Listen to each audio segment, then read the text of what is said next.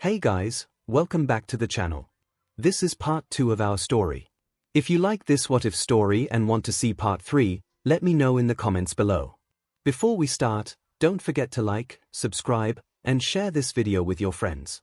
Also, check the description for more great content and my playlist. This story was posted by MizuToriWP on Wattpad.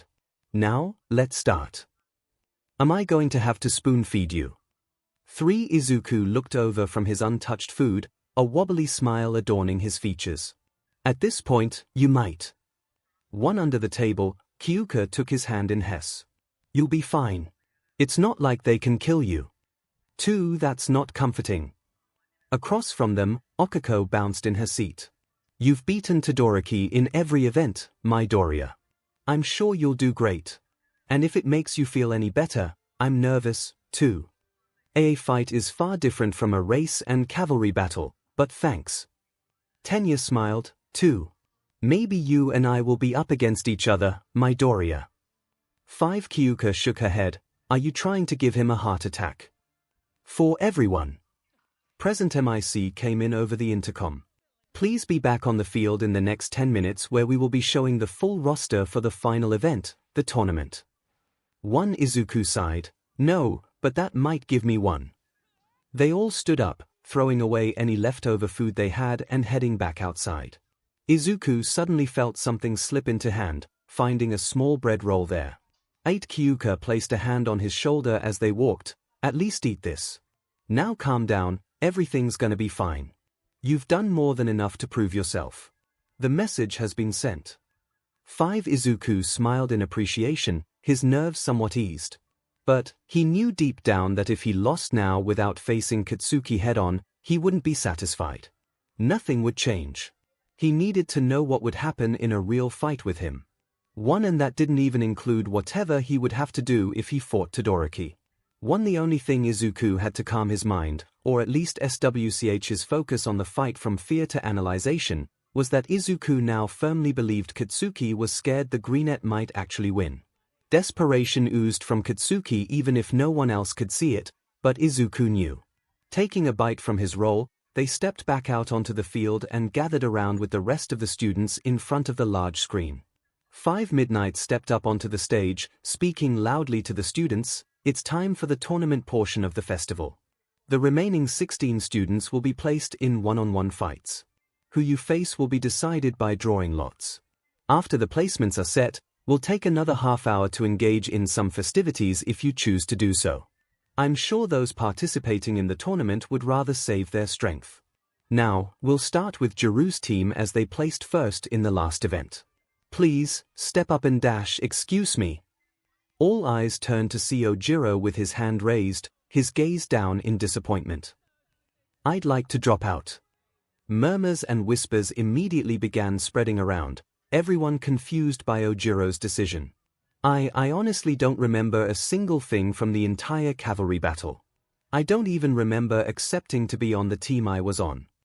Kyouka squinted her eyes at that, turning her gaze towards Shinso who wasn't even acting interested in what was going on. Izuku followed her line of sight, whispering, Isn't that the guy from the hallway when we got here? Yeah. He talked to me when I went to go find you in the bathroom, too. Do you have any gaps in memory? Kyouka shook her head. No, not at all. The conversation was pretty short. Nothing that important. He just told me which direction you went. Keep an eye on him, I'll keep my ears open. 2. You've been waiting to use that phrase for a long time, haven't you? 3 A smirk grew on Kyouka's face. Perhaps. 10 Jirou continued, sadness still etched into his features. I know it's probably a stupid idea to throw away this opportunity, but everyone else got here with their own strength, and I don't even know how I got here. I don't feel like I've earned it, so I forfeit my position in the tournament to someone else. Another hand raised up, this time by 𝗫𝗫𝗁𝗫𝗁 Shoda of Class 1B. I don't remember anything either. And being able to advance without feeling like you did anything kind of defeats the purpose, so I'll also give my position to someone more deserving of it. The whispers started up again until Nemuri cracked her WHP, gaining their attention once more. The hero hummed in thought, her gaze looking back and forth between both forfeiting students. Such a naive and green choice. I like it. 23 Kyouka pinched the bridge of her nose, throwing a hand up in exasperation. That's it. I'm done trying to understand this place. 5 After deciding who would be replacing both students and drawing the lots, the large screen then lit up with all of the first matchups. Izuku noticed he was up against Shinso, his curiosity peaking. He was going up against the wild card, the one with the unknown quirk. At least, it was unknown to most of the participants. Oh come on! Denki shouted, gazing up at the matchups. If I win I have to go up against Midoriya. He's basically immune to everything I do. Hacks. I call hacks. And then... Terror then suddenly formed on his expression as he remembered he wasn't exactly on Izuku's friends list for understandable reasons. I'm dead. 20 Izuku stepped back a bit, hiding behind Kyouka to avoid his possible opponent's gaze. Izuku also felt it best to not mention that he had absolutely zero idea how he stopped Kaminari's attack in the cavalry battle. He realized at some point he should talk to Kaminari, let him know his anger wasn't fully on him and more on his short, grape-headed friend. 18. Once he figured out how to properly socialize with the classmates outside of his friend group. Hell, he still had to learn how to properly socialize with anyone other than Kyouka. Looking further up his list, Todoroki could possibly be his third match. However, Katsuki was all the way on the exact opposite end of the bracket. 3. He turned his gaze towards the crowd, his eyes meeting the blondes. Katsuki allowed himself a grin. This was exactly what he wanted. The only way they would be able to battle was in the final round. All eyes on them. His victory over Izuku would come with the ultimate validation. Izuku would be his inferior, and everyone would see it. Oh my God. Izuku turned to see Kyouka's eyes wide, her body frozen. Confused, Izuku asked, "What's wrong? Are you really scared to fight Uraraka?" "No. I'm scared of who I fight if I win." 1 Izuku looked at the matchup next to Kyouka's, his eyes landing on. Oh. If Kyouka won, she'd be up against Todoroki. 10 Izuku didn't mean to downplay or insult Jirou, but it was fairly obvious who was going to win. Todoroki was going to advance to the next round. And now, it was no longer Izuku's turn to panic. 4 Kyouka grasped Izuku's arms, looking him dead in the eyes. I am going to die. I'm sure it won't be that bad. Being frozen, losing in 2 seconds flat. Yeah, that's pretty bad. Not to mention Uraraka has been all Terminator mode since this whole thing was announced. So either I lose with a good fight in the first round, or I win my first fight and lose instantly in the second. How exactly do I win here? 3 Jirou. Before Izuku could answer, Okako called out Kyouka's name. You and me are against each other. What are the odds? I'd say 1 in 16, but I think the universe was going to send me a message either way. 6 What? Nothing. Can't wait, Kyouka responded with a tired smile. Off to the side, Katsuki looked up at the screen with confusion. Who the F is Yorozu? 7 The ponytailed girl perked up, her mouth opening to say something. But she stopped herself, looking down at her feet and backing up a bit as to not garner any attention. 9 Midoriya. The teen turned around to see Jirou approaching him. I need to talk to you. Can people please stop needing to talk to me today? He nodded his head, sure. Looking towards Kyouka with a look that screamed help, she waved at her other friends and began to follow them. 2 Jirou raised a brow. Oh, Jirou. I didn't know you were coming. Yeah, kind of a mutualism symbiotic relationship Izuku and I have. 6 Rubbing the back of his head, Izuku nodded in agreement. Why yeah, I'm not very good at dash. Jirou waved them off. Nah, I get it. You've always been quiet, at least as long as I've known you. Nothing to worry about. Besides, maybe you'll both benefit from this. Breathing a sigh of relief that Jirou was understanding, the duo continued to follow him into the stadium until they found themselves back in the Class 1A waiting room. Now, I need to warn you about Shinso. 2. Midoriya family apartment I mean. Wow. You said he had a quirk now, but this is nuts. 𝗵𝗃𝗁𝗀 chuckled, moving her phone to her other hand as she sat back down on the couch. I know, I couldn't believe it when he told me. You don't think he's had this for a long time and just didn't say anything? I mean, he wasn't exactly too keen on talking to us after his diagnosis. 𝗵𝗃𝗁𝗀 sighed. I don't know. I won't lie and say the thought hasn't passed my mind. It would make sense for him to keep it secret after what I told him that night. Maybe he manifested the quirk soon after, and then wanted to prove me wrong. It doesn't sound like Izuku at all, but at this point I just don't know. 3. I can hear that tone in your voice. Stop beating yourself up over that night. You had to deal with that situation alone. Maybe, if I had been there, 1. Hisoshi, you do everything you can to keep us with all the money we need and more. 21. I know that, but he hasn't responded to my letters in 4 years. And each one became shorter and shorter, and they weren't even that long to begin with. I've been telling you for ages to just call him. 2. I don't know what to say. And, at this point I'm not sure he wants to talk to me. I haven't seen him in person in years. Far too many I care to count. 3. I've been right next to him the entire time, and yet I feel like I'm just as far away. Both parents sat in silence for a little bit, mulling over the past and trying to figure out how to correct their mistakes. You know what? Never mind that for now. This is supposed to be exciting. Our son is in the finals of the UA Sports Festival. And, from what I've been seeing on camera, has a lovely little lady by his side. Kyouka Jirou, was it? When were you going to tell me about this? I was waiting for when Izuku finally told me. 8. Oh. All I know is that she's the best thing to happen to Izuku. Well, I hope I can meet her someday. 𝗵𝗃𝗁𝗀 nodded, resting her head on her hand. You and me both. 2. Sports Festival Stadium. After their talk with 𝗬𝗪𝗀, the couple made their way to the exit hallway. Izuku's match was going to start in 5 minutes. 𝗬𝗵𝗃𝗁𝗀 had just finished creating the ring they would be fighting on. Kyouka put a hand on Izuku's arm. You ready? I think so. He's still a wild card, even with the warning from 𝗬𝗪𝗀. As someone like that is bound to have a trick up his sleeve. 1. Let's just hope he's a one-trick pony. I have to get back to my seat. Good luck, Fern. 17. Oh, that's a new one. I'm struggling here, you're gonna have to help me with more names. They chuckled, leaning in and capturing each other's lips. Young Midoriya. Whoops. The teens detached their lips, suching their gaze to the just appearing Toshinori. Don't mind me, you two. I'll leave you to it. Kyouka raised a brow, looking the tall, gangly blonde man up and down. Izuku, you know this guy. He was about to say your name. 2. Toshinori froze, his cover thought to be blown. Who else but All Might called anybody young? Insert name here.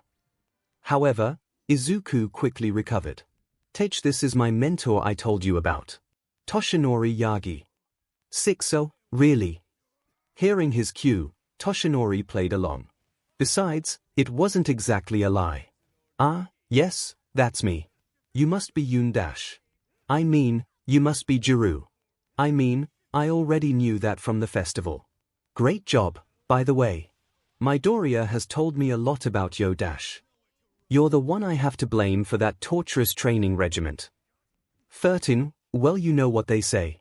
No pain, no gain. 2. I can't gain anything if I'm dead. Haha, I heard you have the bark to match your bite, and this is proof along with being able to handle the training at all. Anyway, young Midoriya, your quirk control has improved significantly. You've been doing incredible out there. Why didn't you tell me? Izuku shrugged, a small smile on his face. Got distracted, I guess. The blonde nodded his head towards Kyouka. Yeah, I saw. 3. They both blushed, looking away from the adult. Izuku continued, I still don't really have a set range yet. All I can do is base it off of how much pain I'm in. And even the amount I've been using the most stings. 3. Well, I'd say it's definitely more than 5%. Maybe 7 or 8. Pain is a decent base, but giving a number helps with visualization. And that visualization makes it easier to set a specific amount. Kyouka raised her hands up, stopping the conversation. Whoa, hold up. You're telling me Izuku does all that stuff, and is not even using 10% of his power? 27 All Might nodded, just about, yeah. The purplet turned to her boyfriend, a stunned expression on her face. What the hell are you? 1. An anxious teenager trying his best. 18. That checks out. The speakers suddenly blasted to life, present MIC yelling out in excitement. Alright, everybody. It's time for the tournament to begin. Fighters, make your way to the ring. Izuku rolled his shoulders back, turning towards the exit. Alright, here we go. With one last kiss on the cheek from Kyouka, Izuku made his way out to the ring. 2. For our first match we have a surprise MVP of this year's tournament, Izuku Midoriya of Class 1A. However, his violet partner in crime isn't here. So let's see what he's capable of on his own. Izuku stepped up onto the ring, his gaze meeting Shinso's. And on the other side we have Hitoshi Shinso, who's mostly been under the radar for the festival. But, now that he's here, he's got the spotlight on him. Fighters, get ready. 4 Midnight stood on her cement platform, also made by Cementos. The rules are simple.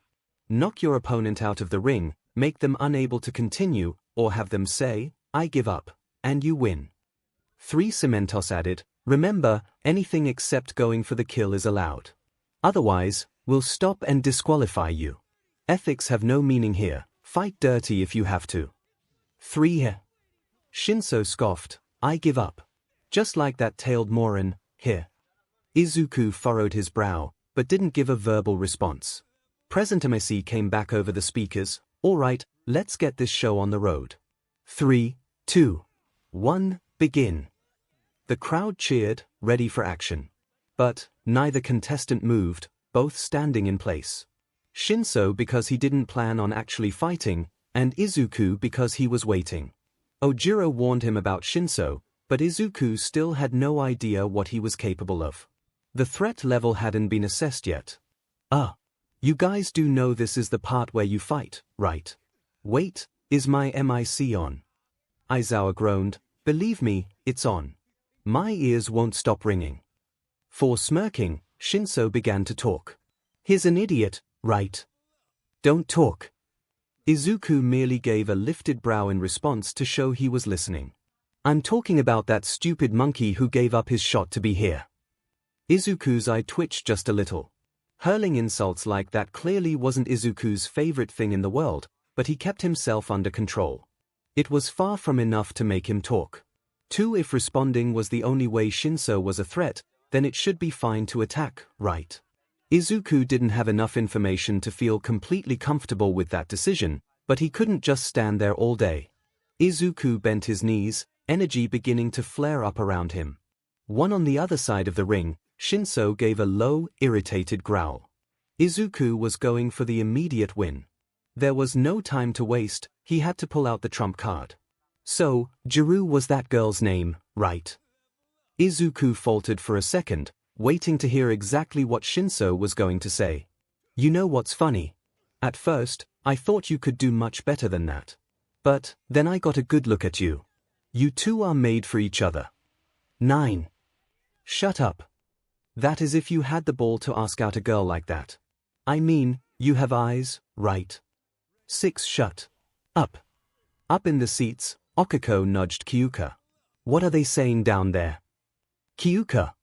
Kyouka sat frozen in her chair, her skin deathly pale. Nothing. Nothing really. She felt like she was going to vomit, her entire body began to feel uncomfortable. No shift in position could change it. Her arms folded over her stomach, trying to focus on the fight and not think about what was being said. 3. Lightning was bursting around Izuku at an alarming rate, his glare turning deadly and unblinking as his eyes were set on Shinso. The indigo-haired teen began to become a bit worried. He was gambling here. He didn't even know if those two were in a relationship to begin with, he just got lucky with that assumption. 2 things could happen if he continued. Either Izuku didn't speak and punched him so hard he would be eating through a straw for the rest of his life, Or Izuku finally snaps and yells, securing the victory for Shinso. Well, you know what they say. High risk. Standing tall once more, Shinso shook his head. Or maybe you didn't get with her for her looks, and instead for what she was willing to do. If you get what I mean. 12, shut your goddamn mouth. Izuku then froze on the spot, his eyes glazing over and muscles going numb. 6. Shinso smiled. High reward. One up in the stands, Ojiro groaned, dim in it. His worry fading, the indigo-haired teen pointed behind Izuku. Now walk out of the ring. Against his will, Izuku turned around and began to walk to the edge. No DM it. I'm such an idiot. For Shinso breathed a sigh of relief. You know, you almost had me scared for a second. But then I'm always reminded how easy people like you think a victory like this will be for you. 𝗵𝘃𝗵𝐺 came in over the speakers. What the heck is going on down there? Is Midoriya giving up? It must be nice, Shinso continued. Having everything handed to you from BH. Kyouka growled up in the stands, hearing every word. You have no idea how wrong you are, jackass. Izuku was using all the willpower he had to resist, but nothing changed. He was still heading straight for the edge. Even after I was warned. Kyouka, All Might. I'm sorry. His body wouldn't listen, his mind was becoming fuzzier by the second. What made it worse were all the eyes watching him. One, not the crowd of heroes, but the eyes of Kyouka, All Might, Okako, Tenya, people who actually believed in him for once in his life. Even Kyutaku and Mika were surely cheering him on from home. He was failing them, too. 6. And Katsuki and Todoroki, the two people he swore he wouldn't lose to, were watching go out so pathetically. One, he had no control. He was useless once more. Izuku! Kyouka yelled out from the 1A seats. Fight it! Kyouka! His mind flashed back to the playground, he and Kyouka sitting next to the scorch marks of his past. Then, you have to prove them wrong. Prove yourself wrong. They thought you were weak, couldn't do anything. They convinced you, too. They were dead wrong. And you can prove it. Kyouka took Izuku's face in both of her hands, looking him in the eyes. The sports festival. Make it a message. To those bullies. No. To yourself. Prove to yourself you're not useless. Izuku's eyes widened, remembering what All Might had told him a few days back. His mentor wanted him to use the sports festival to send a message to the world. But now Kyouka wanted him to make it a personal message. Something to open his eyes, to break past the barriers put on his own mind. I will. I'll do my best. We both will.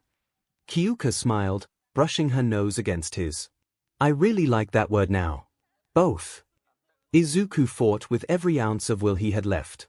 Everyone he loved was counting on him. All the people that have helped him, blessed him with a better life, were counting on him winning. He wouldn't lose. He couldn't lose. Come on.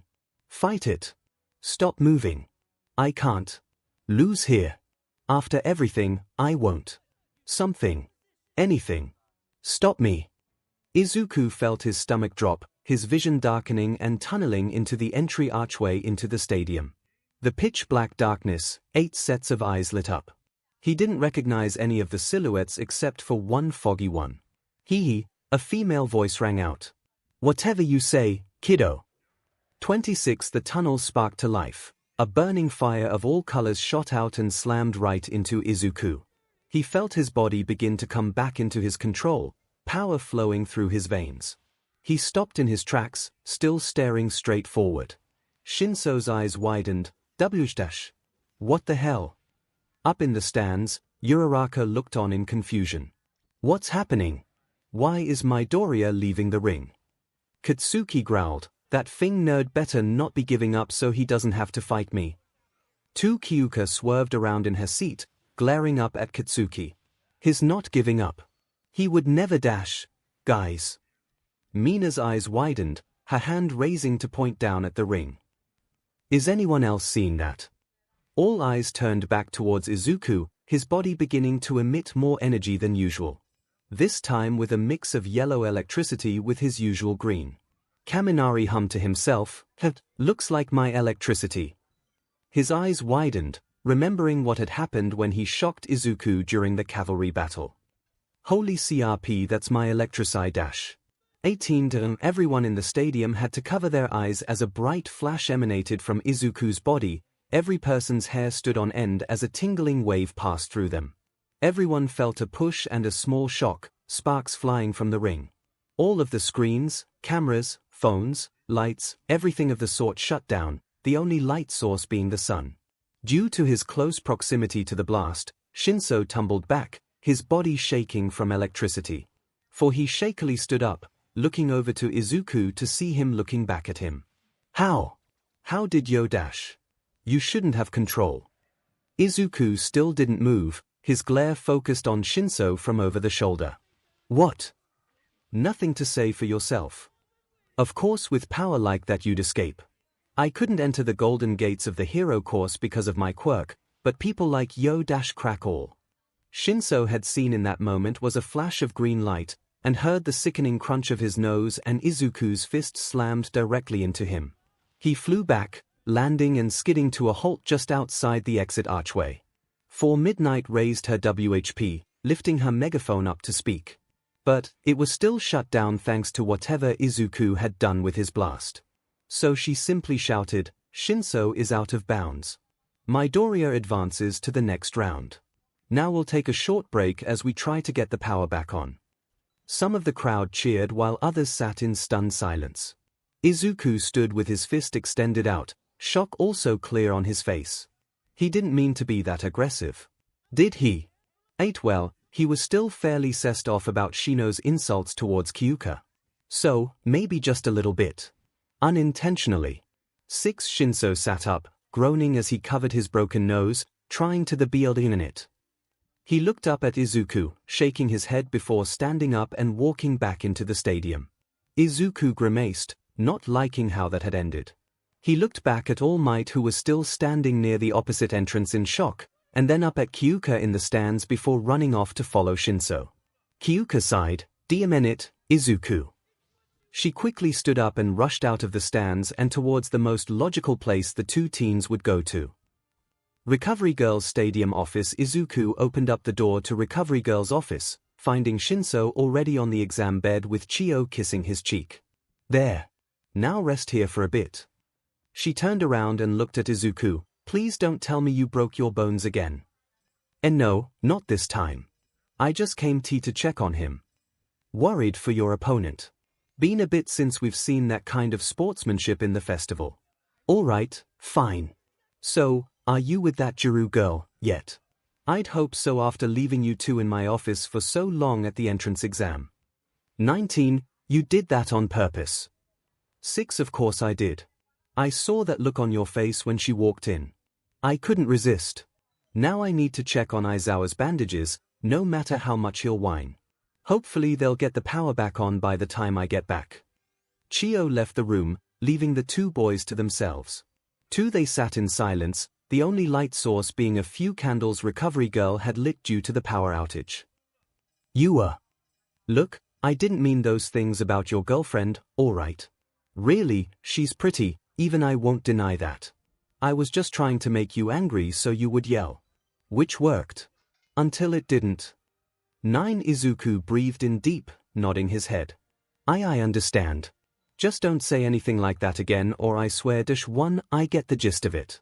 I already get the feeling that I got off easy with a broken nose and concussion. I may not like the position of life I'm on right now, but I want to stay alive. Just remember I didn't mean any of it, seriously. You won't see me again, anyways. I'll be going back to general studies. That wasn't all. Izuku cleared his throat, steeling himself to talk. I wanted to know why you want to be a hero. Shinso raised a brow. What? Why do you want to be a hero? Not all of us are born with the ability to become like those we naturally admire. I know, but no. You don't know. I know more than you ever could understand. Hitoshi looked confused once more. What's that supposed to mean? I just do. I can't go into why, but I know what it's like to fight so hard for something everyone else got so easily, only to fail in the end. I just wanted you to know that. Izuku turned around and opened the door, only to be met by a large group of general study students. Piling in, they surrounded the injured teen. Shinso, that was awesome. You got so close. MVP of General Studies. A bunch of heroes are talking about you out there. Izuku watched Hitoshi's eyes widen slightly as he listened to his classmates. Smiling a little, the greenette took his leave, closing the door behind him. So, Izuku turned his head over to find Kyouka leaning against the wall. You're still a walking lightning bomb, it seems. Although, this time it was a lot bigger.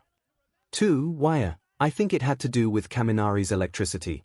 When I absorbed it in the cavalry battle, I must have stored it somewhere and used it during the fight. 3. How'd you escape the brainwashing anyway? 2. Well, it started when I heard your voice. Groaning, Kyouka threw her head back. That's so corny. 1. It's true, though.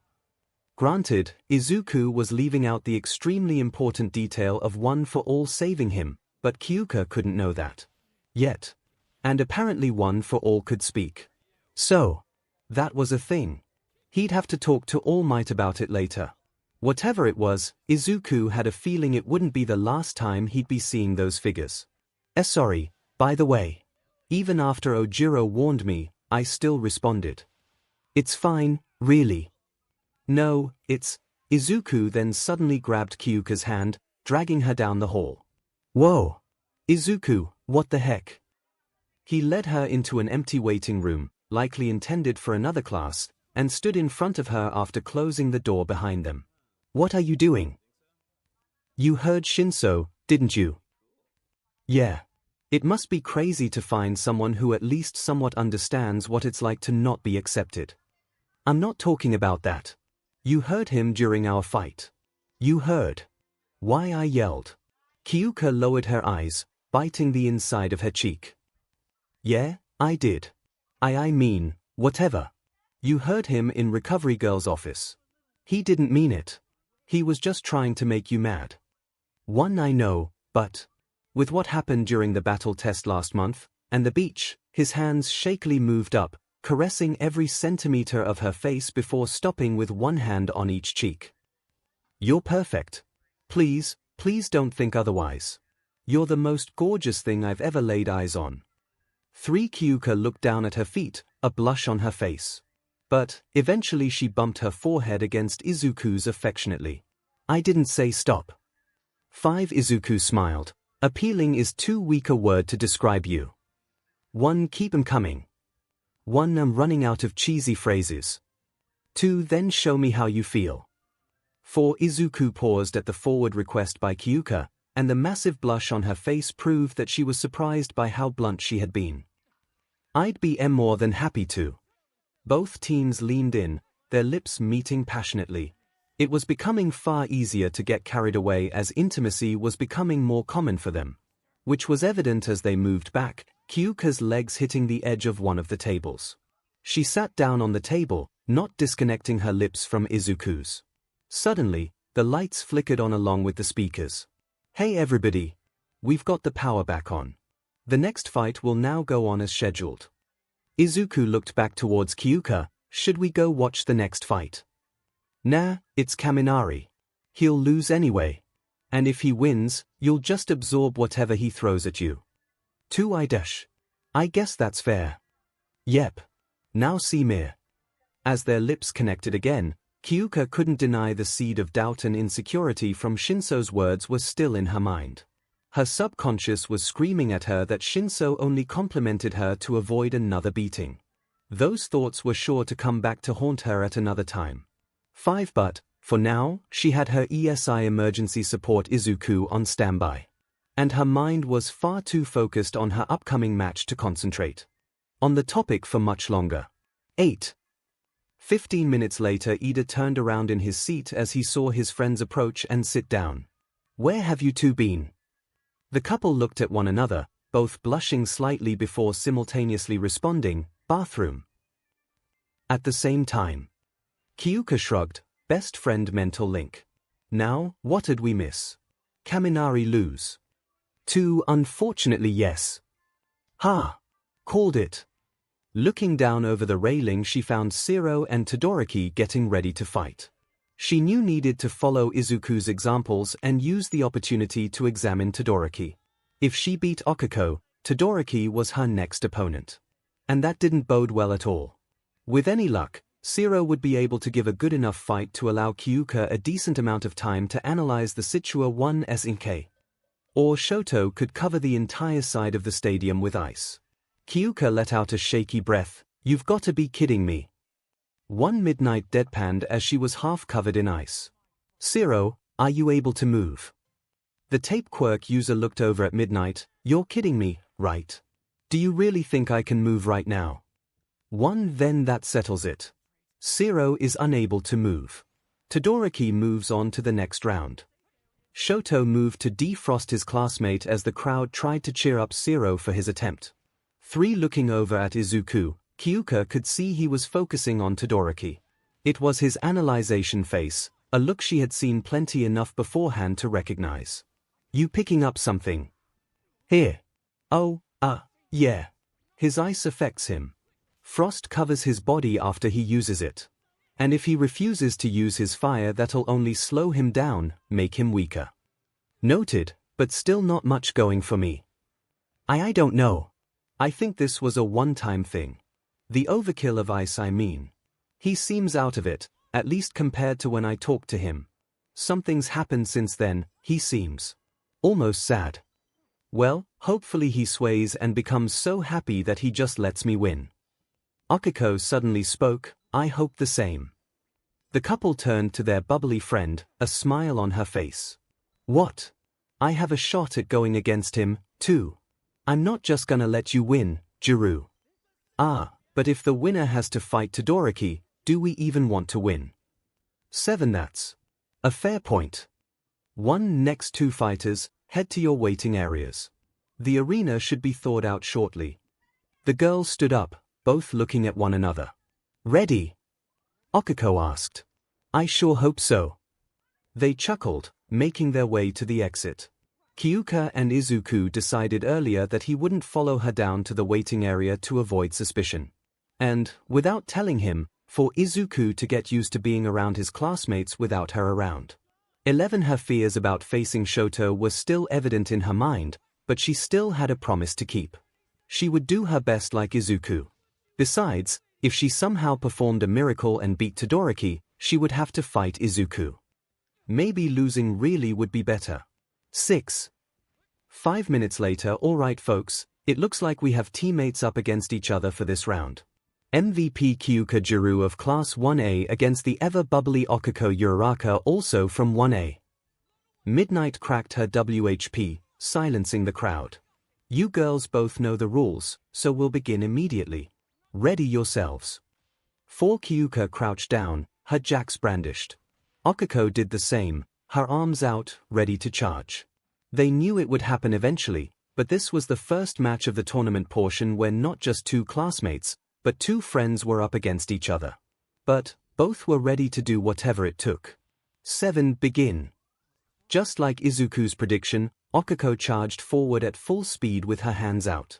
Kyouka's jacks shot out, her left one quickly jabbing Okiko's leg fast enough to where the brunette didn't have the opportunity to grab it. The gravity manipulator tumbled, allowing Kyouka to take the opportunity to charge forward herself. She maneuvered around and grabbed Okiko around the waist, who was in mid-roll, and used her jacks and new physical strength to throw the brunette back at the other side of the ring. Okiko rolled, but slid to her feet before making it over the edge. She charged once more, ready for Kyouka's jacks this time.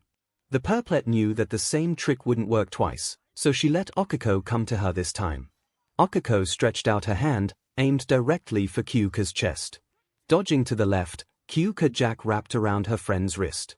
5. With one hand caught by Kyouka's jack, Uraraka tried to use her other hand. But Kyouka grabbed it, using her free jack to jab Okiko in the stomach, causing her to jolt back. Kyouka pushed her back further with both hands this time. She knew it was a fight, but she didn't want to straight up punch her friend in the face. So, instead of a fist fight, Kyouka began dodging and weaving through every attempt Okako made to touch her. With every dodge, Kyouka's jacks would stun Okako on one side of her body while the 𝗵𝗃𝗃 would give a forceful push, making the duo go closer and closer to the edge.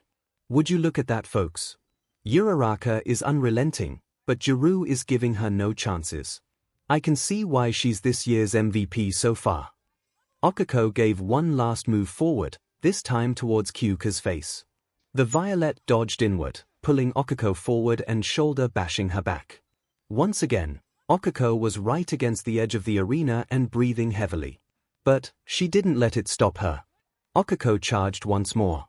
Kyouka had to give it to her, she was determined. Readying her jacks for another counter-attack, Kyouka was surprised to find a blue jacket thrown into her face. Ah! What th-dash? Gotcha! Kyouka felt a hand press into her stomach, and then her feet lifted off of the ground. Removing the jacket from her face, Kyouka looked down as she began to drift away from the concrete arena. Okako grabbed Kyouka's leg, twisted around and threw Kyouka towards the edge of the ring. Uraraka has finally managed to land a hit on her opponent. This might be it for Jirou. Kyouka spun in the air, her body almost over the grass.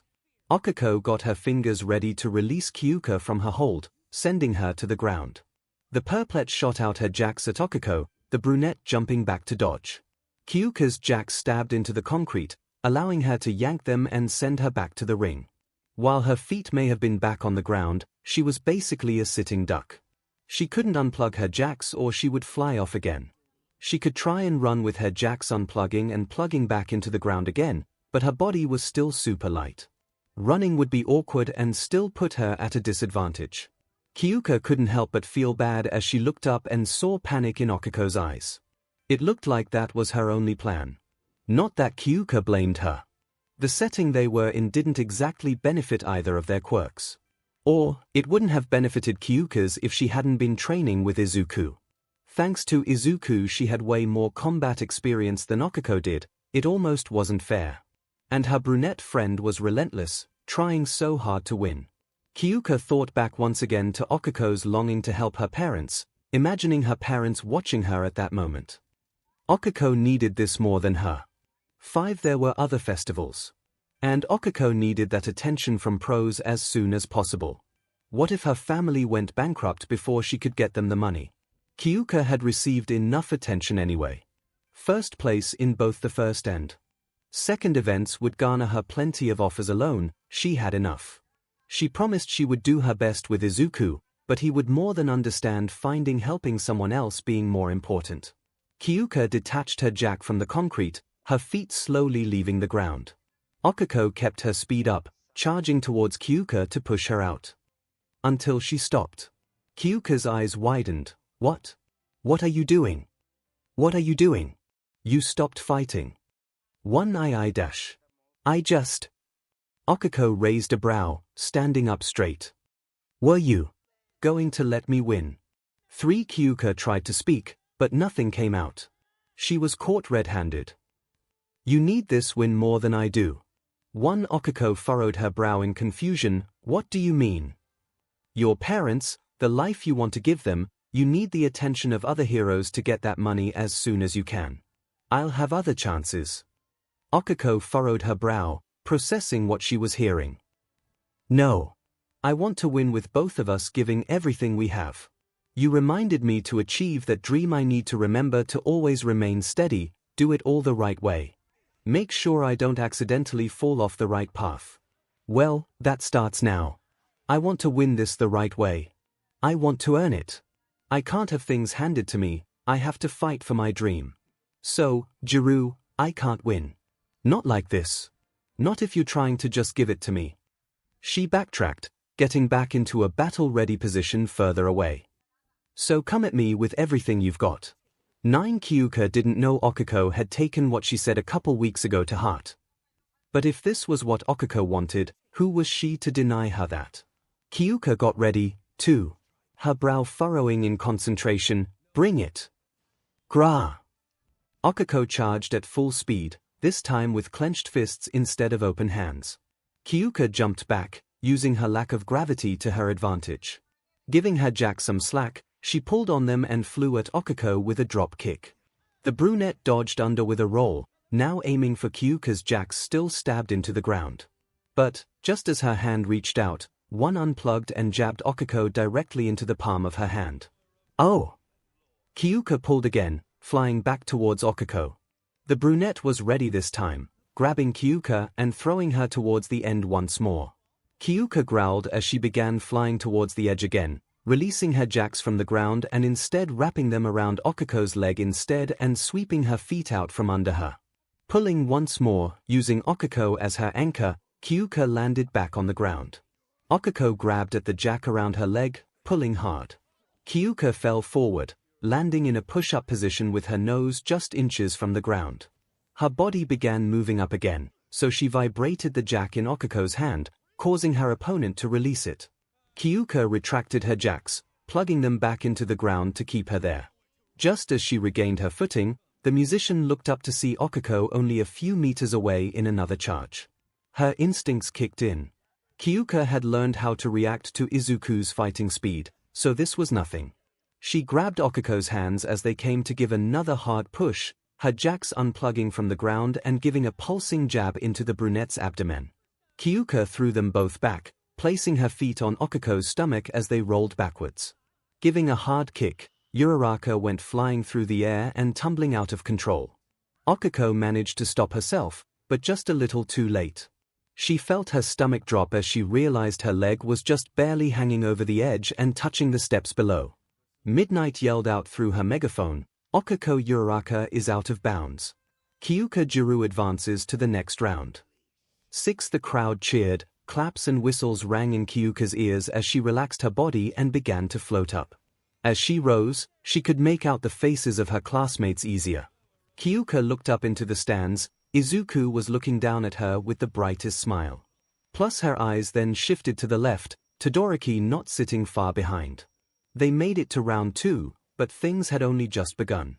Well, Okuko couldn't say she didn't ask for it. She took deep breaths, her body already tired from her constant charging. Looking down, her eyes fell on her foot. The one foot that slipped over the edge, securing Kyouka the win.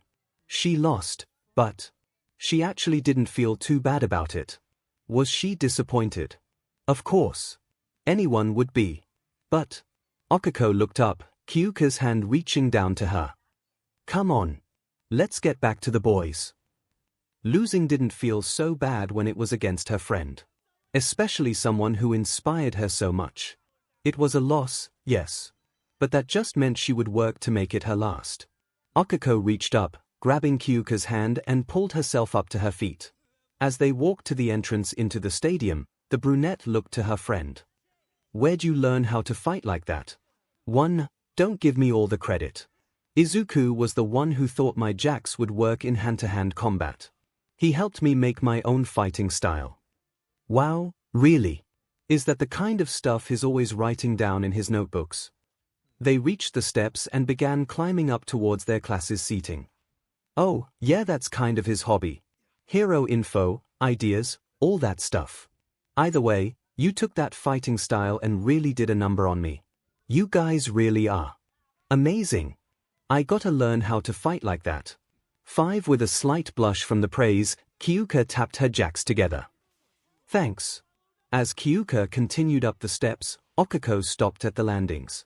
Confused, Kyouka looked behind her. You coming? 1.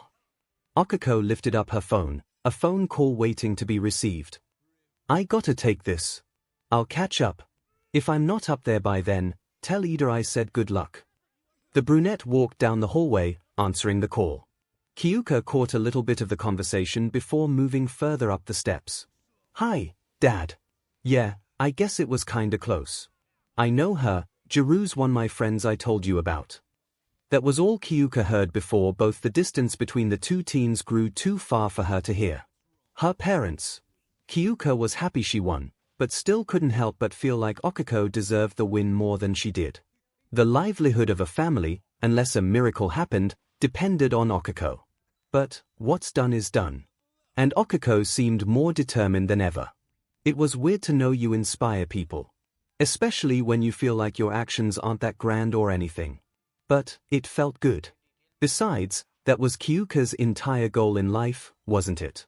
Kyouka finally made it back to 1A's seating box, avoiding all eye contact with Todoroki as she walked down to Izuku in the front row. Her classmates congratulated her as she passed them, shyly thanking them until she sat down. Well, that was something. A lot less stressful than you and Shinso. Izuku smiled, placing his hand down between their legs to avoid being in the line of sight of any of the class. You were incredible. Kyouka saw what Izuku was getting at, slipping her own hand down to meet Izuku's, hiding their interlocked hands. Thank you. As cliché as it sounds, I couldn't have done it without you. I would have lost flat out without our training. I wouldn't go that far, but I don't think either of us will budge on our opinions. True. Where's Ida? Izuku leaned back in his seat, responding with, he went ahead to his prep room. Uraraka. On. A call with her parents. Izuku quickly grew a look of concern, but Kyouka stopped his worries. No, don't worry. I'm pretty sure everything's good. Sighing in relief, Izuku smiled. Good. So, are you ready for your next match? Is there any possible way I can be ready? Izuku nodded, understanding the dilemma. He spoke under his breath so no one else could hear. All the advice I can really give at the moment is Todoroki is overconfident in his abilities. Granted, some of that confidence is warranted, but I doubt he's expecting much out of most of the class. You can surprise him. If you ever have the chance to get close, stay on his left. 2. Using his grudge to our advantage. As sad as his backstory is, he's giving himself a crutch. Kyouka blew a raspberry, resting her chin in her hand.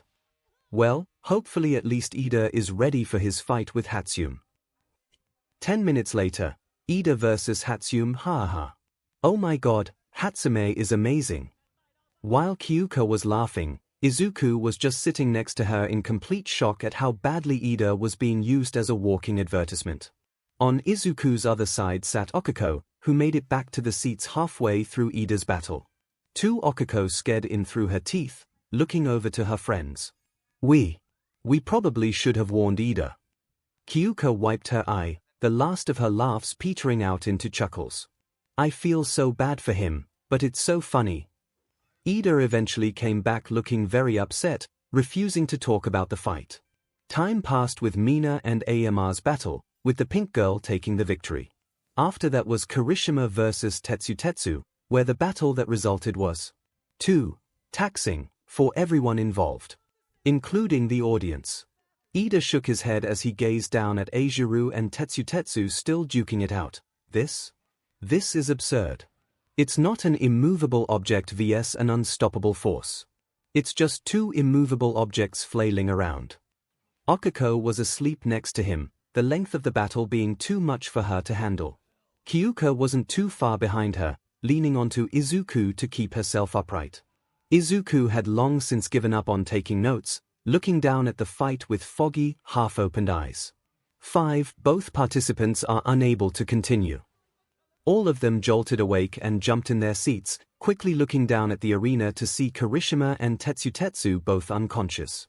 Midnight shook her head. Well, we're not going through all that again. So when they wake up, we'll hold a tiebreaker event. MIC yelled out. While we wait for them to wake up, the show must go on. Next 2 fighters, to the ring. Behind them, Katsuki rose from his seat and made his way to the exit silently. Momo was a bit behind him, unease clear on her face as she followed the blonde. Just before Katsuki left, his eyes met Izuku's before he vanished. 3. Izuku whispered to Kyouka, I have a bad feeling this fight won't last long. Kyouka thought back to what happened to poor Zero when Shoto was irritated, and now Momo had to fight the guy whose default emotion was sessed off and he had the power to back it up. Me too. 10 minutes later, Bakugo vs Yorozu 15. Momo took a deep breath as she met the BLD red gaze of Katsuki from the other side of the ring. She hoped her expression didn't show how terrified she was. Not particularly of Katsuki specifically, but of failure. Katsuki was an extremely formidable and powerful opponent, and he proved that even further after his massive explosion during the obstacle course. She had done far worse than she expected during that course, not to mention humiliated publicly by Mineta latching himself to her backside. 3 and then she was so gullible she fell for a trap by Mineta so obvious it took the others seconds to see through it. It just hadn't been her day. One that needed to change. Fighters. Get ready. Momo quickly created a sword and shield, a basic yet effective combination. Bringing up the shield, she looked over her defense to see Katsuki simply rolling his shoulders nonchalantly. Begin. Boom! Katsuki fired forward in an instant with an explosion boosting him, H. He slammed his hand into Momo's shield, firing off an explosion as he did. She slid back far, only stopping just at the edge of the ring. What? I have to move. No, I need to. Need to. 2 Katsuki pushed against the shield once more, a white-hot combustion blasting Momo off the ring and tumbling through the grass with a trail of smoke following her. Midnight yelled through her megaphone, Yorozu is out of bounds. Bakugo advances to the next round. WH-. What? In the 1A seats, everyone began to clap, but felt bad for their classmate. Izuku was gazing down at Katsuki, his brow furrowed.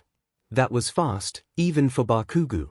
If Izuku wasn't sure Katsuki was desperate before, he was certain now. He wasn't leaving any time for a fight. He was in the kill, taking down his opponents as fast as possible, not leaving even a 1% chance that he could lose. To not lose his opportunity at Izuku. And now Momo had to suffer for it. Alright everyone, that's round 1. We'll take a 15-minute break, and then round 2 of the tournament will begin. The crowd gave an encouraging clap, cheering on Yorozu for a good attempt. But she was hearing none of it. That was it. That wasn't even 15 seconds. He was just too fast. Momo didn't know what to do. Her heart clenched as she stood up, looking down at her feet with disappointment clear on her expression. Every chance she had to stand out had been squandered. Her intelligence, something she believed in more than anything, failed her when she needed it most. Momo walked off the field, her spirit heavily damaged. Izuku looked down at the face of his classmate, recognizing that look of disappointment and pain. He knew more than anybody what that look meant. It dug deeper than simply being down due to your own failure. She didn't believe in herself anymore. Kyouka saw a frown grow on Izuku's face, knowing he was recognizing another person seemingly knocked down a peg or two by the explosive blonde. Soon, Katsuki made it back to his class, but the couple couldn't help but notice Momo had not made it back yet. Izuku and Kyouka looked at each other, both remembering her behavior in the cafeteria, at the tournament roster announcement, and when walking off the field. Kyouka turned to her friends while standing up, we have to go to the bathroom again. Ida shook his head confused, I still don't understand this mental link thing and how it pertains to using the restroom. Kyouka smirked, you wanna see how it works? Tenya raised his hands up, nope. No, I definitely do not need to see that. 3 rolling her eyes, Kyouka followed Izuku out of their seating box, heading towards the waiting room for the fighters. Is Mr. Boombastic always that relentless? 12K kinda. But that was different. I'm his number 1 priority, and Yorozu was in the way of that. The musician sighed, of course. So, what exactly are we gonna do? Izuku, you're my best friend, so you know I'm going to be completely honest with you and say you're not the best when it comes to talking to people you don't know. Especially pretty women you don't know. 1I-. I'm not going to dignify that, because that would imply I'm admitting I find another woman pretty. 4 Good answer, but you get my point. I know, but I have to do something. I understand. I feel the same way. That was Izuku for you. He just couldn't resist. Besides, Kyouka had Izuku's lack of self-control to thank for their first meeting. 1. For attending the entrance exam without a quirk. And 2. For not being able to resist asking Kyouka about her quirk. 3. They made it down to the prep room, but Yorozu wasn't there. The duo searched around the other empty hallways until they found her. Momo was sitting silently, her knees to her chest, arms around her legs and head resting on her knees. There was an empty look in her eye as she stared at nothing in particular. 5 Kyouka put a hand on Izuku's arm, stopping him from advancing. Hey, I'll try and handle this first. I don't know her well, but I've at least spoken to her a couple times. Izuku nodded, trusting Kyouka's judgment. The 𝗵𝗃 walked over to Momo calmly, catching the noirette's attention. Oh, Jirou, I didn't see you there. Looking past Kyouka, she saw Izuku standing at the end of the hall. And Midoriya. I guess that's expected. You two are inseparable. Yeah, we get that a lot. Mind if I sit? Kyouka didn't wait for a response, sitting down next to Momo. So, I know you and I haven't exactly talked much, but Izuku and I could tell you took that loss pretty bad. And, from what we've seen, you've been acting a bit down for a while. Momo shook her head, sighing as she leaned back against the wall. Just a hit to my morale. I'll be okay. Hey, if anyone knows what it's like to handle that, it's us. Both girls looked down at the end of the hall, Izuku trying to say something. Izuku walked forward until he was across from the girls. I think it's more than that. I know what it feels like to not believe in yourself. Momo's eyes widened, but she remained silent. But you're the smartest of all the first years, maybe the school. Your quirk is incredible, perfect for any situation. Yet, somehow my intelligence and quirk failed me out there. I didn't earn the right to be here. I was picked through recommendation. I froze the second I faced real action, and my performance has been lackluster all day. I was so gullible that I fell for Minatta's stupid trick.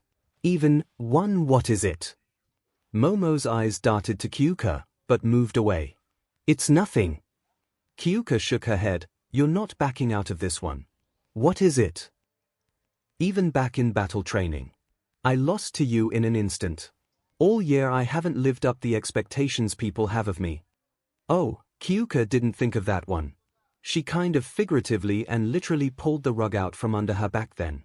Are those expectations people put on you, or expectations you put on yourself? Momo raised a brow. What do you mean? Well, have people actually given you those standards, or are you telling yourself you need to be that good, right now? I mean, this is a school for a reason. We're all inexperienced, and need to grow. That's the entire point of being here. You can't be perfect right now, and no one expects you to be. Izuku nodded. She's right. I'll admit, I've done the same thing. I'm always feeling so behind and that I need to be the best now. But, in the end, I know I'm learning. And that's all I really need to do right now. You lost one fight, but we're all going to lose sooner or later. Kyouka nudged Momo with her elbow. Just do your best to make it your last loss. Momo looked back and forth between her classmates, nodding to them. Thank you. While Izuku could have sworn he had a weird case of déjà vu at that moment, he was happy he was able to help. 38 The speakers suddenly blared. Okay everyone, it's time for round 2. Next fighters, come on down. Taking a deep breath, Izuku rolled his shoulders back. I'm up again. Kyouka nodded to him, motioning down the hall. Good luck. Izuku walked away towards the exit, the two girls left behind. You ready? Momo nodded, standing up with Kyouka. Yeah. Thank you again. Truly, I feel much better. It's not a problem. Come on, let's go see Izuku kick butt. 5 minutes later, Midoriya versus Shiozaki. The crowd cheered as the two greenettes walked up onto the ring, the battle soon to commence. Kyouka and Momo returned to their class, but with a change in seating arrangement. Momo walked up to the trio, hands clasped behind her. Excuse me, but would you mind if I sat with you? Kyouka smiled, but Tenya spoke up before she could answer. Yaoirozu. Of course, we'd be delighted. I've actually been meaning to speak with you about some of our council duties. You see for the 𝗵𝗃 held a hand up. Nope. No business while Izuku's fighting. Ida begrudgingly agreed as Momo took her seat. Looking down at the arena, Izuku stood across from Shiozaki. Her calm demeanor almost threw him off. She was seemingly saying one final prayer before the match began. Fighters, yelled Nemirai, are you ready? Izuku crouched down, electricity sparking around him as he raised his power to a slightly stinging 7%. Shiozaki stood still, her hair waving around her head. Begin. Izuku was true to his trend of not attacking first, waiting and analyzing his opponent. He wasn't there to watch Kaminari's fight, so he didn't know much about Shiozaki. He would have asked, but he wasn't exactly sure what terms he and Kaminari were on. However, he did overhear Ida saying if Denki had more maneuverability, he might have won. The Greenette knew he had that under his belt, so hopefully the fight wouldn't be too much of an issue. He wouldn't underestimate Shiozaki, though. Crack 2. The ground suddenly broke open, vines shooting out at blinding speeds. Izuku quickly burst to the side, going around the vines and breaking out into a spring at Ibara. He was there in a flash, his limbs slightly stinging. But just before he was able to get a hand on her, a wall of more vines blocked him off. Izuku quickly backtracked, the thorns dangerously close. Ah! What th-? Looking down, Izuku found his foot was caught in a large tangle of plants. While he may not have seen Ibara fight, she definitely saw him fight. She had seen Izuku's speed, knowing what he was capable of. He was fast, but he couldn't run with no floor to stand on. Izuku looked all around, realizing what had happened. That initial attack was a fake-out. The vines from the beginning had spread out, covering nearly the entire ring. Izuku couldn't take a single step without being trapped. The vines around his foot yanked on him, trying to pull him down. Izuku brought his power up to 10%, ripping them away as fast as he could, but more kept coming and wrapping around him. Not just the detached vines either, Ibara was using her own hair now as well. The vines wrapped around him, constricting his body, twisting him around at uncomfortable angles. Izuku used his strength to resist and keep himself on the ground, but more and more vines were coming. Shiozaki spoke sternly, "Yield, Midoriya. Failure isn't a sin." 5. Izuku knew he had the strength to break free, but it wasn't his own body he was afraid for. It was Shiozaki's. What if he couldn't control himself and ripped her scalp off? No, he couldn't allow that. But he also couldn't allow failure. He refused to lose the tournament without even an attempt at Katsuki. And his plans for Shoto couldn't be thwarted now. He had one option left. Izuku thought back to the USJ, that feeling of desperation, of terror when Kyouka was about to die. The feeling of not longing, but need to stop himself from walking off the ring when fighting Shinso. He needed that power now, to live up to the expectations so many people had of him. From All Might, to Mika, Kyutaku, his friends, even those against him like Shoto and Katsuki. And of course, Kyouka. He would not fail. 1. Izuku felt a rush of power, sparks circling his body. He gripped the vines as they began lifting him up in the air. The energy flowing through him was building up, begging to be unleashed. Hooch! Electricity exploded from Izuku's body, the vines around him being blasted off of him. The blast wasn't as strong as the one from his fight with Shinso, but that was likely due to no longer having Kaminari's own quirk powering him. Shiozaki put her barrier of vines up, but the spark still caused some of them to repulse away and leave an opening. Sorry about this. Taking his chance, Izuku dived through the opening in vines at 8%, falling into a roll and giving a hard kick directly into Shiozaki's stomach. She flew off the platform and onto the grass, sealing the victory for Izuku. Shiozaki is out of bounds. Midnight shouted. Izuku Midoriya advances to the next round. Izuku fell back on the ground, taking deep breaths as he looked up at the sky and listened to the cheering of the crowd. He raised his hand up and watched sparks dance around his fingers. One step closer. 7. Next 2 fighters, please make your way to your waiting rooms. The match will begin shortly. Kyouka took a shaky breath, her friends giving her sympathetic looks, but doing their best to encourage her. The purplet made her way to the exit, meeting Shoto at the archway. They left together, walking down the steps in silence until they met Izuku on his way up. Shoto said, "Don't take the loss personally, but I still plan on fighting Midoriya." Kyouka grumbled, stopping next to Izuku. "Look, you don't like Izuku. Therefore, I don't like you and it's automatically personal." Kyouka felt bad for him with his entire family situation, she really did. But this wasn't the way to go about it. Especially if it meant being an but to everybody. Izuku's promise to you is mine as well. I'll do my best to beat you, nothing less. She really hoped her voice wasn't shaky and showing just how nervous she was. But it had to be said. Shoto nodded, not giving a verbal response as he continued down the stairs. I'm dead. Izuku shook his head. Just remember what we went over. It's your best shot. Nodding in agreement, Kyouka put a hand on Izuku's shoulder. Great job, by the way. I was scared at first, but you seem to be getting a handle on that new power. I hope so. I don't. If I win, it'll make fighting you even harder. Izuku chuckled, squeezing Kyouka's hand and kissing her as a final gift of luck. Parting ways, Kyouka made her way down the steps, as ready as she could possibly be. Jirou versus Todoroki, and we're back with our next two students. Fan favorite Kyouka Jirou is back, and this time she's against 𝗧𝗵𝗵𝗃. What's she gonna do? I mean, Shoto Todoroki. Back from his quick victory last round. Kyouka rolled her eyes, mumbling under her breath, thanks for the encouragement, 𝗵𝗄𝐶. The crowd was tepid, all afraid of a repeat of the last round. Midnight raised up her megaphone. Fighters, ready yourselves.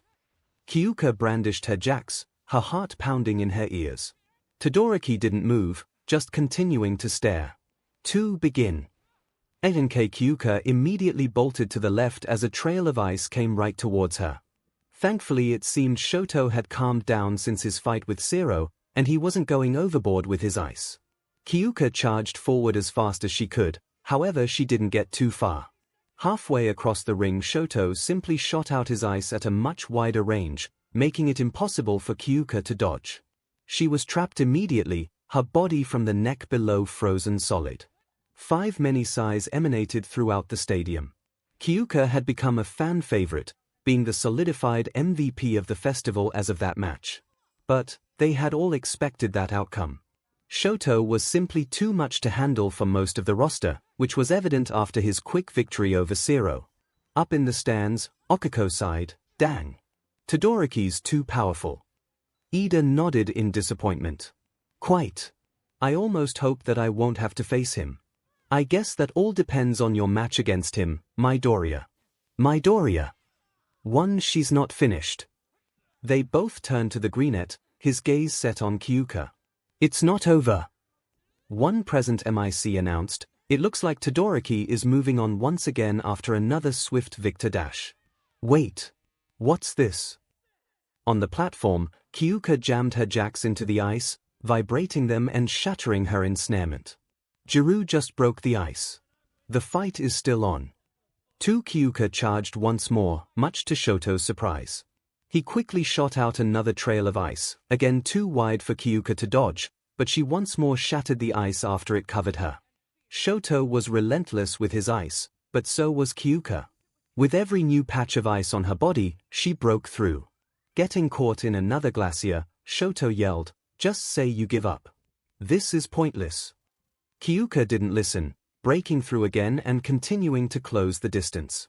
The crowd was cheering wildly, astonished the match was still going. When another wave of cold approached, she jumped up and kicked off of the other glacier, managing to just avoid being frozen again. The 𝗵𝗃 knew her maneuvering wouldn't last long. That first wave of ice already made her limbs numb. She remembered what Izuku said. She needed to surprise Shoto. Oh no. Izuku is rubbing off on me too much, because this idea might work but is so stupid at the same time. As one more wave of ice approached, Kyouka didn't attempt to dodge. She ran at it full force. Just before she met the ice, her 𝗧𝗪𝗏 stabbed into them and vibrated as fast as she could. Bringing her arms over her body, she smashed straight through the weakened ice. For a brief second she could see surprise on Shoto's face. He definitely wasn't expecting that. The distance between the two teens was short, now only about 6 meters apart. Exactly in her range. Kyouka shot out her right 𝗧𝗪𝗏 towards Shoto's left side. Or, more appropriately, his defenseless side. He tried to grab at it, but he was slowed down by the frost gathering on his body. With his reaction time slowed, Instead of being grabbed by Shoto, 𝗧𝗏𝗧𝗏 stabbed his palm and made his arm jolt back involuntarily. 𝗧𝗏𝗧𝗏 jammed into the teen's ear, causing him to stumble. Kyouka dodged to the right as well, keeping herself on Shoto's left side. Her other 𝗧𝗏𝗧𝗏 jabbed into Shoto's other ear as he was stunned, giving her the opportunity to ram right into him. Kyouka tackled her opponent, picking him up by the waist and charging towards the edge. She was only a few meters away from the edge, she was so close to winning. Kyouka felt her entire right side lock up and go numb from cold, her leg giving out. Kyouka fell to the ground, dropping Shoto in the fall. Kyouka didn't need to look at her side to know it was completely covered in ice. Shoto had managed to power through Kyouka's 𝗧𝗏𝗧𝗏, disorienting him and freeze her.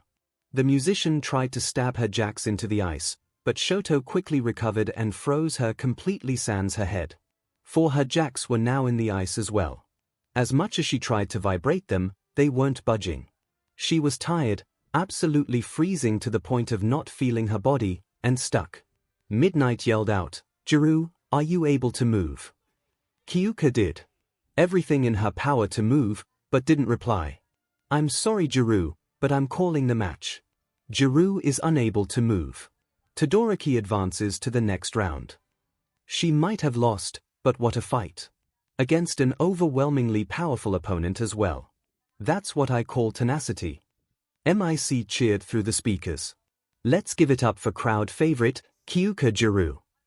Everyone clapped and hollered as Shoto walked up to the 𝗵𝗃𝗏, unthawing her quickly with his left side. That was a good fight. Caught me off guard more than once. Kyouka fell from her cold trap, barely standing on her feet. Well, she responded, her teeth chattering. Just wait until Izuku FF fights you. Jesus Christ, I'm freezing. The med team ran up to Kyouka, wrapping her up in a blanket and skirting her off the field. One up in the teacher's box, Toshinori watched as Kyouka left the arena, his expression being nothing short of impressed. Tenacity, indeed. You know what? Screw it. All Might stood up and walked over to where Nezu was sitting. You mind if I talk to you for a second? I have something that needs your approval. 20 minutes later, Recovery Girl's office still cold. 7 Kyouka gave a dry chuckle through chattering teeth, looking at her boyfriend. What do you think? The 𝗵𝗃𝗏𝗏 sat in one of the medical beds, her body covered in 3 layers of blankets. Izuku, Momo, Okako, and Tenya had all come down to check on her, but the latter 3 had since left with Kyouka's persistence that she was fine. Tenya's match would start soon, anyway. But Kirishima and Tetsu had both finally woken up and the tiebreaker event was underway. Of course, Izuku stayed behind. And, just like at the entrance exam, Recovery Girl had seemingly vanished after making sure Kyouka was alright, purposely giving the couple alone time. I'll go get Recovery Girl and see if she has any more blankets.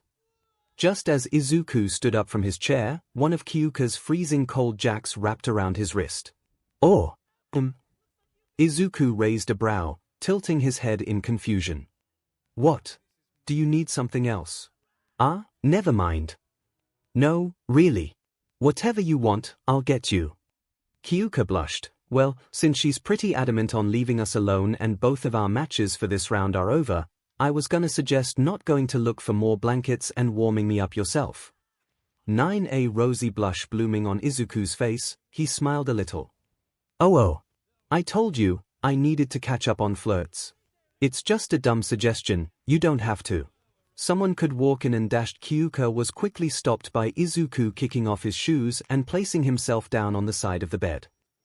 Or you could just agree immediately. Besides 2 people being out to get me, I'm doing extremely well at everything today. This is basically me continuing to bet on black and ride out this confidence high. We've done this before during our first date, anyway. So it's not that much different. I don't know, being under the covers feels a little different. Izuku nodded, a little, but progress is progress. Kyouka smiled as Izuku lifted up the covers and sat right against her. I can't deny that. The rocker wrapped her arms around Izuku, causing him to immediately jump in surprise. Oh. Wow, you really are cold. Something to look forward to when you have to fight Mr. 𝗵𝗃 and Mr. 𝗧𝗵𝗲's secret son. 23. Now you're throwing around the love child stuff. Kyouka laughed, nuzzling into Izuku's chest, trying to capture as much heat as she could. Sorry that hospital rooms aren't the most romantic setting. Kyouka, do you realize how low our standards are? We made out on the bathroom floor this morning. We've set the bar pretty low. 9. The musician laughed, humming to herself as she remembered their morning escapade. Fair point. At least this is a bed. A hospital bed, but a bed nonetheless. Izuku reached over Kyouka to grab the television remote, suching on the mounted device to see what was going on out in the arena. They find out who was going to fight the booming blonde boy blunder yet. Too chuckling at the nickname, Izuku shook his head. They should have by now. The arm wrestling match started when I left, so by now it should dash. Oh my god, they're still going. Izuku and Kyouka both looked up at the television to find the cameras still focusing on Kirishima and Tetsutetsu's arm wrestling. The stalemate was never-ending, both boys unwilling to give up. The once cheering crowds were now still and silent as boredom seeped through their bodies. The only cheering and hollering was coming from Mina up in the stands, yelling for her horn buddy as she called it. 9. Whatever that meant. Close game here, folks. MIC said over the what do you think, Erase and his asleep. Okay, I'm gonna go grab a drink. Shuffling of MIC getting up echoed through the speakers, along with footsteps becoming progressively quieter. 2. Kyouka took the remote from Izuku, suching it off. Yeah, I'm not watching that. Usually I'd disagree, but I can't even analyze anything from that. You just focus on getting me warm. Izuku obliged, tightening his hold on Kyouka and burying his face into her hair and sighing in content. Kyouka's touch was becoming addicting, almost to the point where it would bother him if he went a few hours without it. It went from him never even thinking about that kind of affection, to wanting it, to needing it. But, as much as he would like to just sit there and bask in her affection in peace, an opportunity arose that Kyouka, and he himself, would be mad if he didn't take. They were alone, comfortable, not in any stressful situation. For now. Do why think we can have one of those talks? Kyouka raised her head up, slight shock on her expression. Oh, yeah. Of course. This was perfect.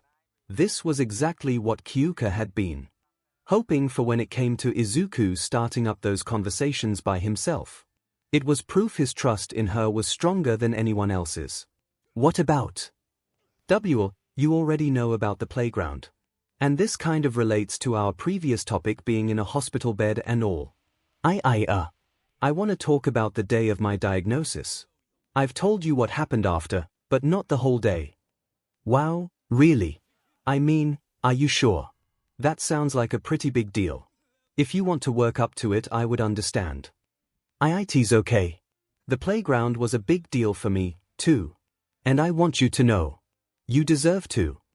Kyouka nodded in understanding, moving her head up from Izuku's chest to his shoulder. Go ahead, then. Whenever you're ready. Okay, where to start? Izuku took a deep breath, once again rewinding his mind back to that day. I remember being so excited, but at the same time I knew something was wrong.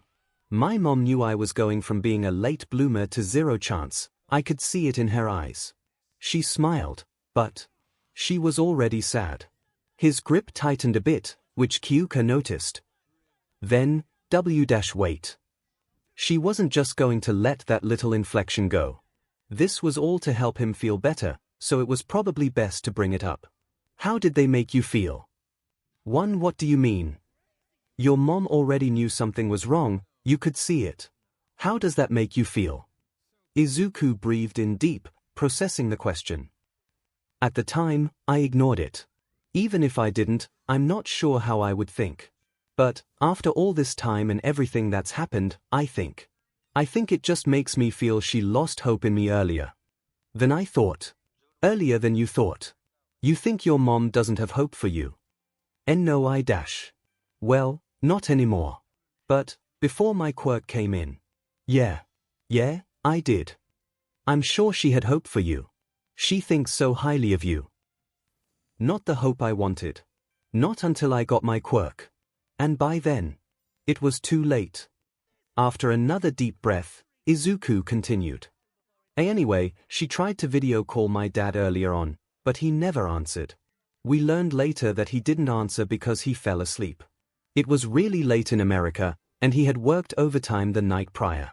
Kyouka brought the blankets up further, her body finally getting warm.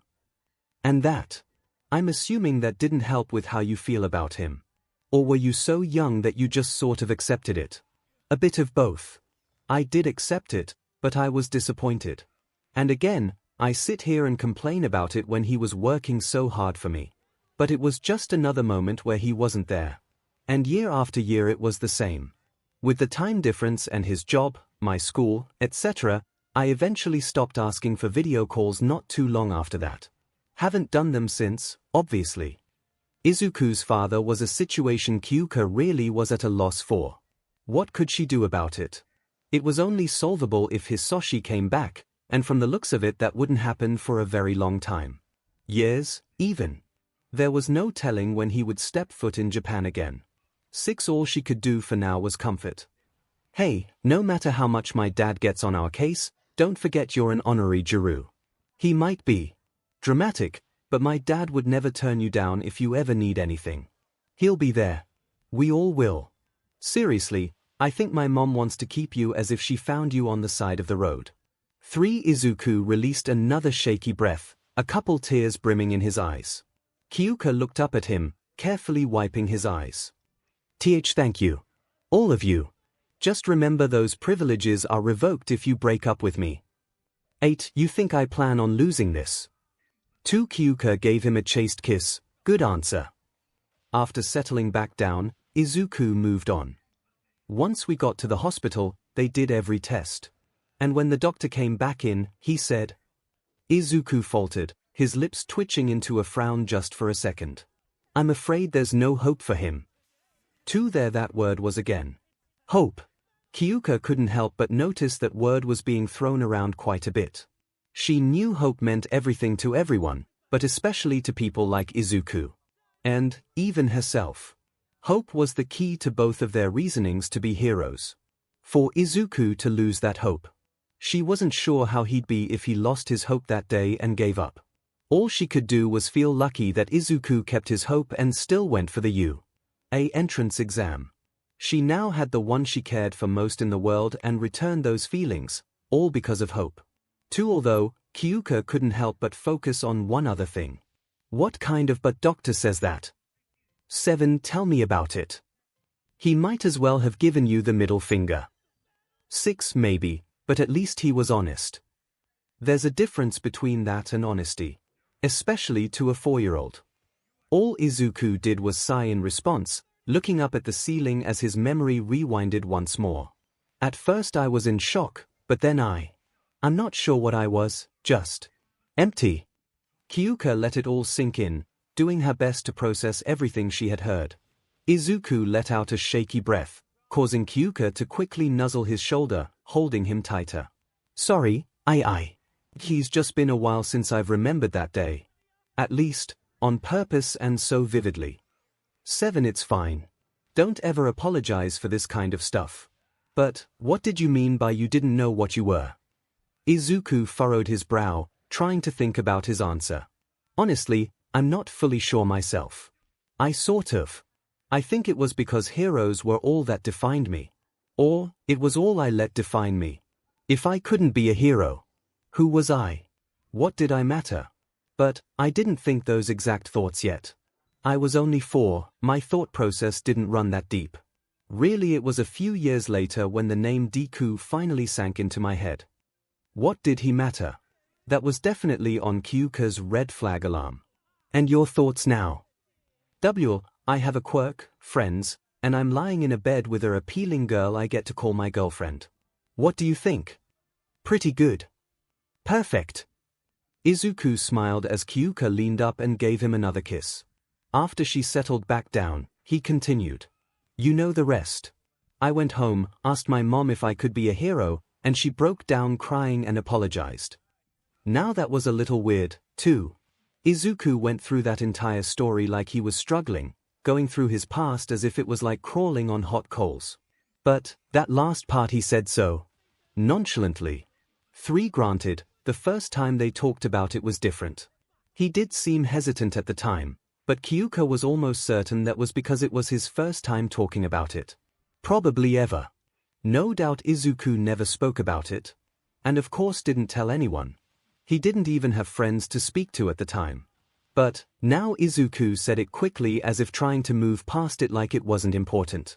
Izuku turned the television back on, seeing Kirishima slamming Tetsutetsu's hand down, winning the arm wrestling match. Oh, it's over. Should we go back and watch Ida's match in the stands? Kyouka hummed in thought before standing up from the bed and walking over to Recovery Girl's mini freezer. She pulled out an ice pack and rubbed it on her forehead. Oh, would you look at that? I'm still cold. Guess we have to stay here and watch the match from the TV. 6 Izuku shrugged. I mean. I won't object. Kyouka smirked, hopping back into the bed and leaning onto Izuku's shoulder. So, what about you? What about me? Do you have anything you want to talk about? Me. Izuku looked at her confused. I thought these talks were for both of us. Oh. I mean, Kyouka couldn't deny a relationship was supposed to be a two-way street. But this was just a fancy way of giving Izuku therapy without calling it therapy. She knew if she called it therapy, Izuku would likely back away. It was a term many people for some reason gave a negative connotation to. Like it was a sign of weakness.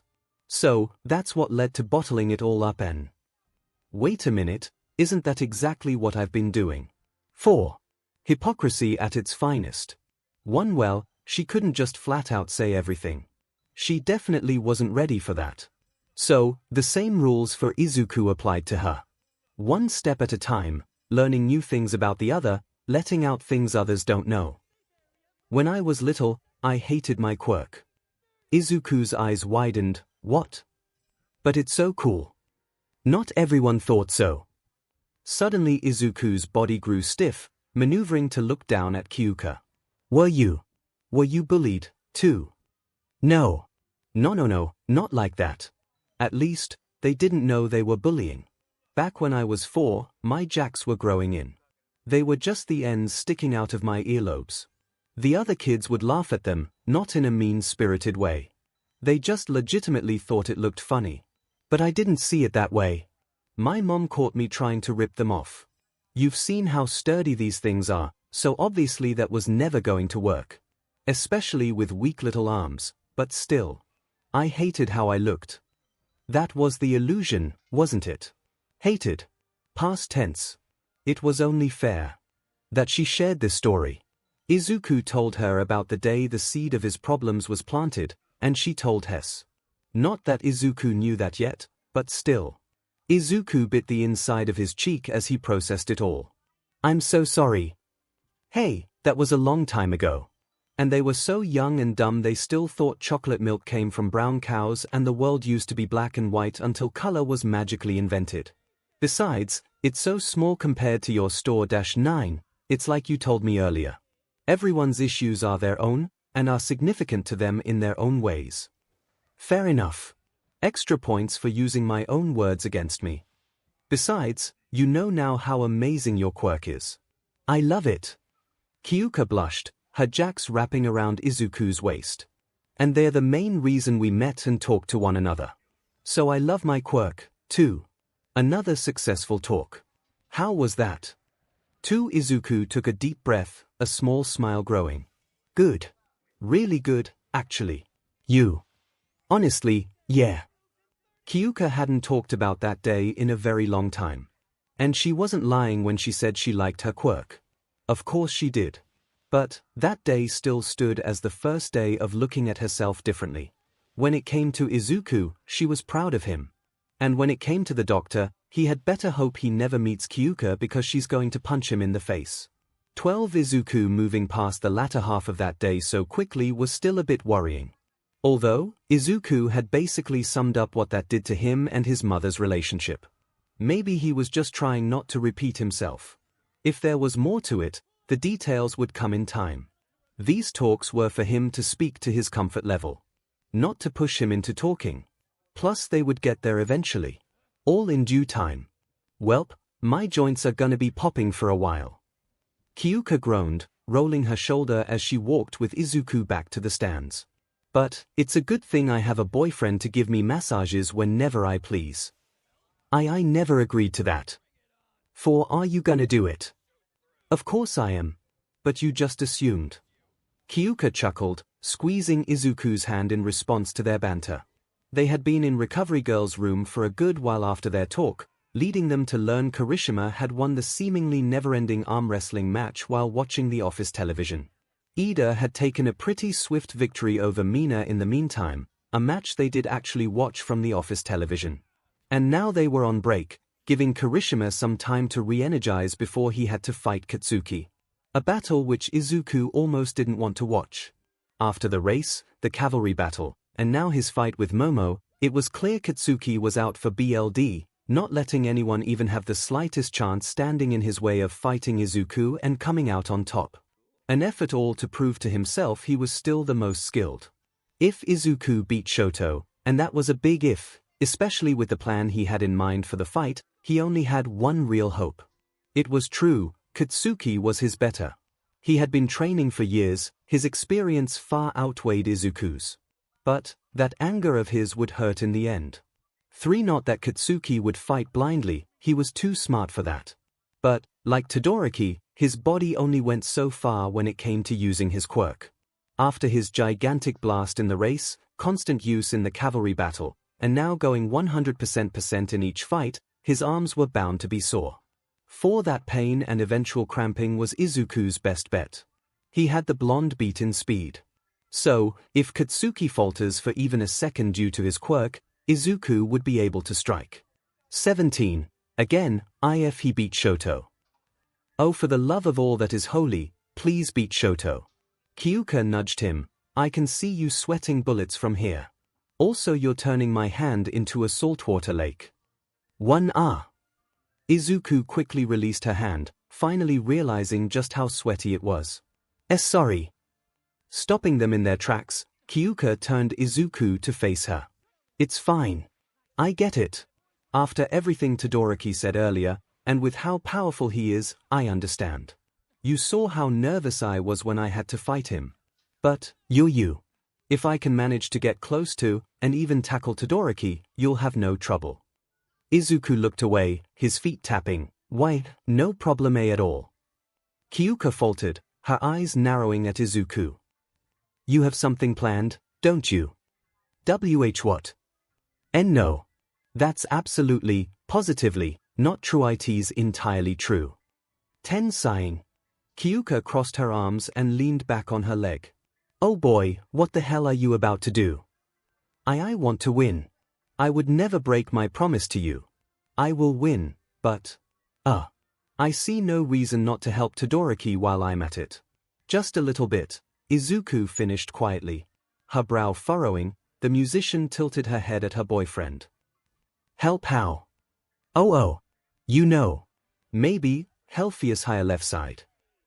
Taken aback by the gibberish, Kyouka raised a brow. What? Help him use his left side.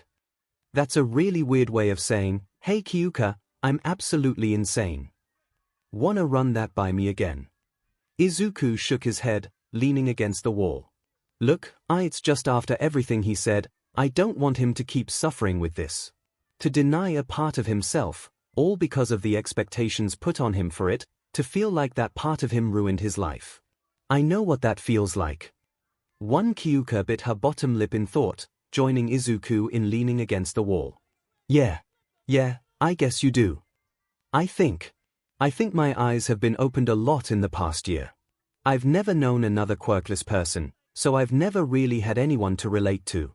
Besides you, of course. But I never in my wildest dreams would have thought I would see myself in someone who, a year ago, I would have thought was born with everything I ever wanted.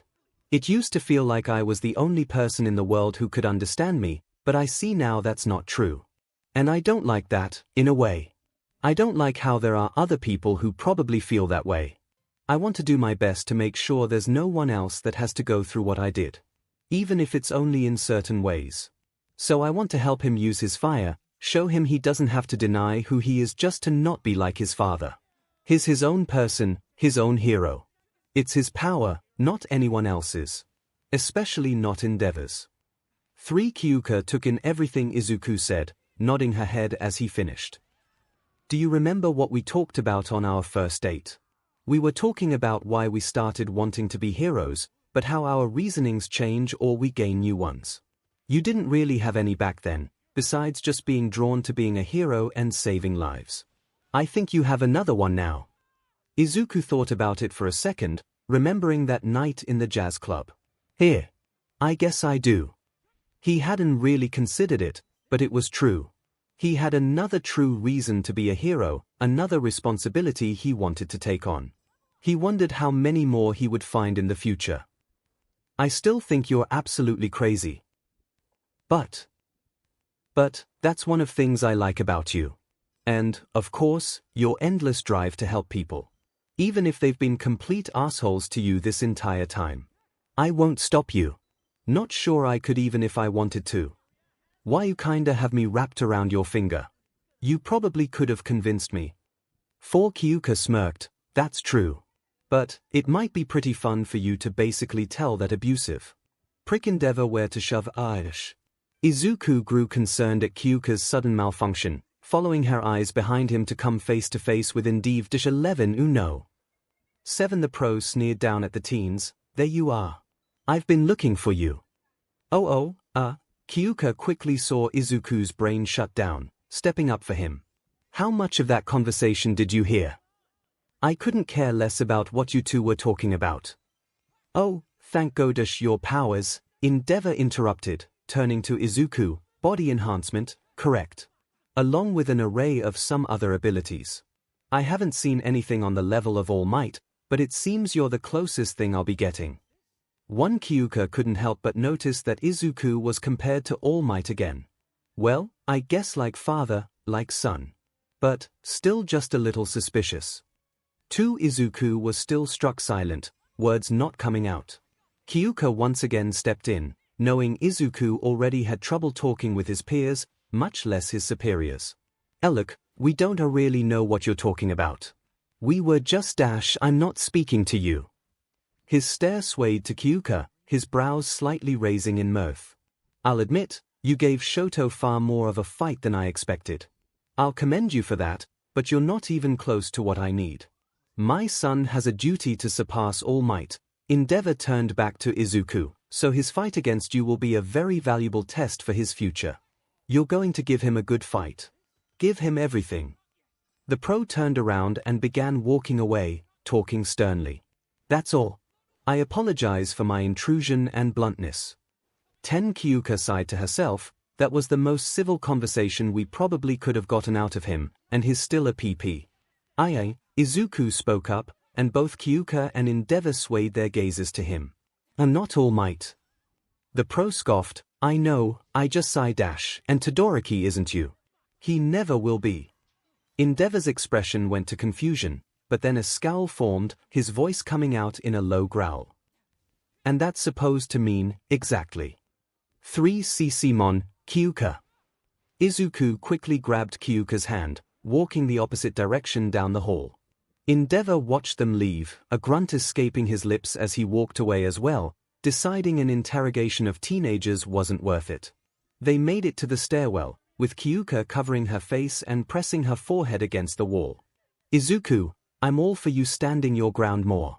But, next time can we not do it to the pro hero who can burn us into ashes in about 2 seconds, who we also know has seemingly no problem being harmful to minors. I couldn't help myself. But, yeah, not my smartest move. He put a hand on Kyouka's shoulder, causing her to turn back and face him. But, I think we're done with confrontations for a while. What? It was Kyouka's turn to be confused by her partner's sudden falter. She looked over her shoulder, past the corner that joined with the stairs, seeing Katsuki at the landing. The blonde seemed just as surprised to see them there as they were. You've got to be kidding me. Sup, guys? Much to all three teens' relief, Kirishima hopped down the steps and stood next to Katsuki, throwing an arm around the blonde's shoulder. we're heading down for our match. I hope you dash. The redhead suddenly realized how close Izuku and Kyouka were standing, with the former having a hand on her shoulder and the latter being against the wall. It also didn't help that they were doing that completely alone in a deserted hallway. We'll just get out of your hair. Izuku quickly backed up from Kyouka. It's not what you think. Or, you don't have to worry about me. I can keep secrets, unlike Ashido. She told me she suspected you too. 7 Kyouka, seeing her golden opportunity to defuse the situation, quickly chimed in. And you really believe something gossip-related that comes out of Ashido's mouth without any proof?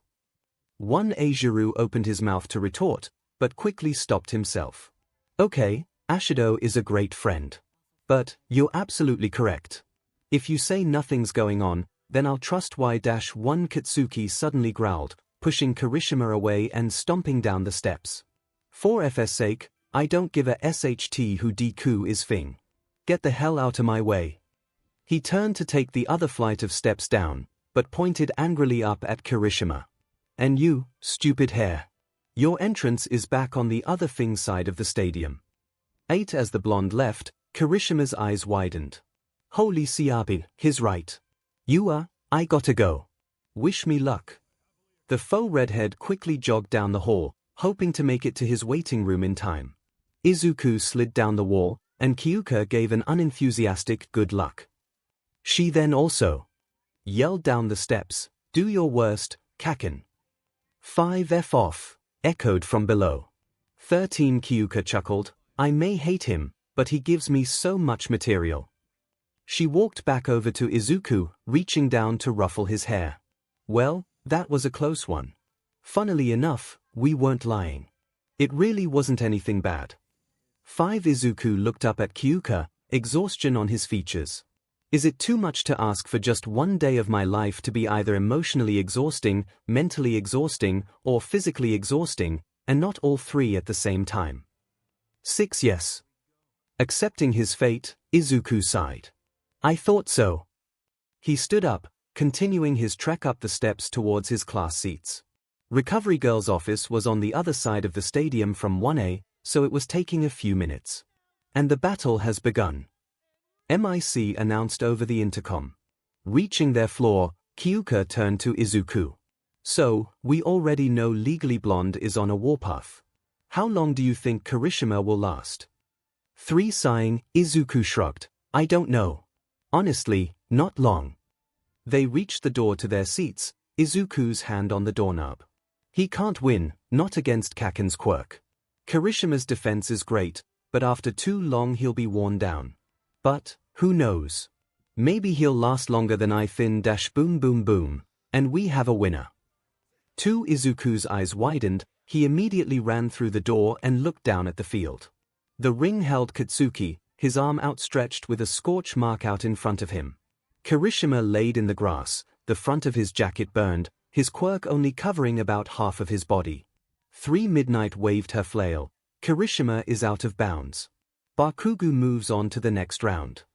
Kyouka turned to her friends, what happened? Okako looked at Kyouka solemnly. Kirishima got a few hits in, even took one of Bakugo's explosions without flinching. But, she stopped, trying not to imagine being in the redhead situation.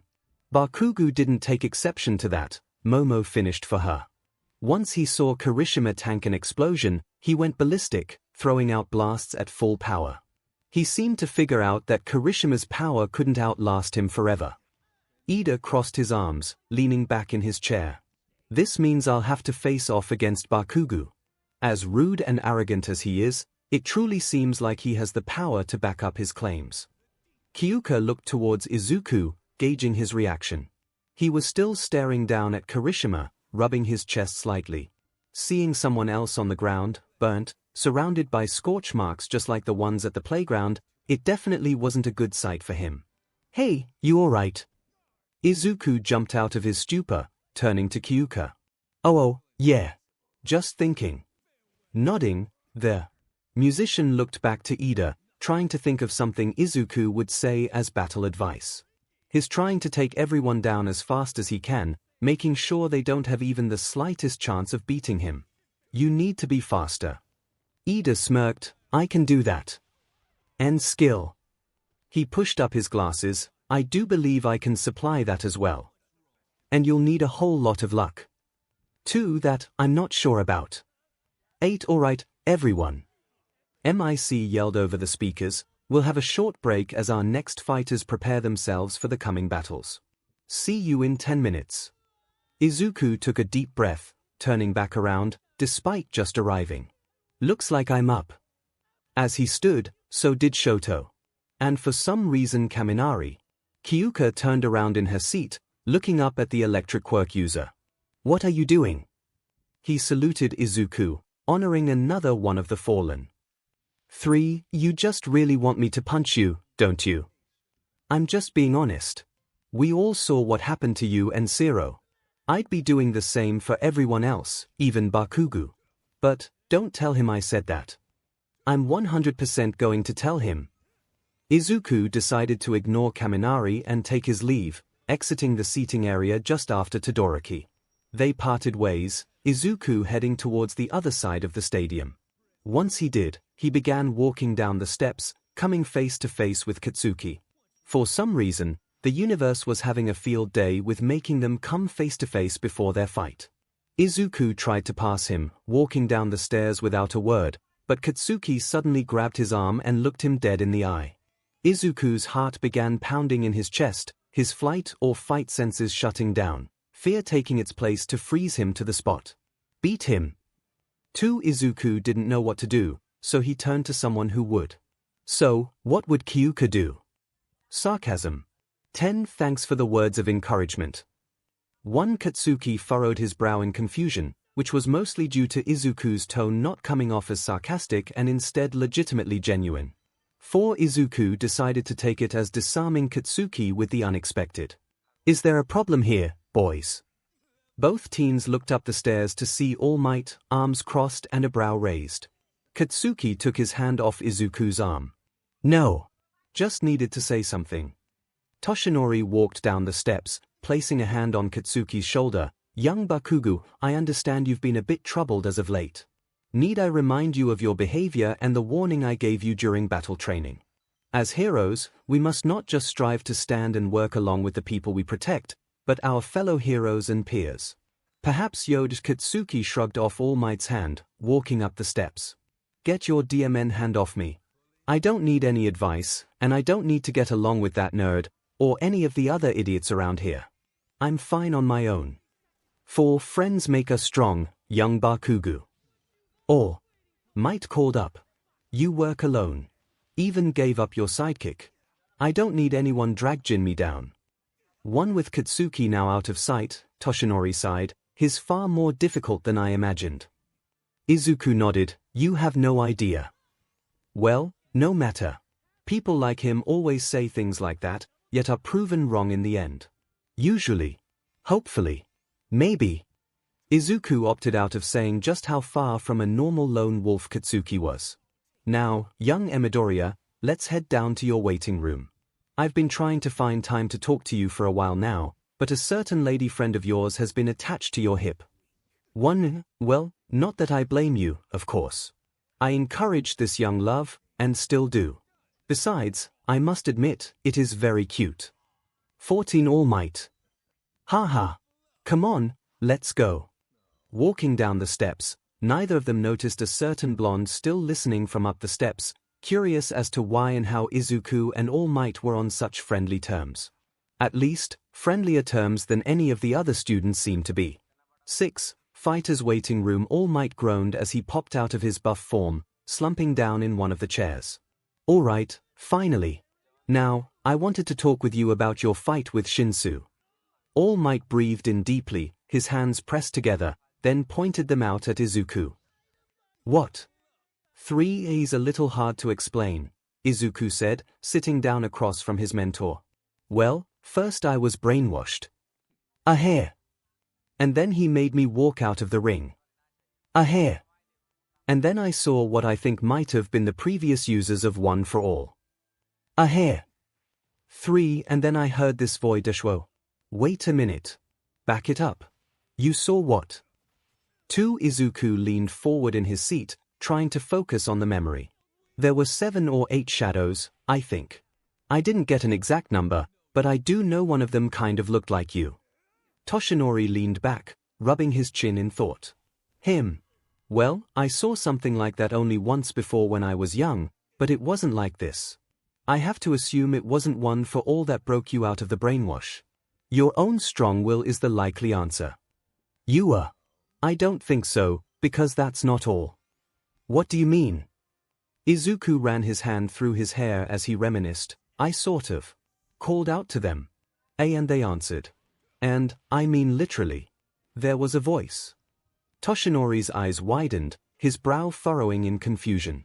You called out to them, and it answered back. Yeah, a woman's voice. It couldn't have been, Toshinori thought. Izuku continued, I screamed in my head for anything to stop me, and that's when it happened. She laughed and said, whatever you say, kiddo. 5 Yep, it's definitely her. Toshinori sighed, nodding his head. That had to have been my predecessor. Your predecessor? You mean that was your mentor? Yes, I believe so. But this is. She talked to you. I've had strange visions before, but, Toshinori frowned, a hint of sadness in his eyes. In the 30 years she's been gone, I've never had any sort of communication with her. Or, her echo, I mean. What do you think it means? To be perfectly honest with you, I don't know. This and your ability to manipulate one for all's external power are completely foreign to me. For now the best guess I can give is one for all is truly merging with you properly, fully becoming yours. I'm sorry, but that's the only answer I can give for now. Izuku nodded, looking down at his hands as he thought about what exactly was happening to him. If All Might had never seen anything like that before, he had to assume his predecessor had never done anything like that either. And, unless she didn't tell Toshinori about it, no one before her had that ability either. Were the predecessors watching him? Was one for all alive in some way, or did it stockpile more than just strength? As if it was a storage drive for souls. All Might called it echoes, so maybe they were copies. Kyouka's voice might not have been what broke him out of the brainwash, but her voice seemed to be the beginning of the chain of events. 8 all right fighters. It's time to begin the next match. Questions for another time, apparently. Toshinori stood up. Okay, it's time. Now, young Midoriya, I know young Todoroki is a very daunting opponent. But, I have no doubt you have every intention to take him down quickly with your new speed. Why yeah. Of course. Toshinori furrowed his brow. You hesitated there for a second. 2. What are you about to do? Well, wish me luck. Izuku quickly made his exit, speed walking down the hall. He already had Kyouka worried. The last thing he needed was to worry All Might as well. He made promises to both of them, and he intended on keeping them. Correction, he intended on trying to keep them. The cheers of the crowd grew louder as he approached the blinding sunlight. Stepping out onto the field, Izuku made his way up the steps, Shoto standing across from him. On one side we have the other half of our dynamic duo, carrying on for both of them, Izuku Midoriya. And on the other side, we have the solution to the melting polar ice caps, Shoto Todoroki. 17 breathing in deep, Izuku locked eyes with Shoto. This was where their declarations of war against one another came to fruition. Izuku knew Todoroki would send his ice out immediately, but he was ready. He gathered everything he could about Shoto throughout the day, and it was time to put it to use. Lightning flared up around Izuku as he got into his stance. He hadn't lost a battle yet. And he certainly wouldn't lose the war. Begin. As expected, ice immediately fired at Izuku at breakneck speeds. Full cowl, 7%. 3 no matter how sore he would be after the battle, keeping one for all above 5% was his only option. He could endure the pain. His plan was simple. Okay, it was absolutely crazy. But, still simple. First step, stay on Todoroki's right side. If Kyouka heard that she would kick his butt, but it was crucial to making Todoroki use his fire. Shoto's track record in all his fights proved that he generally kept his ice attacks large, making it basically impossible for most opponents to dodge. Kyouka managed for a little bit, but only because she kept to Shoto's left. But Izuku had the speed to maneuver around it, and the strength to break out quickly if need be. If he kept to Shoto's right, escaping all of the ice attacks, the right side of the ring would be completely blocked out. His left side would be the most readily available to use. Now, Izuku knew that wouldn't be enough to make Shoto use his fire, and he could simply pivot and use his ice on the left. Not to mention Izuku's space was now limited as well. But Izuku's solution to that was in the next step. Sprinting to his left, or Shoto's right, Izuku dodged the glacier just as it shot out over the edge of the ring. He burst forward, awaiting the next attack. Spike after spike of ice continued to shoot out at Izuku, and each one he dodged to the best of his ability. The attacks were smaller than the first one, most likely just to slow him down. But Izuku's speed was proving too much for Shoto. Soon, there was very little room to run, causing Shoto to see his opening.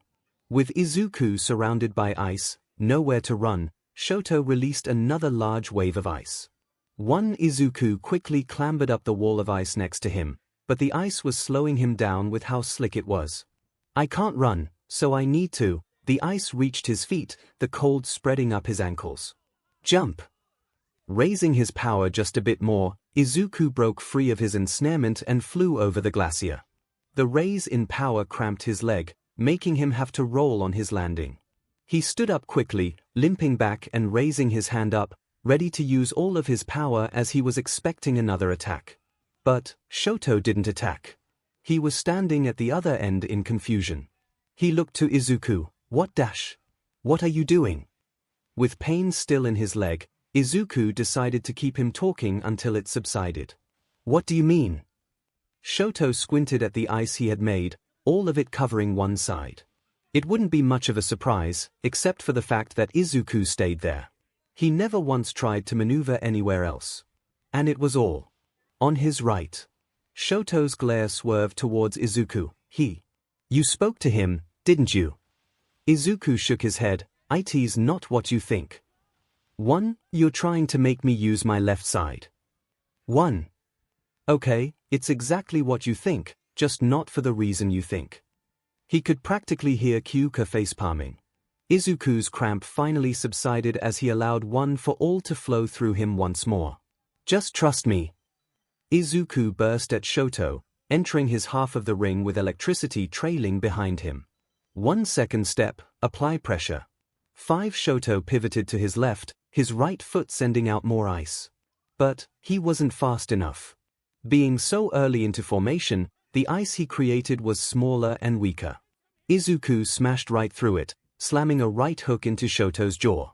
Before tumbling backwards, the son of Endeavor grabbed Izuku's arm, ice forming on his skin. Izuku yanked his arm free of Todoroki's grasp, slamming his arm into his opponent's stomach, shattering the ice on it. 7% of his power proved to be more than he expected, as Shoto was lifted off his feet and was seconds away from falling out of the ring. He could have just let him fall, take the victory. And, as much as Izuku knew how crazy it would seem, he wouldn't be able to move past that win. Because to him, it would be no victory at all. So, much to the crowd's shock, Izuku grabbed Shoto's leg and spun him around, throwing him back into the ring. 𝗵𝘃𝗵𝗄 came in through the speakers. He does know what he just did, right?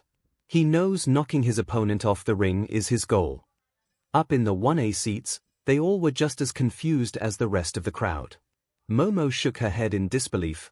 What on earth is Midoriya doing? He was going to win. I dunno, Okako responded. They seem to be arguing about something down there, so maybe it has something to do with that. They've kinda been at each other's throats all day. Jirou, can you hear anything? Kyouka perked up at the sound of her name. No. I can't focus in with the crowd talking like this. It wasn't exactly a lie, as it was far more difficult to hear with all the people around. But she could hear snippets, and it seemed like Izuku was enacting his plan. She didn't know the fine details of it, so Kyouka had no clue as to if it was actually going accordingly. As insane as it was, she still couldn't help but admire Izuku. He always had this self-appointed responsibility to help everyone. Kyouka knew that's what she was trying to be a hero for, but Izuku was on a different level. Kyouka held grudges, she was impatient with others, quick to judge at times. And she knew those were traits likely to never go away. Hell, Izuku seemed to like it, so why get rid of them even if she could? But, to have the heart and need to still help those people you thought that way about was something she thought she could learn from. For example, she could tell Kaminari there was a spider crawling up his leg. 3. But it would still be funny if she didn't. For one step at a time, Kyouka. Murmurs emanated through the crowd, and Izuku inwardly cringed. He must have seemed like an absolute psychopath who wanted the fight to last as long as he could make it. That definitely wouldn't look good for his internship requests. But he couldn't worry about that. Not at the moment. Shoto slid across the concrete, growling as he slammed his hand into the ground to send more ice Izuku's way. Dodging to the right, Izuku halted once he was back in the center of the remaining side of the ring. One Shoto got up, frost covering his body and cracking with every move he made. What the hell is wrong with you? You could have won. Why are you going so far? What did my old man offer you to do this? Nothing. I'm not doing this for him. I'm doing this for you. I know. Understand how yo dash. No. You don't. Shoto slammed his hand into the ground once more. A glacier with the potential to be the size of the one he used to freeze Zero began to form. Izuku couldn't dodge that one. 7% wouldn't be enough to break it, and 10 probably wouldn't either. He had two options, and he decided to opt for the one that didn't leave his arms completely shattered. He remembered back to the USJ, his fight with Shinso, and his fight with Shiozaki. That same tug in his gut, his longing to win for everyone who believed in him. Izuku charged up the power flowing through his muscles, feeling it claw at his skin to be released. 3 Energy burst from his body as he felt his feet lift off the ground, exploding the oncoming ice and the glacier in his immediate vicinity. It rammed through Shoto's ice and hit him directly, sending him flying back and tumbling once more. Izuku fell back to the concrete, his legs buckling beneath him. He hit the ground, his body vibrating and his muscles weak. Whatever this new power was, it wasn't meant to be used so often. At least, not yet. For Izuku struggled to push himself, gazing at his now clear STRP of the arena between him and Shoto. Remnants of the ice were scattered everywhere, even outside of the ring. I do understand. Shoto grit his teeth at Midoriya's words, doing his best to push past the electric current still stinging his muscles. I know what it's like to hate a piece of yourself. To have important parts of your life stripped from you, and given nothing but pain in return. I'm fighting so I can live up to the expectations of the people who saved me from that. I have to give my everything, so that all they've done for me won't go to waste. But I'm doing it for myself, too. I realized that doing something for my own well-being, my own future, was okay. You need to see that, too. These were words he never would have admitted to anyone, except for Kyouka. But if it meant saving someone from themselves, saving them from turning out like himself, then he had to. Besides, with all the fights he's watched, he knew most people couldn't hear a word he was saying. Kyouka was likely one of the few who could actually listen in. But you can't do this. You can't just throw something so valuable to you away. You have to stop denying who you are. Shoto grunted as he stood back up, his body still vibrating from electricity. I am not my father's weapon. You're your own hero. This is your life. You're trying to rebel against who you are, but you're just letting him control you in a different way. Shoto faltered, looking down at his hands as he thought about what Izuku had just said. No, you still can't be who you want to be because of what has made you think you are. But, who would your mother want you to be? Who do you want to be? 3 Shoto, you want to be a hero, right? Shoto's eyes closed, his face clenching as lost memories flooded his mind. Izuku didn't stop, continuing to drive his point home. Stop being held back by what you think is a curse. It's not a curse. That's okay. Just promise me, it's your power. Not his. 10 Promise me that you won't be bound by your father's BLD his wishes, The floodgates were open, Shoto's vision was overtaken by the memory. Watching All Might talk about quirks on the TV, his mother holding him as he gazed in awe at his hero. You decide who you want to be, Shoto. A blazing heat began to rise in the arena, the gleaming ice already beginning to sweat. This life, your quirk. Once the warmth hit Izuku, it was clear to him what was happening. He smiled, knowing what awaited him was. It belongs to you. Fire! For the fiery inferno engulfed Shoto's left side, the flames giving off a heat so strong it was felt in the crowd. Kyouka's eyes widened as she shot out of her seat. Oh holy Seo, why did I let him do this? One yes, Shoto. All eyes shifted down to the bottom half of the stadium, Endeavor walking up to the front row. You've finally accepted what you truly are. What you were born to be. With my blood pumping through your veins, you'll fulfill your destiny. Yo dash. Endeavor faltered once he saw the smile on Todoroki's face, one of the reactions he least expected from his son. The other boy was smiling as well. He had a feeling there was more going on than he thought. Izuku sighed in relief, his efforts rewarded. Amazing! I don't know what the hell you hope to gain out of this. Shoto said, looking up at Izuku. I still think you're completely crazy, but for what you did, and why. I'm sorry for what's about to happen. Fire and ice working in tandem grew from Shoto's body at an alarming rate, so Izuku needed to respond. 1. So am I. Final step, win. 2. Yeah, he didn't exactly put too much thought into that last part. 2. Full cowl, 10%. All of his muscles were consumed in pain, but that didn't matter to him. Come at me with everything you've got, Todoroki. He rushed forward, curving around or charging through ice as it formed. Punching through one final formation, he was in the final stretch towards his opponent, bursting towards Shoto with everything his limited percentage could give him. He was nearing Shoto, his flames bursting from him like a funneling inferno as the ice around him melted and evaporated into nothing. He clearly was faster than Shoto was expecting, as he saw his eyes widen and quickly shoot out his hand. Now! 1. Izuku quickly tugged on the feeling in his chest, electricity shooting from his skin. As it pulsed through his veins, Izuku released the power. The blast hit Shoto dead on, sending the teen sliding back and stunned for a moment. Izuku's window was small, but it was hopefully enough.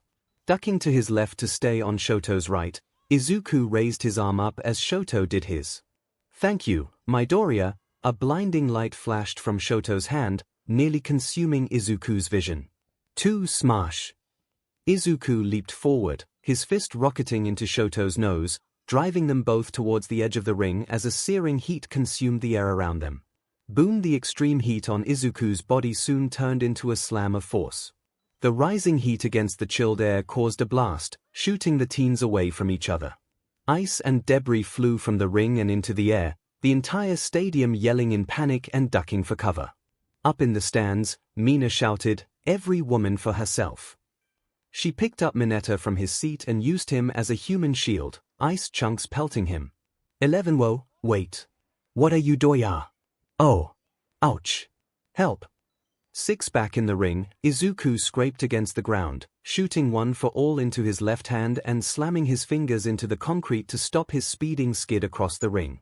He immediately regretted it, as in his panic he put too much power in his fingers, causing them to burst with blood. It didn't fully stop him either, his fingers dragging through the solid material until he came to a stop a few meters afterwards.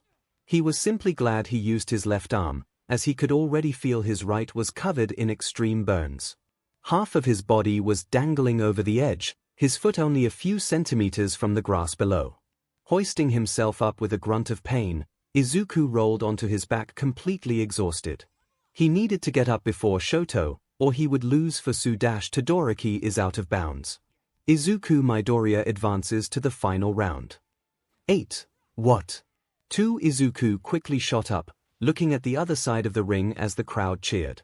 Shoto was against the wall, half of his jacket completely gone. Looking up at the giant screen, the replay showed the final clash in slow motion. Both teens were blown away from one another due to Shoto's blast on Izuku's body.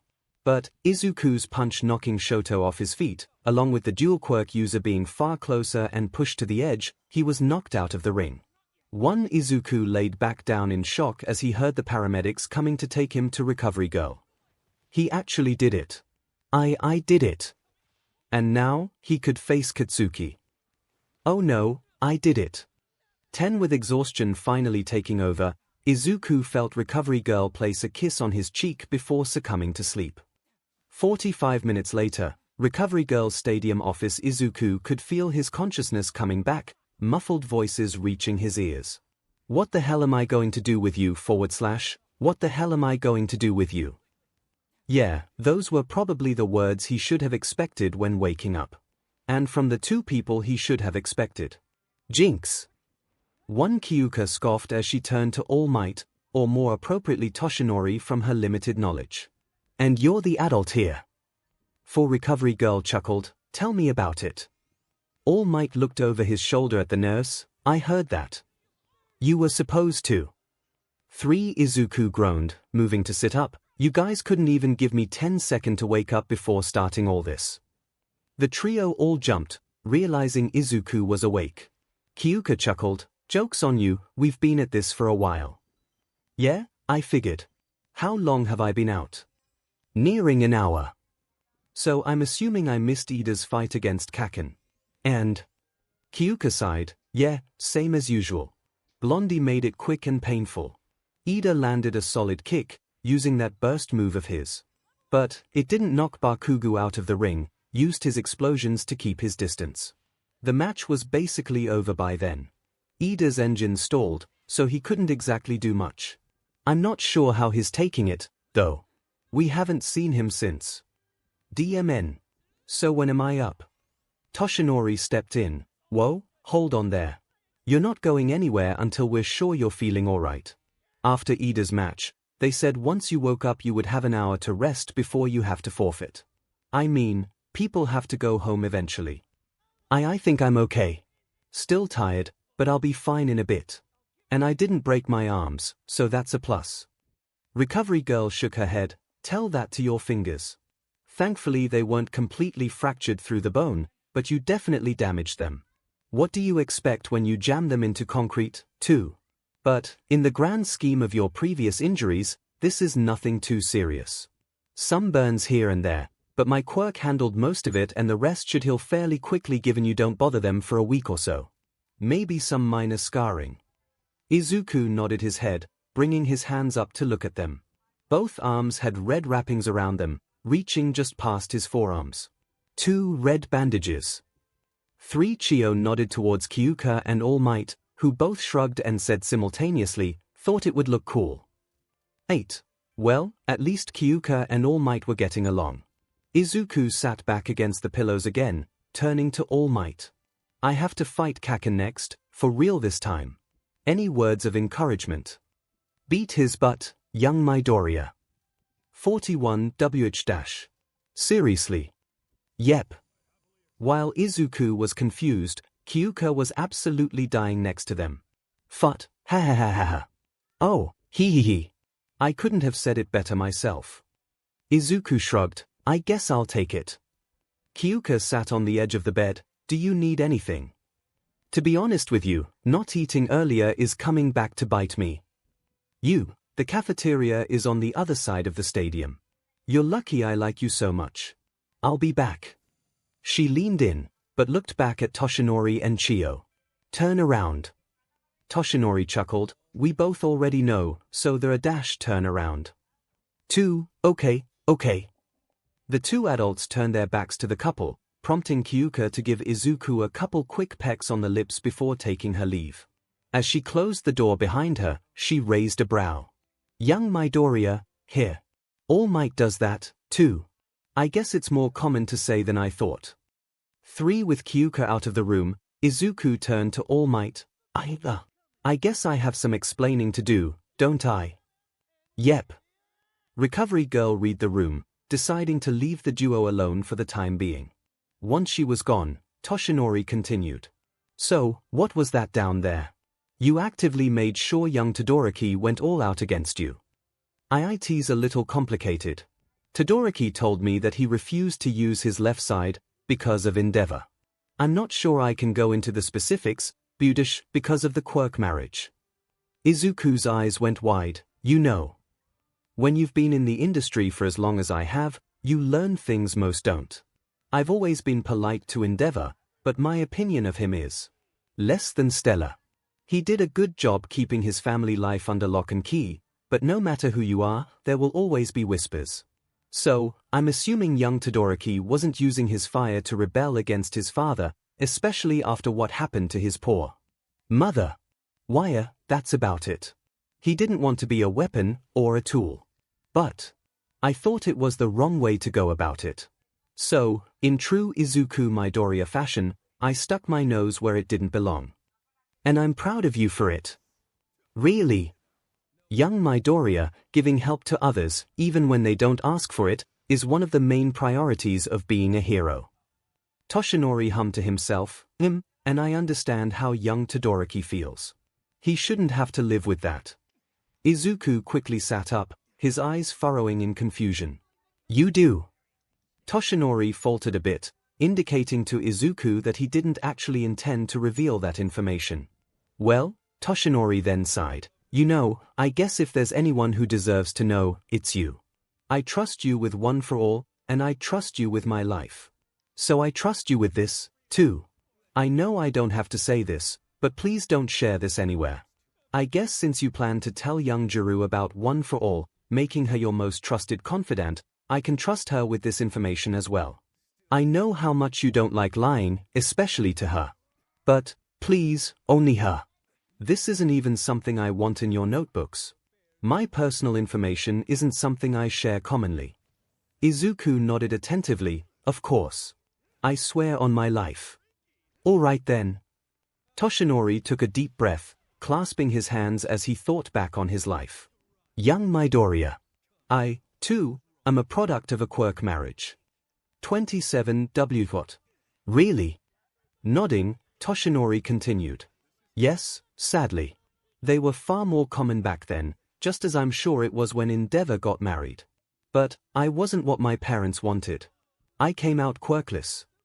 One Izuku's heart almost stopped right there. You were quirkless. One, it wasn't as rare as it is now, but still uncommon. But, yes, I was. Why didn't you tell me? Toshinori sighed again. 2 reasons. 1, you didn't ask. If you did, I would have answered that honestly. 2, I was ashamed. I saw myself in you, a quirkless kid wanting nothing more than to be a hero, but I crushed your dreams.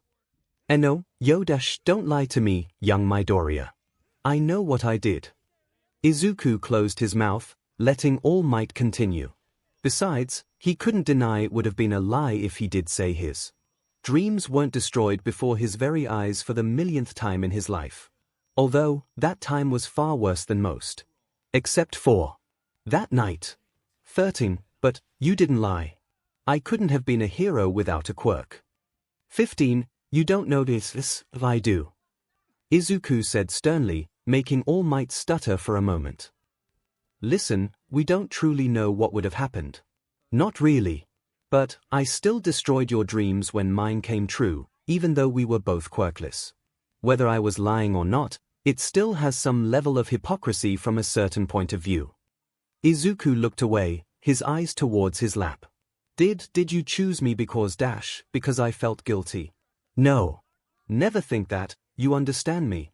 I chose you because I saw the heart of a hero, a heart better than anyone's, even mine. You are the best choice. Okay. No, repeat it back to me. I was chosen for my heart, and because I was the best choice. 5 Toshinori nodded, moving back to the original topic. Anyway, my quirklessness displeased them. They were never after parenthood. Like 𝗫𝗏𝗏, they wanted a powerful child. The difference being 𝗫𝗏𝗏 did it for pride and legacy. My parents did it for profit, as back in the day a powerful child eventually sent into the hero industry was essentially guaranteed wealth. Of course, another reason as to why quirk marriages are outlawed now. So, when my tests came back negative, I was given up. 3 given up. Like, Given to child services and put up for adoption at the age of 4, yes. Izuku felt sick. As questionable as his relationship to how own parents were, they never would have done that. 7. I'm sorry. It's fine, really. It's not like I was close with them. Well, they were trying for powerful children, so does that mean you have siblings somewhere? Toshinori shook his head. No. My father died in a villain attack 7 months later. I learned in my high school days that my mother died of a heart attack some years later. She never remarried, no recorded children. It doesn't matter to me. It put me on the path I am today. I met you, and I eventually did have a mother. Someone adopted you. No, I never met with any of the families that came in. Didn't want to. My mentors paid for my admission into UA, so it all turned out fine. Like I said, it's really nothing to worry about. I just know how young Todoroki feels. It feels like you were born a tool, not a human. Toshinori stood up, ruffling Izuku's hair. But that's part of why we're here. To make something of ourselves. To be more. Anyway, that's enough strolling down memory lane for one day. Rest up, my boy. And good luck. He began to walk out of the room, but stopped when Izuku called out to him, his hand on the doorknob. Is that one of your reasons for being a hero? To make something of yourself? Well, the lives of the innocent and bringing hope to all was the main priority above all, but yes. One more thing, All Might. Toshinori turned back around, raising a brow to signal Izuku to continue. After the sports festival. That's when I want to tell Kyouka. I know it's a little sudden, but are you certain? Hey. Are you certain she's the one for you? The person you can trust for the rest of your life, and with your life? Izuku, without hesitation, nodded, yes. 7. Toshinori smiled with a chuckle. Well, then who am I to stop you? With that, he left Izuku alone, walking out the door and coming face to face with Kyouka, a tray of food in her hands. He opened the door for her, moving out of the way so she could enter. Oh, thanks. No problem. By the way, welcome to the Circle of Trust, Toshinori said with a small laugh, walking down the hall with his hands in his pockets. 𝗬𝗓𝗏. What's that mean? Without turning back, Toshinori waved behind him. You'll figure it out. Kyouka squinted in confusion, walking into the nurse's office. Okay, what's this Circle of Trust? Izuku perked up. He said that. Yeah. Just as he was leaving he said I was in it. Okay, don't punch me, but it kinda involves the stuff I'm going to tell you after the sports jab. Izuku yelped, rubbing the spot on his shoulder where Kyouka's jack hit him. I said don't punch me. Wasn't a punch. 3 semantics. Whatever. Just please wait a little longer. Tonight, I promise. No later. Kyouka chuckled, setting the tray down on the table next to the bed. You act like I wasn't going to go along with it. There's no pressure. Now, eat and digest this before you throw it up when you have to fight Bakugo. That's actually a good point. He began digging in, thanking Kyouka for making the trip. She sat down next to him, crossing her legs as she leaned back. You know my parents are going to freak out if you win this, right? I'm just surprised Dad didn't say I had to win to prove I was worthy of you. Oh, did you miss that email? Kyouka replied sarcastically. 2. Izuku laughed. Email. He would more likely stab a letter to my door. 3. Laughing at the image, Kyouka crossed her arms over her stomach as she checked the time. Izuku's rest period was rapidly approaching its end. I would say I'm getting nervous for you, but I know you're probably worse. Oh, I'm definitely worse, but I don't have a choice. If I lost against Todoroki, it would have to happen at some point. In fact, Izuku got out of bed, stretching his muscles. I might as well get this over with. I'll go find Recovery Girl, tell her I'm ready. 5. She'll disagree. Yeah, I know. But it's my choice. Hopping off the bed, Kyouka walked around to Izuku. Do you want me to come with you? I'll be fine. Just watch me, okay? I doubt I would have gotten this far without you. 2. You would have found a way. I find that highly unlikely. Kyouka rolled her eyes, reaching up and cupping both of Izuku's cheeks. Well, the same goes for me.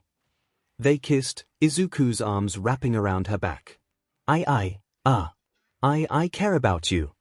One Izuku thought he was about to tear the muscles in his cheeks with the smile that broke out on his face. It wasn't the L word, and it's not like he was expecting that. It was too soon.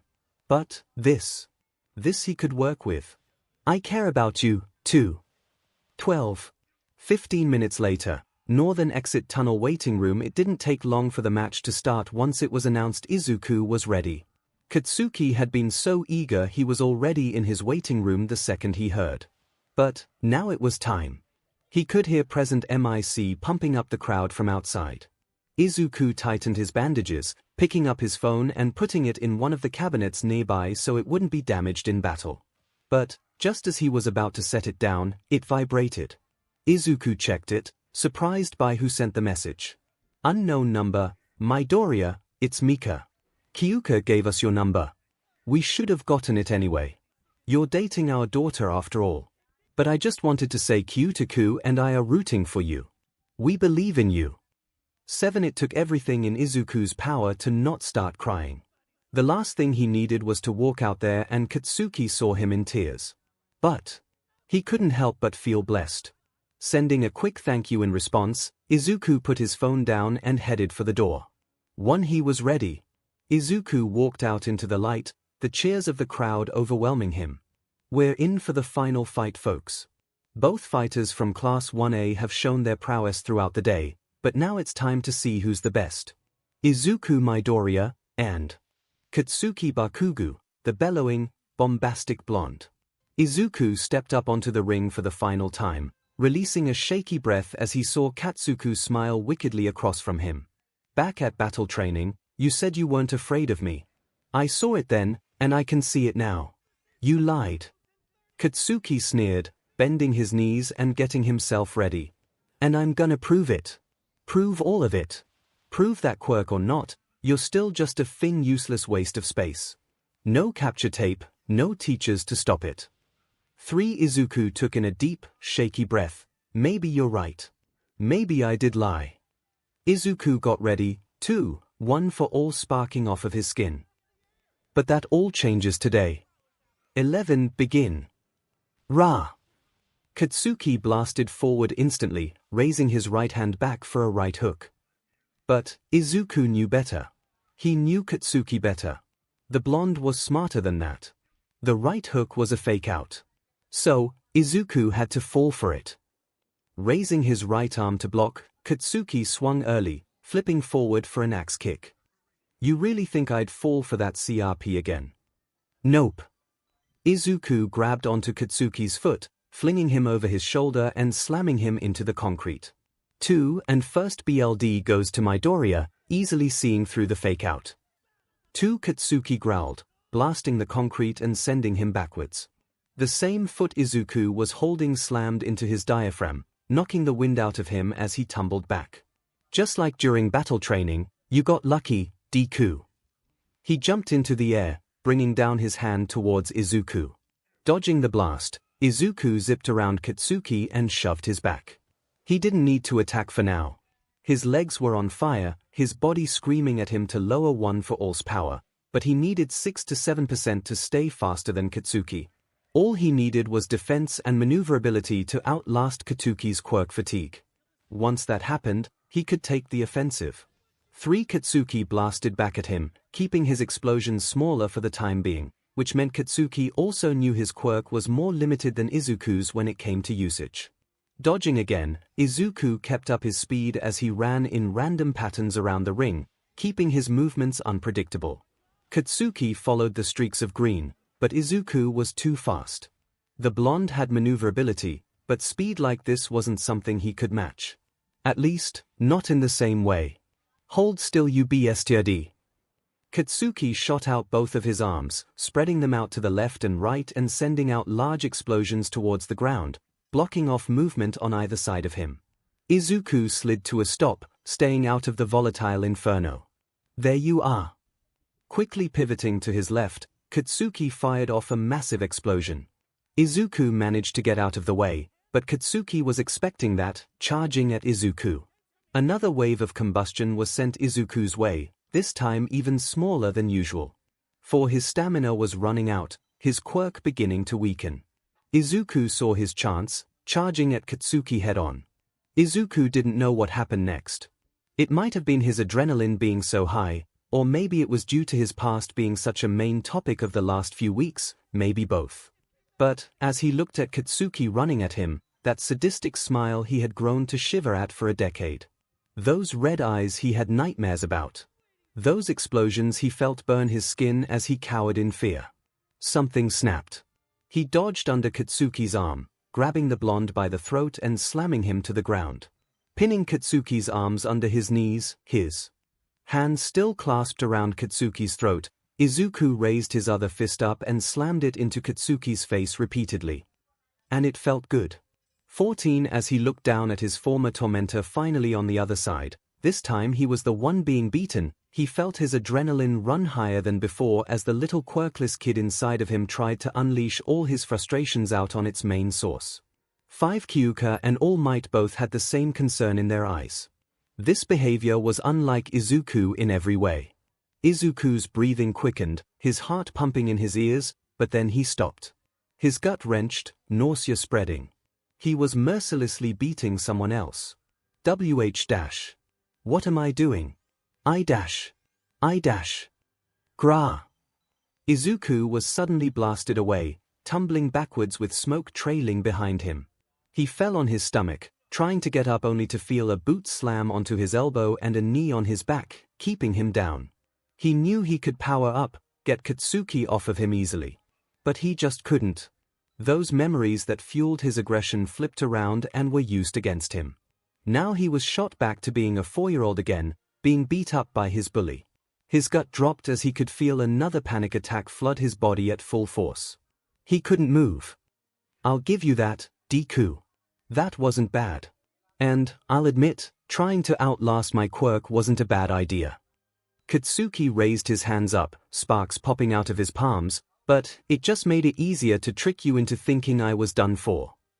Explosions combusted onto Izuku's back, his clothes singed. The pressure was getting too high, his thought process becoming too cluttered. He was blasted over and over again, not able to recover. He couldn't move. It was just like at the playground all those years ago. He was useless. I was supposed to be the only one from our piece of SHT school to get here. He fired down again, stepping onto Izuku's arm. This was supposed to be my path to victory, to being the best. Izuku's vision tunneling, his lungs constricting, and his mind running a mile a minute. And just like before, you kept trying to get in my way. But, even after you get a Fing quirk, make it to UA, one thing hasn't changed. 𝗧𝗃𝗃 fired again. Another blast. Still. Another. Better than you. Raising both hands up, 𝗧𝗃𝗃 fired down, rapid explosions burning Izuku's clothes and skin. I've always been better than you. I don't care if you hide your DMN quirk. I don't care how strong you think you are. You're still useless. You were never useless, and you still aren't. Izuku opened his eyes, his world slowed. His gaze traveling down, he was met with scorch marks all around him and continued to appear as Katsuki proceeded to fire. Just like at the park. Kyouka's words returned to him, her voice echoing in his mind. You're still weak. They thought you were weak, couldn't do anything. They convinced you, too. You're still a pebble on the road. They were dead wrong. And you can prove it. You're still a bug I can crush when it gets in my way. Prove to yourself you're not useless. I will not fall behind. I will fight with everything I have. But, you. I couldn't have picked a better successor.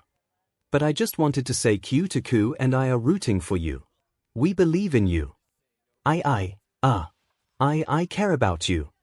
A stupid, worthless, 𝗧𝗏𝗏 just as 𝗧𝗃𝗃's hand was about to slam down into Izuku once more, the greenette spun around and fired his fist directly into the side of the blonde's head, careening him to the ground. 𝗧𝗃𝗃's head smacked into the concrete, his face scraping across the ground as he slid to the left of the ring with his legs in the air from the momentum. Skidding to a stop, the crowd went silent at the sound of the hit. Class 1A was silent as well, sans a shocked, holy 𝗧𝗵𝗲 from Kaminari. For Katsuki stood up with a groan, blood dripping from his face. The right side of his face burned from the friction, his skin peeling away. From the bloody scrapes running from his forehead, down his cheek, to his chin. Izuku forced himself to stand as well, raising his fists up. You're right about one thing. I am Deku. But that's not what you think it means. I'm not weak. I am not useless. Not anymore. Katsuki glared at him for a few seconds, spitting blood on the ground. He was no longer bombastically angry, screaming and yelling at everything. This time, it was quiet, unyielding, pure rage. 9. We'll see about that. 1 boom. 2 zoom. 5 Katsuki didn't care that his muscles were cramped and ached from overuse of his quirk. Izuku didn't care that he could feel his bones ache and his muscles stab with pain just from 8%. They collided, electricity and sparks flying into the air. Izuku's fist was placed firmly on Katsuki's damaged cheek, and Katsuki's open palm was against Izuku's stomach. He fired off another blast, the explosion slamming Izuku's midsection. But, as he was blown back, he grabbed Katsuki's arm, using his involuntary momentum to fling the blonde towards the edge of the ring. Katsuki flew through the air towards the crowd, the grass below him. He blasted backwards, firing like a missile at Izuku and tackling him, sending both boys tumbling until Katsuki was on top. He threw a right hook, only for Izuku to block it, lift his feet up and kick the explosive quirk user directly in the nose. Growling, Katsuki blasted again, sending both teens away from one another. Recovering with a roll, Izuku shot off again and collided his elbow with Katsuki's ribs, then another punch to the jaw. Katsuki countered, slamming multiple blasts into Izuku's chest, hitting his open palm onto his torso with each explosion. Izuku quickly activated what he could of his external energy, electricity zapping from his body to Katsuki's as the blonde blasted him again, sending both boys flying back. Should we stop this? This is getting brutal. Ignoring MIC, they both pushed themselves up again. Izuku's irritated and burned skin, bruises, and bloody cuts all around his body were getting to him. 1 for all was even more painful to use. At the beginning of the day, 8% was really painful, but he could work through it. Now, mustering up that much was draining him and making his injuries just hurt far more. But he knew he wasn't the only one in pain. Katsuki's hands couldn't form a fist, and they were shaking like mad. The blonde gripped his jacket to keep his hands still, his brow furrowing. Up in the stands, Okiko sat in disbelief. How are either of them still standing? Midoriya was beat up badly at the start, but now he's keeping up with Bakugo like it never happened. Because Izuku can take it, Kyouka said, turning to her friend. He'll take a beating unlike any other, and he'll keep coming after you. It wasn't a lie. Izuku spent 11 years of what seemed like a personal hell, and he was still so heroic. He could take it. Kyouka turned back to the field, her vision focusing on Katsuki standing back up as he wiped the blood from his lip. That's not the kind of man you want on your bad side. Although, Izuku blurs the line between being determined and being stubborn. But, at least you can say he never gives in. Okiko nodded, looking back down at the ring with even more admiration for her friend. Katsuki could feel his hands scream in pain, his forearms going numb. He couldn't hold out much longer. He internally slapped himself for his actions beforehand in the festival. Katsuki had figured that as long as he took out his opponents quick enough, the effect on his quirk stamina would be minimal. But his giant blast during the race and his constant use throughout the day was adding up. But Izuku couldn't win. He wouldn't allow it. Gra! Katsuki jumped up and fired off as big of an explosion as he could, doing his best to ignore the pain. Flying up above the ring, he stopped his descent by blasting himself in a circle, going faster and faster. Stop this, you f***ing nerd. I'm winning this. A spiral of flashing light and smoke filled the sky, the crowd looking up in awe at the vortex of destruction above them. In the 1A seats, Momo's hand glowed blue as she extended it out to Kyouka. The purplet looked down to see foam earplugs. I think you're going to need these. Kyouka gave a small smile in gratitude, plugging her jacks into the foam. On the field, Izuku quickly tried to think of a solution. If he used all his power, he could. No, would kill Katsuki. He could try not to actually hit him and use the air to send him in a different direction, but anywhere else he aimed would likely hit the audience. He had to use his other option. Izuku pulled on the feeling in his gut, trying to muster up all of the energy he could. Just like during his fight with Todoroki, it was becoming apparent that this new ability wasn't for constant use yet. His body immediately felt so much weaker than before, and that wasn't the case before his match with Shoto. He knew he was going to regret it, but Izuku pulled what he could guess was around 10% of one for all throughout his body. Energy was sparking everywhere as he did his best to hold it in. Midnight began to tear her sleeve. Okay, we've let this go on too long as it is. They'll kill 𝗧𝗪𝗎. Izuku shouted, looking at his teacher. Don't stop the match.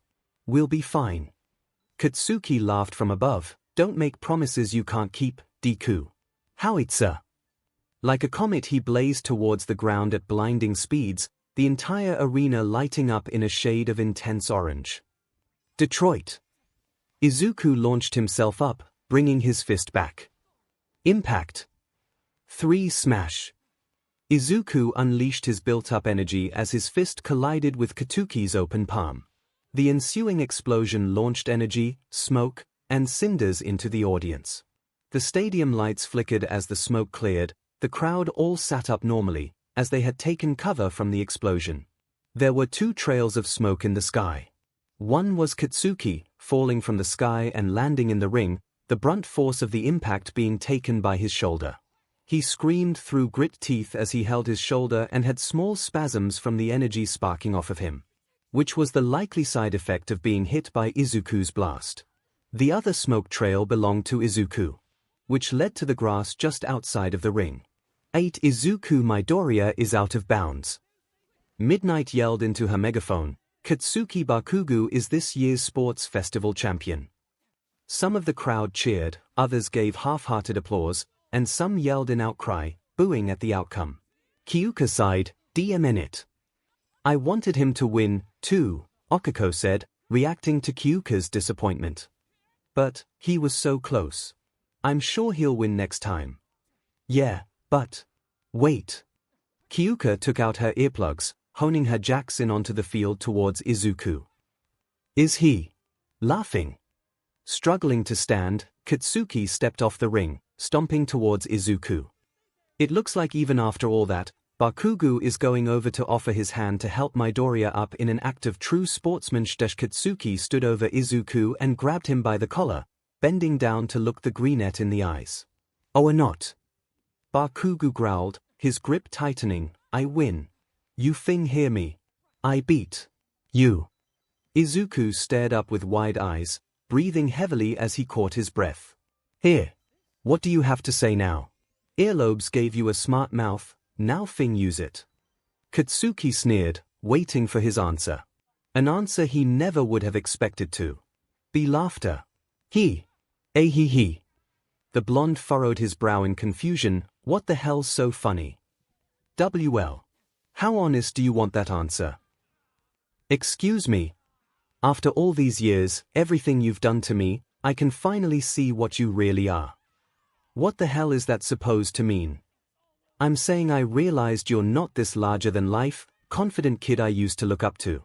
And you're not something I should be scared of. Even if you don't realize it, you're just as insecure as I am.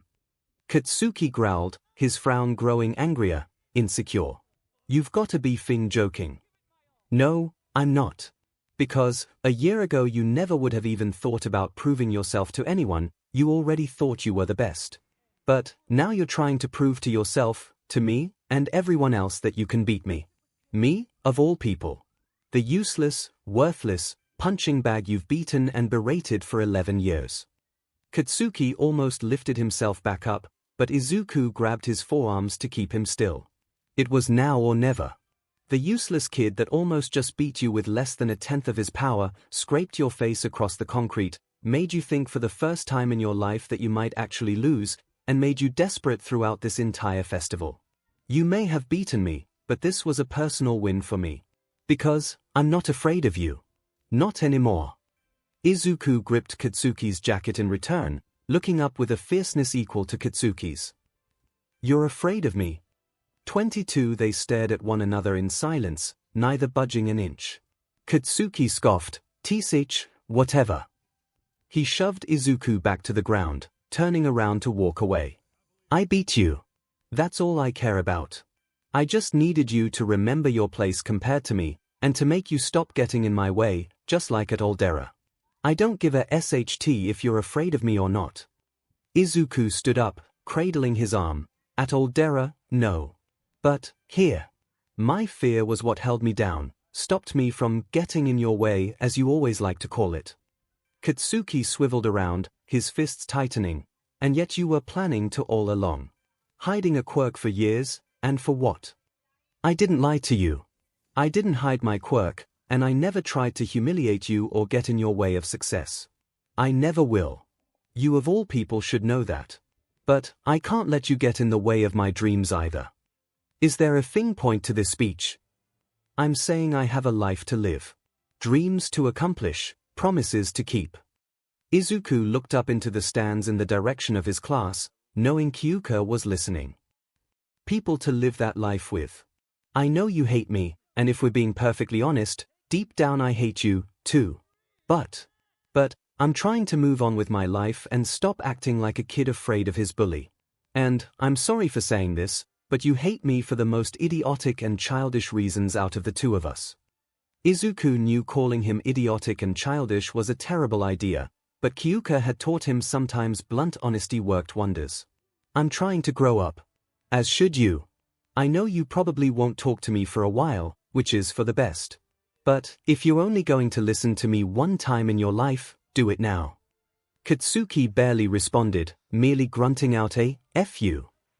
5. Izuku chuckled again. Yeah, I was expecting that. Goodbye, Kaken. Izuku turned around, walking to his exit. Just like with Todoroki, he couldn't help himself. Even when it was Katsuki, he tried to help in the end. But Izuku knew Katsuki was a special case that couldn't be cracked in an instant. Maybe he never would listen. But, for now, Izuku knew he had more important matters to handle. He felt so much lighter. He got out everything he needed to say to Katsuki, his fear of him gone. He felt stronger, free, useful. He felt like more than he ever was.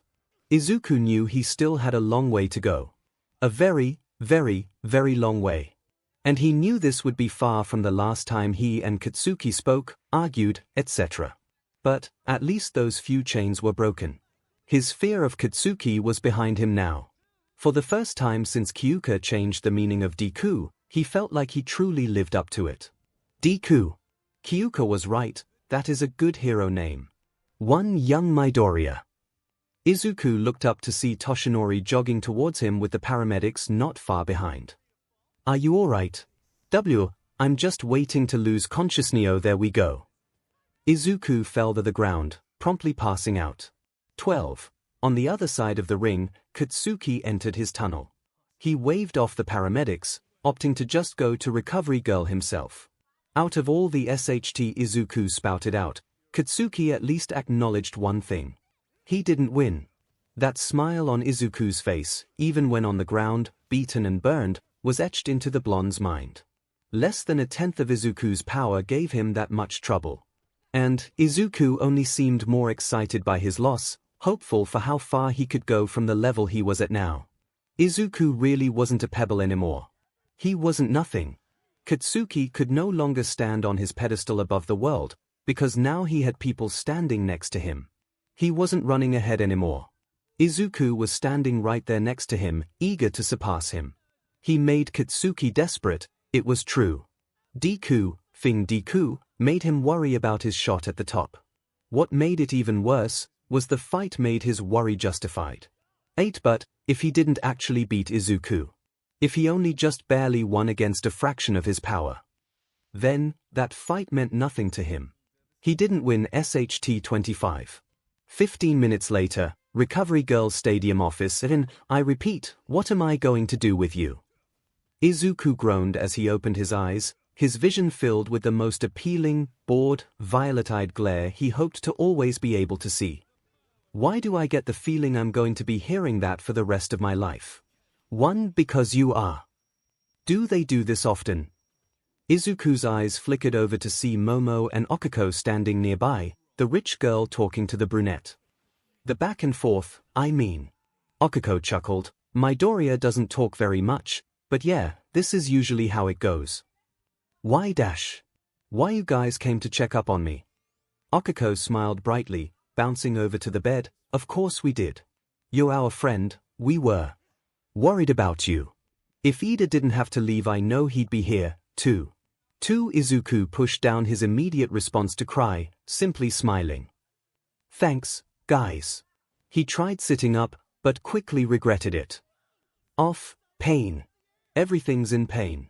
10 Recovery Girl stood from her desk, walking over to Izuku. Well, that's what happens when you get beaten, burned, and break your own body in the process. Beep, I didn't break anything this time. Broken? No. But, you're overselling yourself. Your body isn't ready to handle the amount of power you've been using. I'm assuming you're using your body to the point of extreme pain, but not enough to break anything, correct? Well, 𝗬𝗧-2 point proven. Not to mention whatever you're doing with that pulse attack, you're doing it too much. You'll be weak for the rest of the day, too weak to use my quirk right now. So you're going to have to be very sore until I can heal you. Come back to me once Aizawa releases you for the day, and we'll see what I can do. For now, I left some pain relievers on the bedside table. The award ceremony starts in about 15 minutes, do you think you can walk? 2. I'll manage. Kyouka turned to Chio, by that he means I'll help. Him. Thanks, Recovery Girl. Now, I need to head to the next room over to check on Bakugo. The boy refused to be in the same room as you. You teens and your drama. Izuku gave a dry chuckle, you have no idea. As she left, Izuku turned to the others. You guys can go back to your seats. Really, I'll be fine. I gotta get ready to leave anyway. Are you sure? Momo asked. Yeah, I'll be okay. Thank you guys again for being here. With that, Momo and Okiko left with Kyouka staying behind to help him when he was ready to leave. And for other obvious reasons.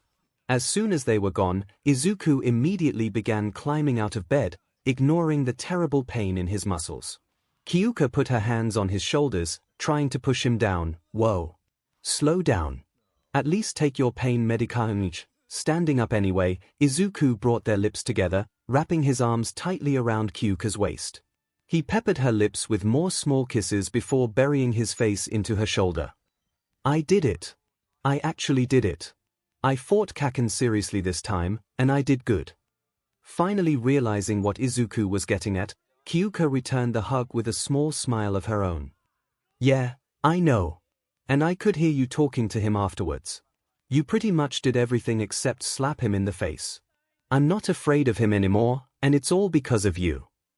Izuku laughed, bending back to pick Kyouka up in a tighter hug. Okay, where'd all this come from? I'm just so happy.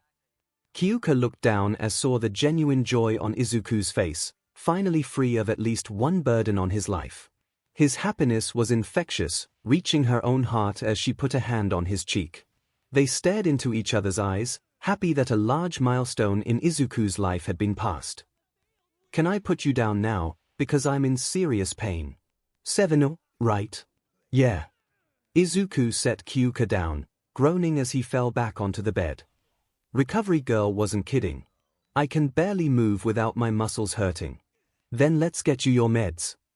Kyouka helped Izuku sit up straight, grabbing the water and pills next on the bedside table and handing them over one at a time. With the medication all gone, Izuku sighed as he placed his head on Kyouka's shoulder. I can never repay you back fully for this, but I'll do my best. Continue to be a good boyfriend, and we'll call it even. Izuku raised his head up, a blush on his face. Deal. They kissed again, Kyouka pivoting to sit perpendicular to him as the Both teens broke apart and turned to see Toshinori in the doorway. I've got to stop walking in on you too. I'll just come back later. No. Izuku said before the pro could leave, it's fine. Come in. Toshinori closed the door behind him, walking up the bed. How are you feeling? I'm alright.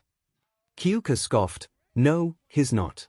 He just doesn't want you to worry about him. Recovery Girl said he's been using his quirk at percentages that while don't break his bones, still are dangerous. And now he's like this. Kyouka demonstrated by simply poking his chest, causing Izuku to flinch. Oh. Don't do that, please. Humming to himself, All Might crossed his arms. Well, it's a start. You just keep yourself at around 5% for now, make sure you get used to it and slowly work your way up. Only use more for emergencies, got it? Izuku rubbed the spot where Kyouka poked. Yes, sir. But that's not all. It's about my new ability. Recovery Girl was right. I've been using my energy attack too much. When I used it against Todoroki, it was weaker and made me weaker in the process. It happened during the last fight, too. Toshinori nodded, so you think the same happened against young Bakugo, in turn costing you the victory in the final clash? Why yeah, I think so. I'm not saying I would have won, but that definitely didn't help. Well, it doesn't matter. First place or not, you sent your message. You did spectacularly. All Might turned to Kyouka, both of you. Placing a hand on Izuku's head, he ruffled the boy's hair. I'm proud of you. Kyouka took Izuku's hand, giving it a soft squeeze. I'm also extremely proud of you. Izuku felt warmth spread in his chest, fully processing how far he had come from the person he was a year ago. And he had these two amazing people to thank for it. Now, All Might continued, there is something that did concern me. For a moment there during the fight, it seemed like you got carried away, so to speak. Izuku's stomach quickly dropped, his gaze averting away from his mentor.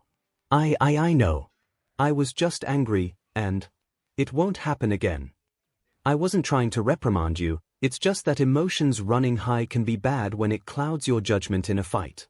Don't feel bad for being worked up, just make sure you can control it when it counts. Oddly enough, young Bakugo seems to have that down. He may be constantly furious, but he keeps his mind clear. Not a bad trait to pick up on. The clear mind part, not constantly angry. Izuku chuckled, I understand. Kyouka sat on the edge of the bed. While he is right, I will admit it was just a little satisfying to see. Just a bit. However, I like my innocent, wouldn't hurt a fly, socially awkward boyfriend just as he is.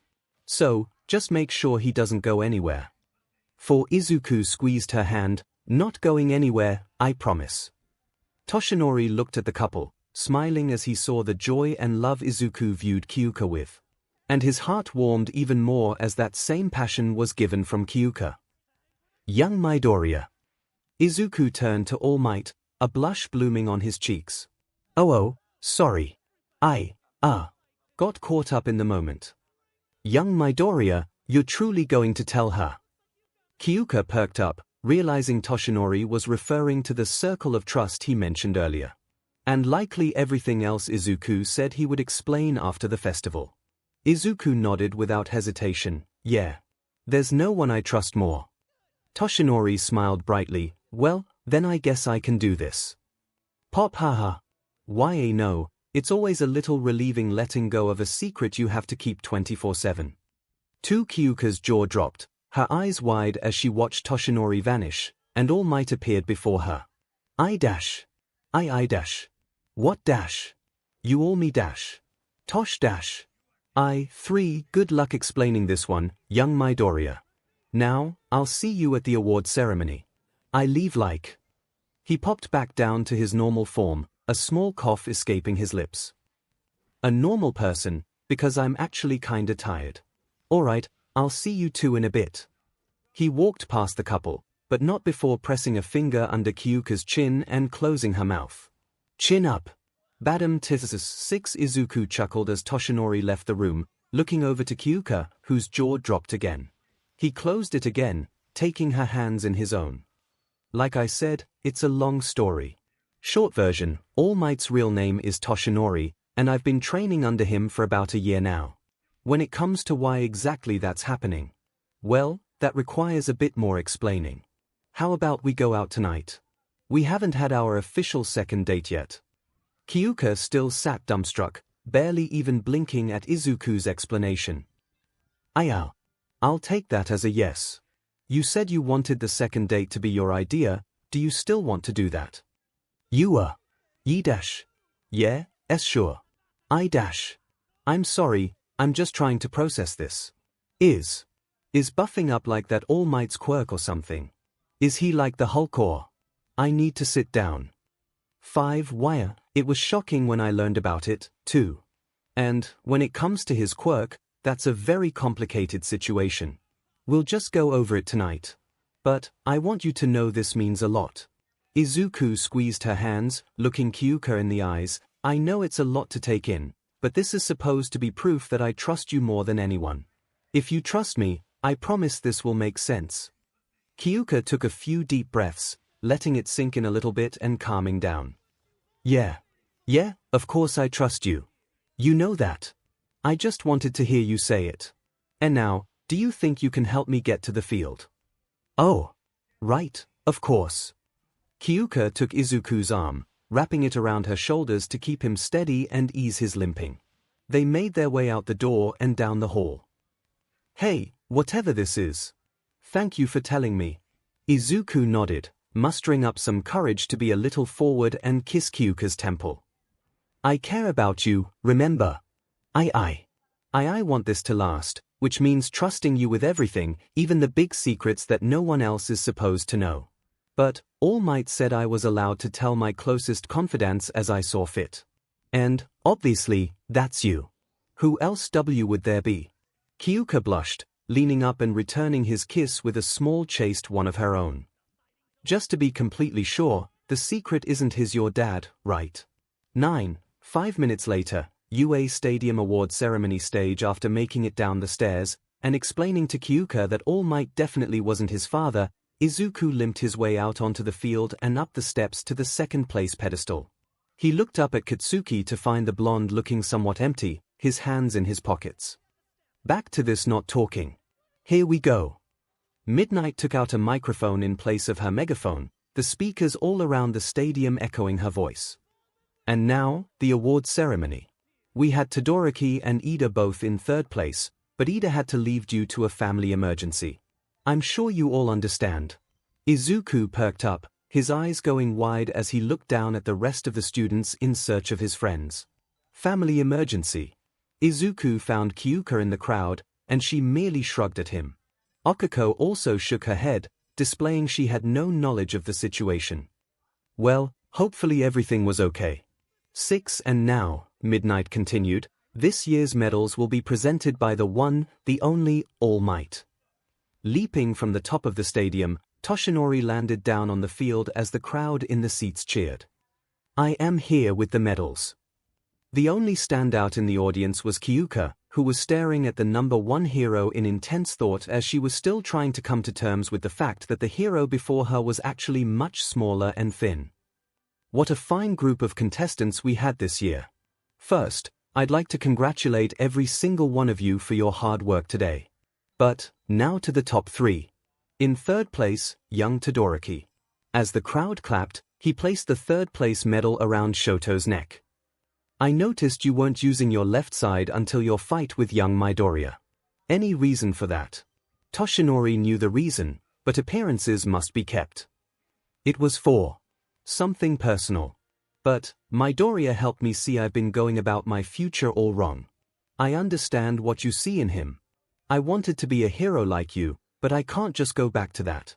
It'll take time, and I have some things to settle, but I have hope again. Toshinori listened intently, nodding his head and giving the boy a pat on the back. I understand. Whatever it is you need to settle, I'm sure you will do it just fine. Just remember, some of us understand and relate to others' problems more than you'd think. Just something to keep in mind, and you'll be one of the finest heroes this world has ever seen. One Shoto wondered if there was more behind that statement, but dropped the idea and simply nodded. Thank you. Now, in second place we have young Midoriya. Izuku felt his anxiety creep up as Okako yelled the loudest to hype him up, but he couldn't deny it felt kinda nice.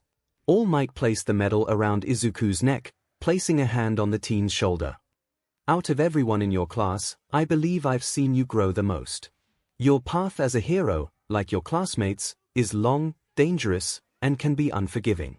But your strength, courage, and selfless heart will pull you through. Especially with friends like the ones you've gained by your side. I'm proud to call you my student. It was taking everything in Izuku's power not to cry. He recognized the double meaning behind most of that, and it was only making him so much more grateful for where he was now. He didn't care that he lost to Katsuki. He was having one of the best days of his life. Thank you, All Might. Giving him the same back pats as Shoto, All Might continued on. And keep that smile wide, my boy. Now, to Mr. First Place himself. Young Bakugo. He stepped up to the final pedestal, placing the medal around Katsuki's neck. I know we had a bit of a rocky start when school first started, but listen to me now. You truly do have the capabilities of a great hero. Your mind is sharp, your skills incredible, your confidence high. But a hero's heart needs to be just as great, or even greater, than his mind and his muscles. Once you have that, I have no doubt your future as a hero will be bright. I look forward to where you go from here. Katsuki looked up at All Might, then down at his medal. He removed it from his neck, glaring at it in his palm. I don't want this. Ahaha. Already trying to be humble, eh? Such quick improving no. I don't want this SHT. That win means nothing to me. He tossed the medal down the steps, putting his hands back in his pockets. Toshinori picked it back up, extending it out to Katsuki. Come now, young Bakugo, no matter how you may feel about it, this tournament was to show your skills and prowess as an up-and-coming hero. If not as a sign of pride and achievement, then a way to remember how you can improve. I said I don't want it. Young Bo, I really must insist. Katsuki growled, yanking out of Toshinori's hand. Fine. There we go. Now, let's give it up for our winners. The audience cheered once more as Izuku, Katsuki, and Shoto all stepped down and joined their class. Everyone began moving off the field and towards the locker rooms to get dressed back in their school uniforms so Aizawa could speak to them once more before going home. Izuku blushed and mumbled his way through thanking people for congratulating him, the high energy of his class becoming infectious. As they walked through the exit tunnel, Kaminari spoke up. Why no, I've got to give it to Bakugo. He said he was going to win, and he was interrupted by Katsuki walking by a nearby trash can, tossing his medal inside silently and continuing on. 1-0, Kaminari, and Kirishima all looked at one another quietly. Dibs/dibs. /dibs. 5 The trio all charged and tripped over one another, running into the garbage can and spilling out its contents as they all wrestled for the medal inside. Kyouka pinched the bridge of her nose. We should get out of here before it gets --Mama wants a medal. Mina dived into the group of boys, yanking on the medal as well. 5. Worse. The rest of 1A all began walking by, either sighing or laughing at their classmates. But the group wrestling for the medal stopped when Mina shouted, Whoa. Okay, which one of you just touched my butt? All 3. Boys quickly backed away in panic, their hands up in a sign of innocence. Ha! Suckers! Mina grabbed the medal and ran off, the trio of boys all groaning and chasing after her. 14 Kyouka shook her head. I swear this place is a fever dream. Outside of UA, end of the day after Mr. Aizawa announced they would have the next 2 days off, Izuku and Kyouka were leaving the building after visiting Recovery Girl to help Izuku with his soreness.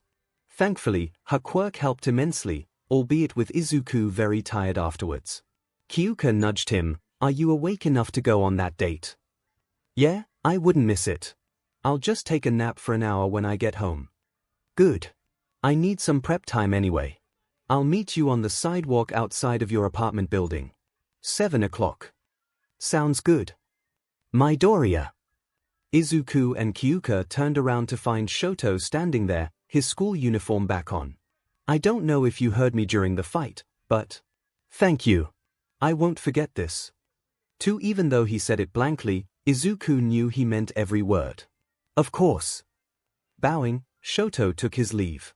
Izuku sighed in relief. I am so lucky my fight with him worked out so well. The musician nodded in agreement. Yes. Yes, you are. Now, come on, I've got to get this date ready. And, you need to compile everything that was revealed to me today in a competent, easy-to-understand fashion, so I can figure out what the hell is going on. Got it, Deku. Izuku chuckled. Understood. Good.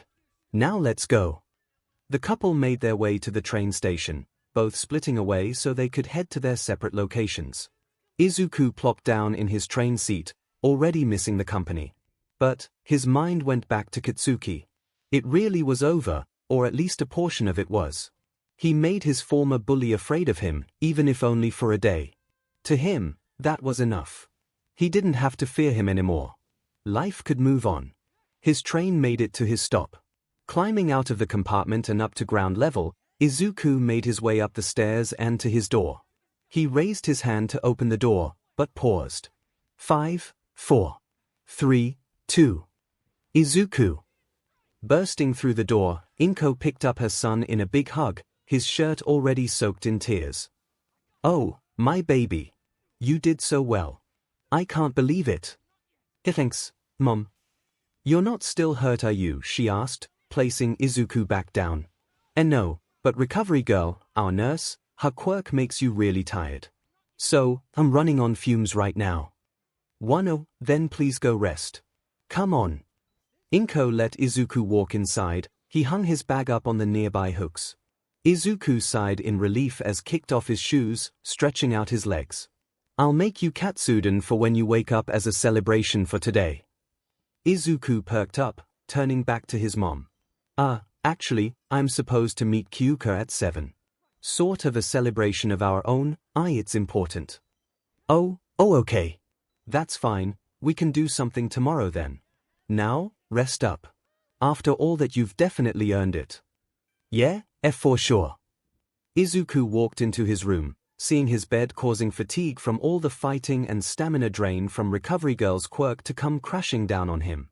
Izuku fell onto his bed, out like a light. 4. Jirou household. Walking down the sidewalk towards her house, Kyouka's jacks perked up. Loud music could be heard from inside her home, along with, "Oh boy!" her dad was singing. Stepping up onto her front porch, she opened her front door to find her father standing on the couch, mic in hand, and her mother playing the guitar.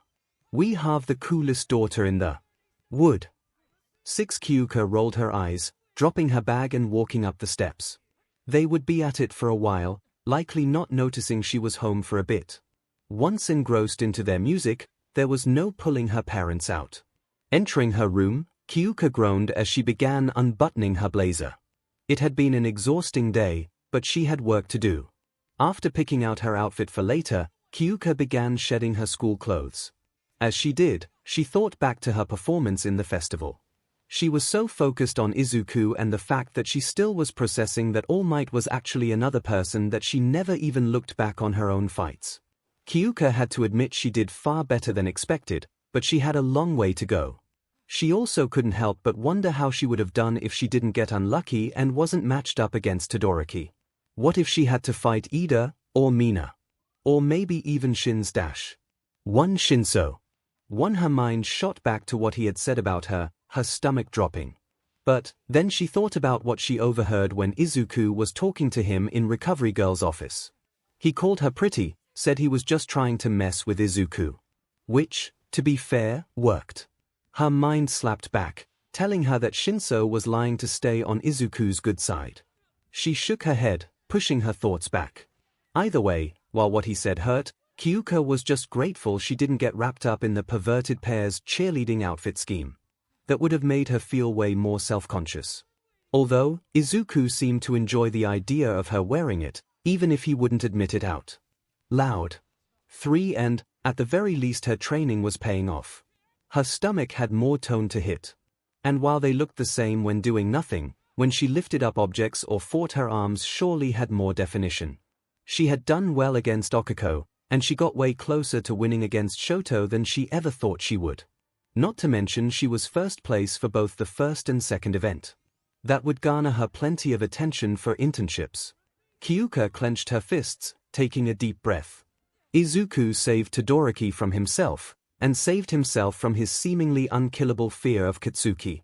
If he could do all of that, removing the shackles from his own mind and still moving forward to becoming a hero, then Kyouka wouldn't let her mind stop her either. Definitely from being a hero. And certainly not from accepting love and affection from Izuku. She cracked her knuckles, sitting down at her makeup table as she began preparing for her date. Izuku's date idea was thoughtful, holding meaning to their relationship and how it began. She could match that. Hour and a half later, Izuku checked himself over in the mirror, more awake and refreshed than he was before. He had on a black button-up shirt, rolling up the sleeves and leaving the buttons undone, and jeans, something casual yet still nice. He and Kyouka had never actually set a standard for what kind of date it would be, so he had to dress for anything. Exiting the bathroom, Izuku checked his phone, seeing a text from Kyouka telling him she was about to get to his building. "Mom, I gotta go." "Okay, sweetie." Izuku made his way to the door, but stopped, his hand on the doorknob. After she fretted over him all day, and watched him on TV throughout the entire festival, waiting for him to come home to congratulate him, he was leaving again. His feelings and relationship with his mother was still damaged. But he was trying to be better, repairing at least some of the damage that had been broken between him and his mother. And he did promise Kyouka he would introduce her soon after the sports festival. "Screw it," Izuku sighed, turning around and walking back to the living room. "Mom." Inko perked up, looking over at her son. "Did you forget something?" "No, it's just that." Okay, this was harder than he thought. He hadn't legitimately shared something deeply personal with his mother for a very, very long time. But it needed to be done. The reason why going to see Kyouka is my main priority tonight is because she's my girlfriend. She has been for a few weeks now, officially I mean. And we were dating a little bit before then. It's only our second date, school and training for the festival took up a lot of time. I'm sorry I didn't tell you, it's just. This is all new to me, and her for that matter. I dunno, I guess I just wanted to keep it to myself for a while, just enjoying it as her and I's thing alone. We haven't told anyone at school either, if it makes you feel any better. And Kyouka's parents know because they saw us together when I walked Kyouka home. Besides, Kyouka's mom has the same quirk as her, so I doubt we could hide it anyway, so. He trailed off after awkwardly fumbling through his reveal, waiting for a response, which would probably be tears. It was tears. Inko's eyes watered, and soon the tears fell down her cheeks. "Izuku. I really am sorry I didn't tell you. It's just that. I'm private, you know," and Kyouka and Izuku was stopped by Inko jumping off the couch and hugging him tightly. "I know, honey. I know you like to keep to yourself, and that you and I are far from being able to talk normally about these sort of things, but I'm just so happy you told me. And, if we're being honest, Izuku, I kinda saw you through the window, too." "What dash?" "When?" "A few weeks ago, back when we had our talk. I just wanted you to tell me yourself, I didn't want to push you further away." Izuku immediately felt like he had been punched in the gut with guilt. He didn't really regret keeping his relationship private, but knowing his mother knew he was hiding it from her all along made him feel bad. But, thankfully it seemed she knew he wasn't intentionally trying to hurt her. He hugged her back, resting his head on her shoulder. "Sorry. It's okay, Izuku. It's okay." It was nice to hug her like that again. Most of their hugs usually involved Inko uncontrollably getting emotional and hugging too tight. Not that Izuku was mad at that, it was just how she was. But this, a soft, warm hug, really being able to be held by his mother again. He missed it terribly. Yet, they lived in the same home, slept down the hall from one another. And this was rare. He was actually surprised when Inko was the one who pulled away. "Okay, I don't want to keep you. Never keep a lady waiting." Izuku nodded, chuckling a little bit, if you want we could have her over for dinner tomorrow. If you want to meet 𝗧𝗏. 𝗵𝗃 blurted out. Yes. I've been dying to meet her. What's her favorite food? Wait, never mind. I'll figure it out. I'll just make so many dishes that one of them is bound to be her favorite. Wait. What dash? 𝗵𝗃 kissed Izuku's cheek and grabbed her coat. Have fun on your date. I need to shop for dinner tomorrow. And just like that, 𝗵𝗃 was gone. Izuku hadn't seen his mother so excited in a long time. She had likely been awaiting the day Izuku brought home a significant other since the day he was born. Again, it felt good to be so involved like this again. It was a start, at least. Izuku followed her example and left the apartment. Making his way down the steps he found Kyouka. And, at that point, Izuku figured he would be used to his heart stopping for a few seconds every time he saw Kyouka. But, seeing her in a black leather jacket slightly too big for her, a white Fleetwood Mac shirt, a red, short plaid pencil skirt, black ankle-high boots, and a black choker was making him feel all tingly. I think I just saw your mom sprinting down the street faster than an Olympian. Izuku rubbed the back of his head. Yeah. I kinda told her we'd have dinner with you tomorrow. She's pretty excited. Nice. Good, keeping your after the sports festival promises already. I can't wait. Oh, speaking of which, my parents want a celebratory dinner, too. I'll have to tell them it'll have to wait until the day after tomorrow. Your mom has been waiting long enough. Fair enough. Izuku smiled, taking Kyouka's hand. You look appealing. Kyouka blushed, bringing his arm closer to hug it to her chest as they walked. Yeah, whatever you say, handsome. Now, come on. We have a lot to discuss. Yeah. Where are you taking me anyway? You'll see. Unknown location due to Kyouka covering Izuku's eyes. I could have just covered my eyes myself. Kyouka smirked. But... She held back a laugh as she looked at Izuku where her jacks were completely wrapped around his face. This is funny. Izuku chuckled, keeping hold of Kyouka's hand to guide him. You really didn't have to try and one-up my first date idea. This isn't a contest. I'll enjoy anywhere we go as long as I'm with you. Yeah. Well, I hope you're not exaggerating, because I'm gonna need that for this date location. Before Izuku could question that, Kyouka's jacks unwrapped around his head to reveal their destination. The playground. To be exact, the playground he was beaten at all those years ago. Lights were strung up all over the playground equipment, from the slides, swings, and around each monkey bar, all plugged into one of the nearby public outlets. A large red blanket was laid out in the center, a small ankle-high table to the side. When did you set all this up? Just before I came to get you. I might have had to scare off some kids, but we'll just ignore that for now. 11. Kyouka, this is Kyouka quickly raised her hands in defense. Okay, I know. The playground where you got beat up at and felt useless for the first time sounds like an absolutely horrible date idea. But you've conquered your fear of the blonde bomber, you've been sharing so much I wanted to change one more thing. You took Bakugu's power over you away from him, and I wanted to take this place's power away, too. Replace the bad memory with a good one. Oh. And, unlike the jazz club. Kyouka jogged over to the nearby picnic table, picking up a couple bags. I actually made sure there's food here. Haha, Izuku deadpanned. Kyouka twirled her jack around her finger with anticipation. Good idea. Bad idea. I know this might be too much. I love it. You do. You're not just saying that. Izuku walked over to Kyouka, placing his hands on her hips. No, I really mean it. You've worked your magic on so many of the bad parts of my life to make them perfect. I see no reason why you can't do it for this place, too. Kyouka smiled, taking Izuku over to the blankets and sitting down on the pillows. She pulled the takeout from the bag, handing Izuku his own meal. Katsudon, extra scallions on top. Izuku took in the delightful smell of his favorite food. Have I ever told you how perfect you are? You talking to me or the food? Yes. 20 Kyouka laughed as she opened her container of chicken yakitori. You're getting better. I've taught you well. Izuku took his first bite, leaning his head onto Kyouka's. So, do you want to enjoy ourselves first, or do you want me to dash? Kyouka slapped both of her hands on Izuku's face, bringing him close. Explain.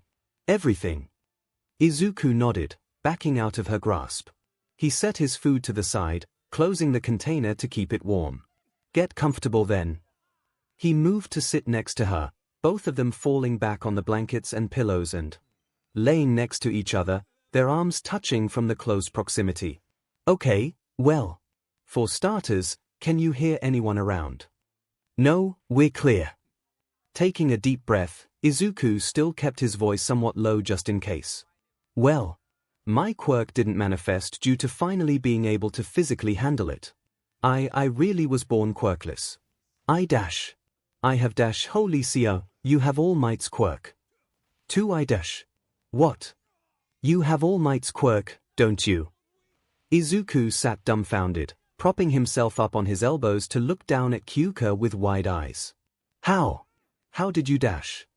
You were born quirkless and somehow got a quirk at 15.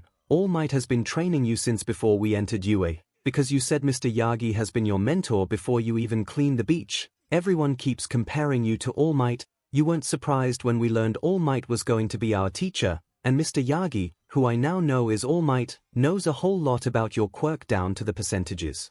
All Might has always kept his quirk a secret. And his real name is a secret, so no one can look up his records.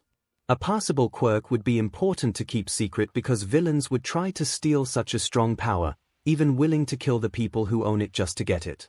And All Might looked really skinny, and he must be middle-aged from how long he's been in the business. He's probably looking for a successor. Izuku sat silently, his jaw dropped. You just. That's exactly right. I mean, that's 100% correct. Kyouka pumped her fist. Yes. I got it. Her expression then swayed to pure shock. Holy hell, my boyfriend has All Might's powers. You're not gonna turn all giant and buff, right? Not that I know of. Even if I could, I wouldn't. Good, I don't know how I would be able to handle that. But, what exactly is your quirk, then? 9 Izuku sat back up, crossing his legs.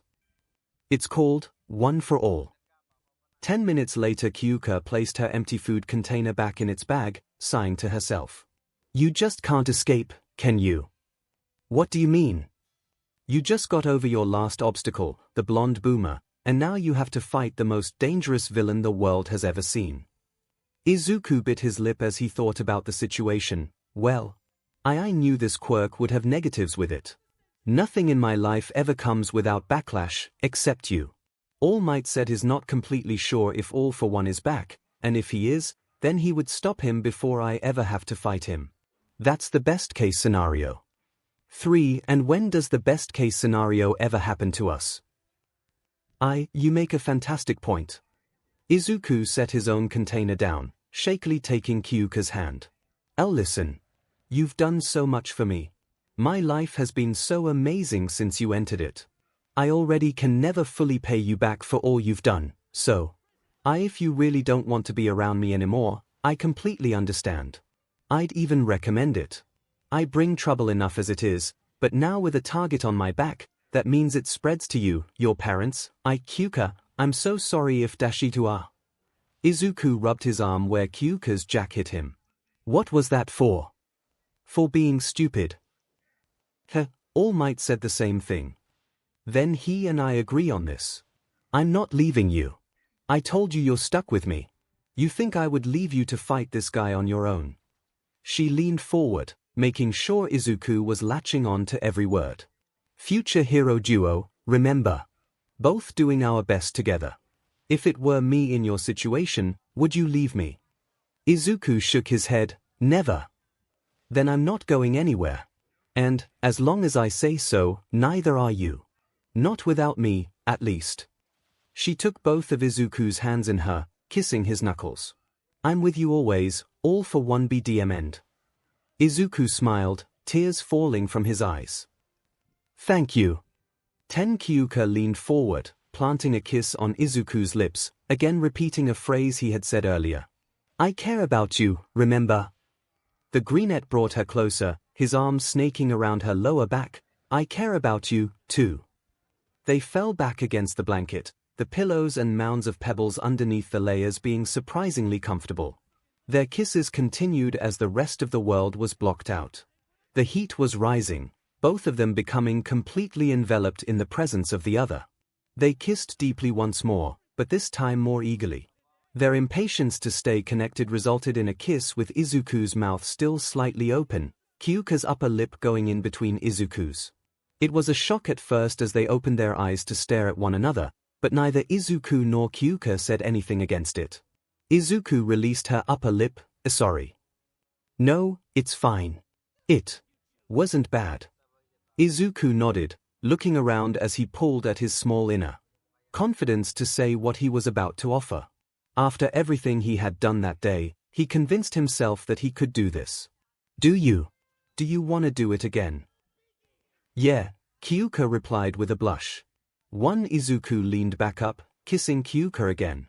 But, when he pulled away, he caught Kyouka's bottom lip in between his, sking it before letting go.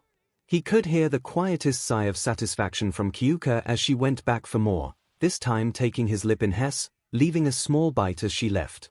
They repeated this over and over again, leaving small kisses in between. Eventually, as Kyouka captured Izuku's lips for the 100th time, the tip of Izuku's tongue accidentally swiped Kyouka's upper lip. They both faltered again, Izuku's apology ready to come out. But, Kyouka hesitantly opened her own mouth, her own tongue slightly coming out to meet Izuku's. The tips of their tongues met, a testing of the waters. Izuku and Kyouka were looking directly into each other's eyes, waiting for any sign of discomfort from the other. When they found none, they began to slowly circle the tips of their tongues together, still processing the sensation. Finally, the kiss deepened further. Kyouka slid her tongue all the way into Izuku's mouth, causing him to enter hers as well. The teens hummed in response to the new feeling as they explored the mouth of the other, their eyes finally closing as they gave into internal heat consuming their bodies. Izuku's hand moved under Kyouka's jacket, rubbing her back as they became more and more engrossed in their activities. Soon, they separated with a slight trail of saliva between them. Kyouka grimaced as she wiped it away. The spit trail, not that. Izuku chuckled. Yeah, I know it. That was incredible. I was going to say something new, but yes. Very, very incredible. Kyouka blushed heavily, a smirk growing on her face as she repeated Izuku's words from before. Do you want to do it again? Yes, please. They kissed again, continuing deep into the night. With the secret of one for all now withheld in the hands of another, the future became more and more uncertain. But, neither teen could deny that no matter where life would lead to, life now was pretty damn good. 6. The next morning, Midoriya family apartment. Inko raised a brow, a smirk on her face as she placed breakfast on the table. Someone's happy this morning.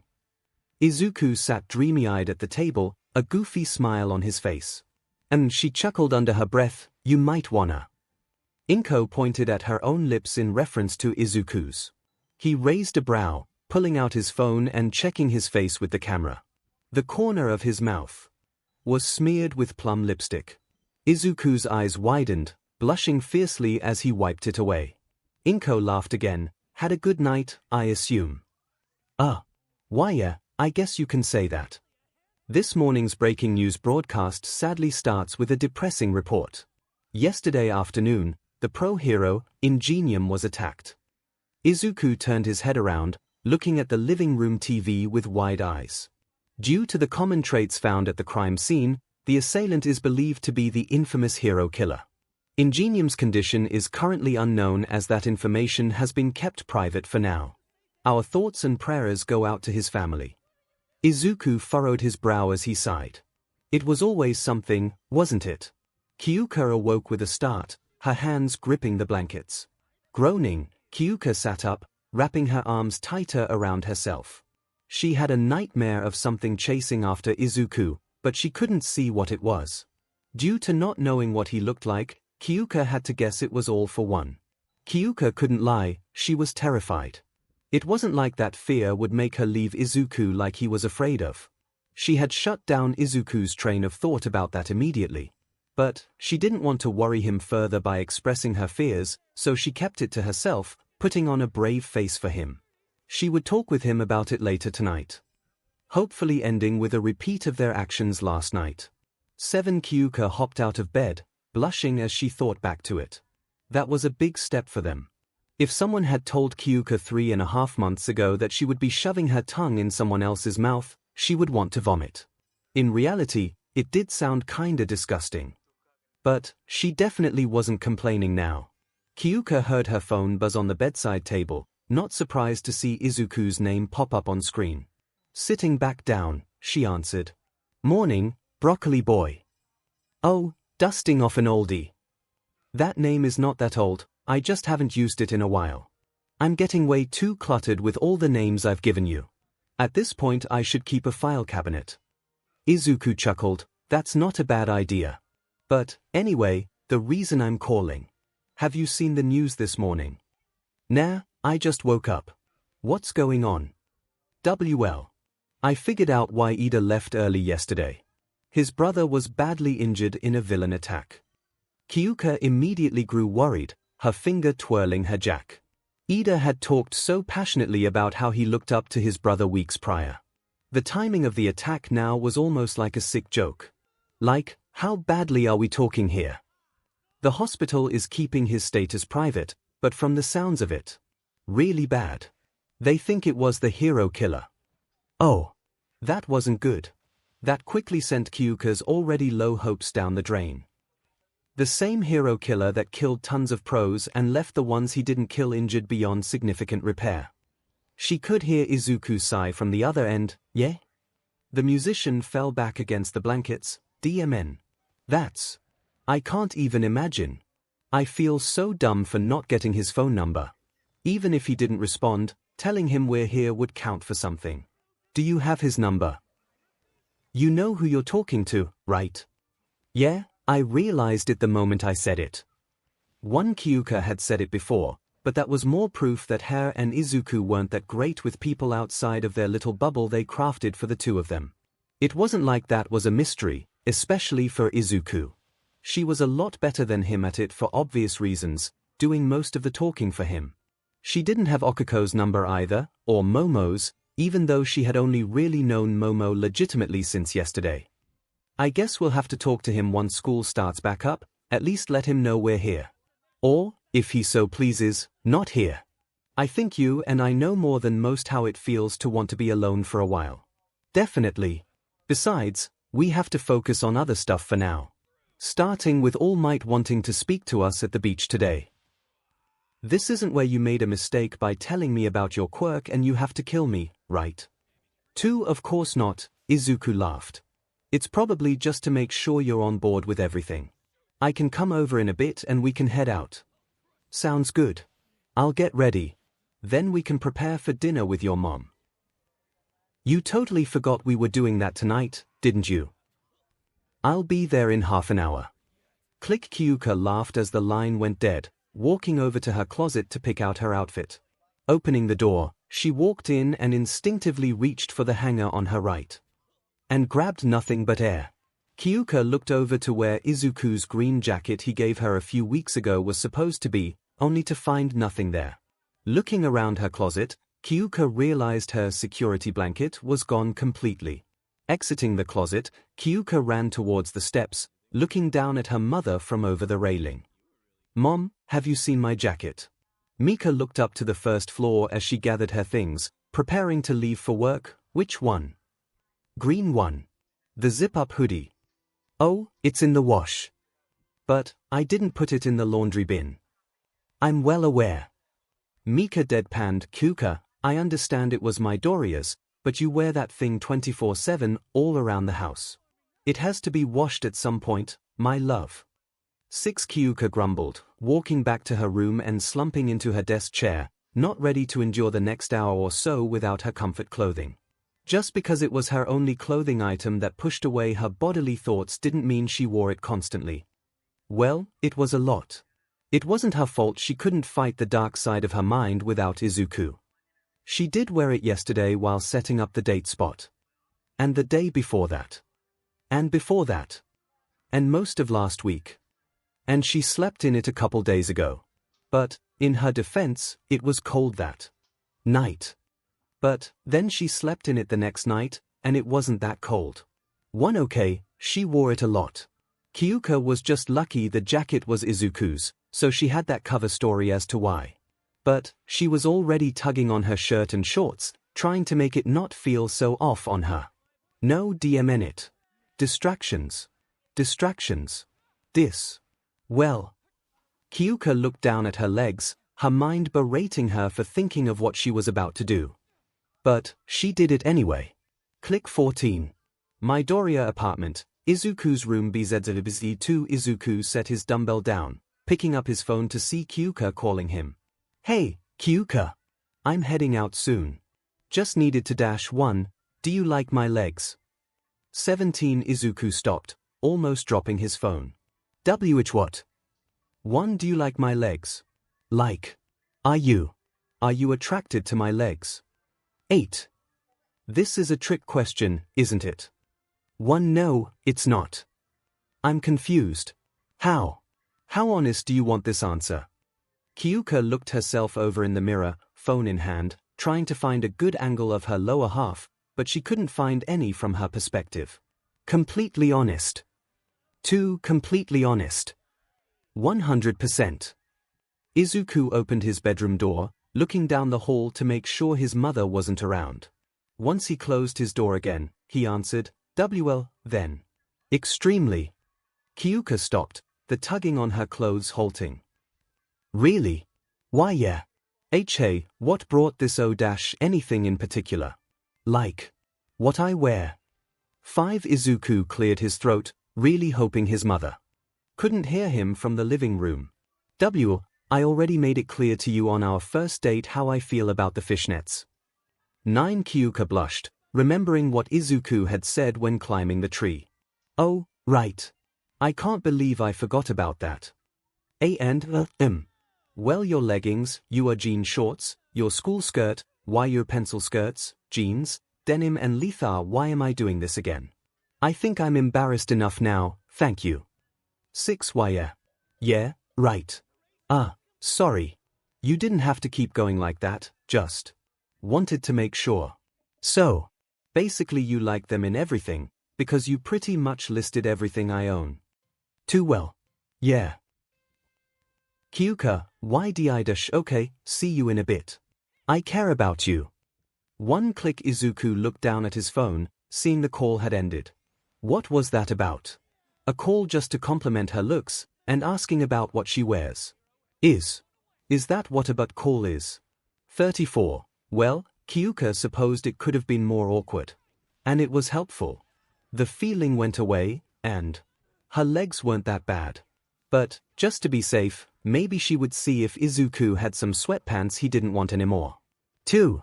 30 minutes later, Kyouka's house. Izuku stood on the front porch of Kyouka's house, waiting for her to come down. He still didn't know what exactly that call was about, but he opted to talk to Kyouka about it later in private. If it was anything close to what Izuku suspected, the last thing she would want was to talk about it on a public train. Izuku perked up as the front door opened, revealing Kyouka in a red, long-sleeve The Ender Villains shirt, black and white sneakers, ripped, black skinny jeans, and bracelets galore. Now, Izuku wasn't sure if he influenced Kyouka's choice of breathes. But he certainly wasn't complaining. Kyouka kissed him, wrapping her arms around Izuku's back. Hey, Greenie. 2. Okay, that name was a little lazy. 4. Shut up, it's early. Fair enough, Izuku chuckled. Ready? Yep. They began walking down the sidewalk towards the station hand in hand, only separating once they reached their destination.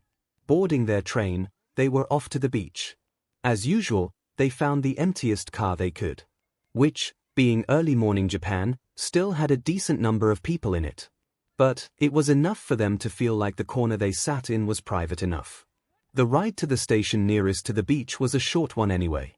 Kyouka crossed her legs, slightly leaning onto Izuku as the train took off.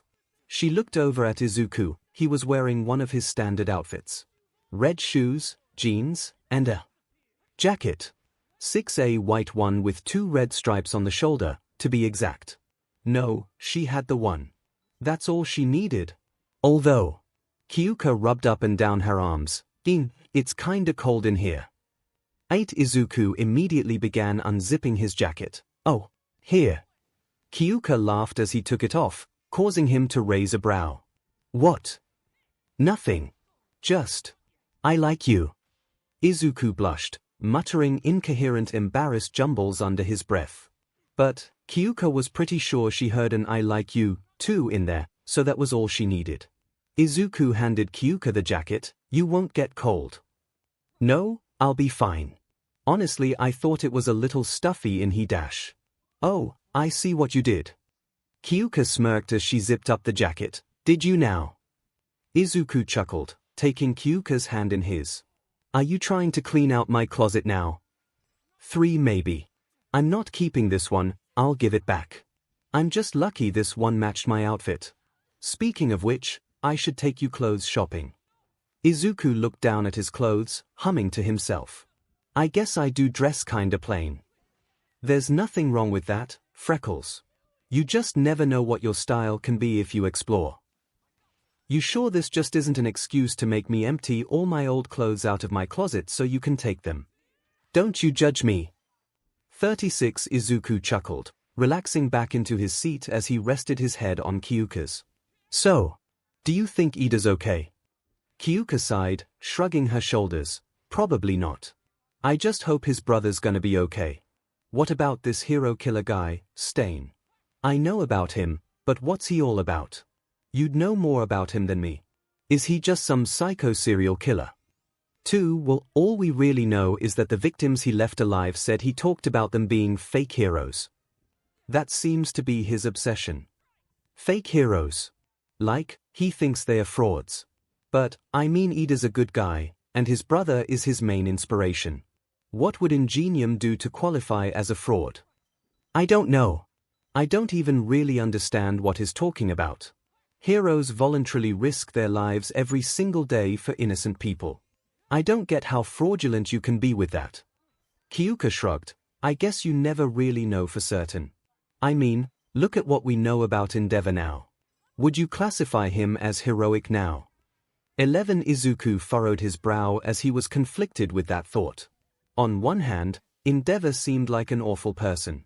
A man who Izuku believed deserved consequences for his actions. But, at the same time, no one could deny how many lives he had saved. I guess not. I don't know. I mean he still saves people, but what he did to his family. Kyouka nodded. Yeah, I get what you mean. What about Bakugo?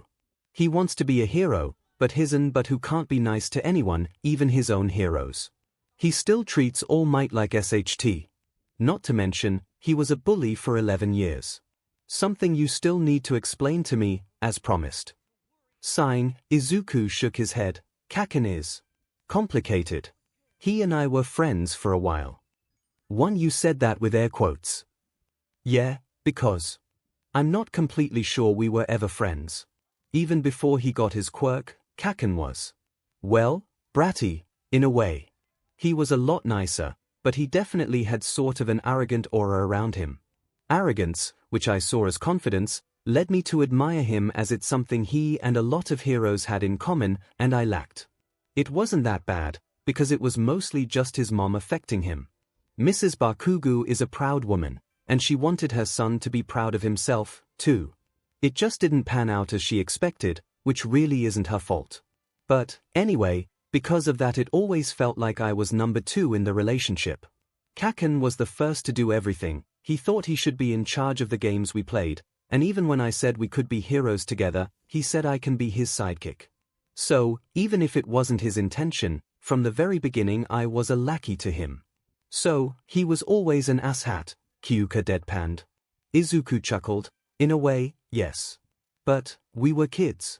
And, like I said, it wasn't that bad. I can feel a but coming on. 9 but, there it is. But then his quirk came in. Everyone, including the teachers, praised him and his quirk to no end. Something just clicked for him. Soon, he believed himself to be above everyone. No one really mattered, but himself. He was the prodigy with a basically guaranteed acceptance at UA. He gained followers, the adoration of other students and teachers, but he saw them all as weak. Then, along came me. The weakest of them all. To Izuku, in his eyes, Izuku quickly cut off Kyouka's reprimand for downplaying himself. I was diagnosed quirkless, and suddenly his original follower became an annoying, weak, useless pest, who dreamed the exact same dream as him. Without knowing it, in the blink of an eye I became Kaken's biggest threat. Against his perfect world. He hated me for daring to even aspire to the same level of success as him while being so weak. And then his reasons began to add up. Kyouka groaned, of course they did. There were a lot of things. Some I can't even remember. One of the main ones was because he thinks being a hero means victory. Winning is all that matters. To him, someone like me doesn't deserve victory. People who are weak need to stay in their place, as he liked to call it. Below him, Kyouka said, rolling her eyes. Exactly. No wonder that prick was so desperate to beat you in the festival. If you had beaten him, his entire world would have shut down. 7. The rest is history, Izuku finished off. He began to bully me when he thought I stepped too far into his bubble.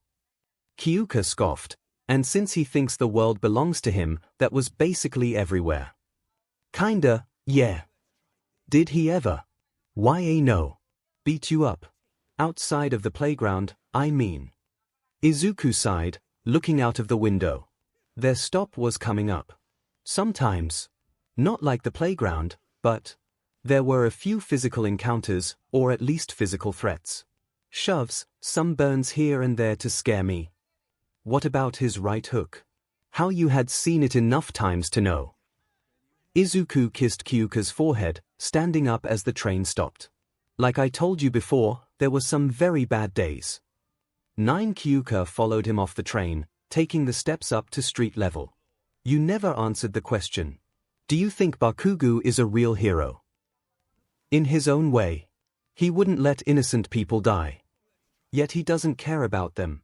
And he's an egotistical, sadistic 𝗧𝗓𝗍𝗏. Kaken is a balance of a lot of things. And I can't exactly call a lot of those things good. For more like a fragile balance. They continued their walk, moving from the main streets to the off-roads leading to the beach. Well, that was proof you're getting a lot better about opening up. Telling you about Kaken and I was overdue. Does All Might know? Not as much as you. He just knows we used to be friends, but had a falling out. Understatement of the century. That kick to the PP I'm going to give him is going to be a lot harder than originally planned. 7. The lovebirds arrive. Both teens looked down the sidewalk to find All Might leaning against the railing looking over the beach. Kyouka shook her head. I still can't get used to the fact that the person I'm looking at is All Might. Izuku chuckled as they made their way over to Toshinori. It takes some time. Toshinori smiled as the couple approached him. How's the dynamic duo of the sports festival doing? 1 Ua, Kyouka whined. Please don't let that name catch on. 9 Either way, it's giving you guys a lot of recognition. I already took a peek at the offers you two have gathered up so far. Both of you have already breached the 500 mark, so I'd say it's well worth it. F500. Izuku shouted in disbelief. Kyouka had her own shocked expression next to Izuku. 3 Toshinori chuckled at their reactions, and counting. Don't let the numbers worry you. You'll have plenty of time to go through all your options, so think carefully. Kyouka's jacks tapped against each other. Wow. All those heroes want me to intern with them. With your performance. Of course they do.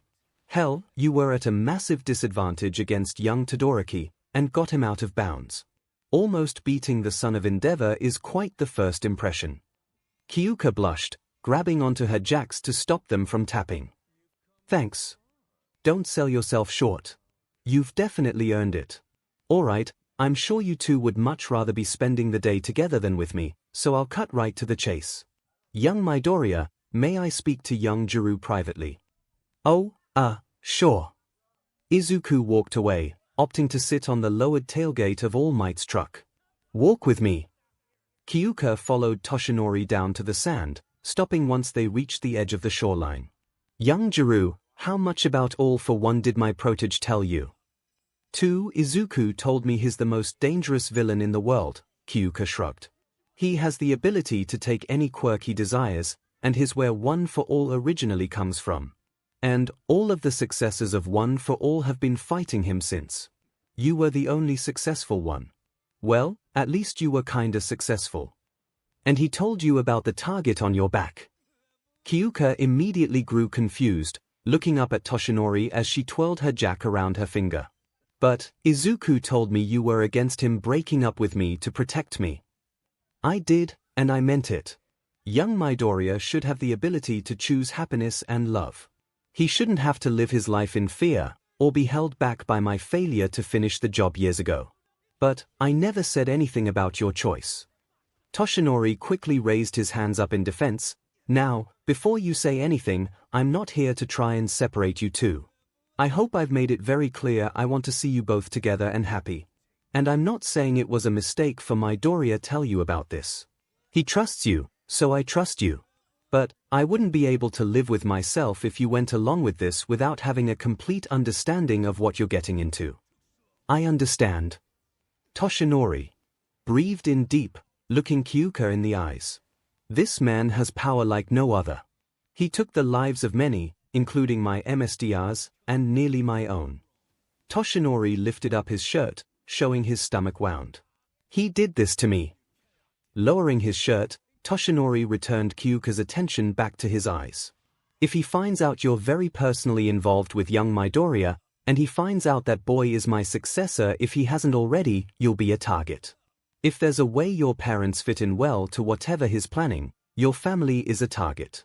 If you want nothing to do with this, you need to discuss that with young Midoriya.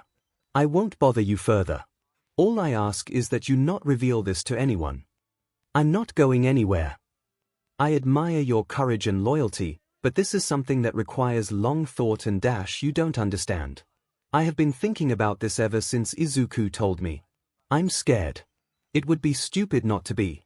But I'm a hero. Or I'm trying to be. As much as it's not something teenagers, including me, like to think about when it comes to being heroes, part of the job description I signed up for is sacrifice. Sacrifice for citizens, and for the people close to you. That includes Izuku. I may not know a lot of things, but I know this. I've only known Izuku for about 4 months, but I care about him like I've known him my whole life and more. He wouldn't leave me, so I'm not gonna leave him.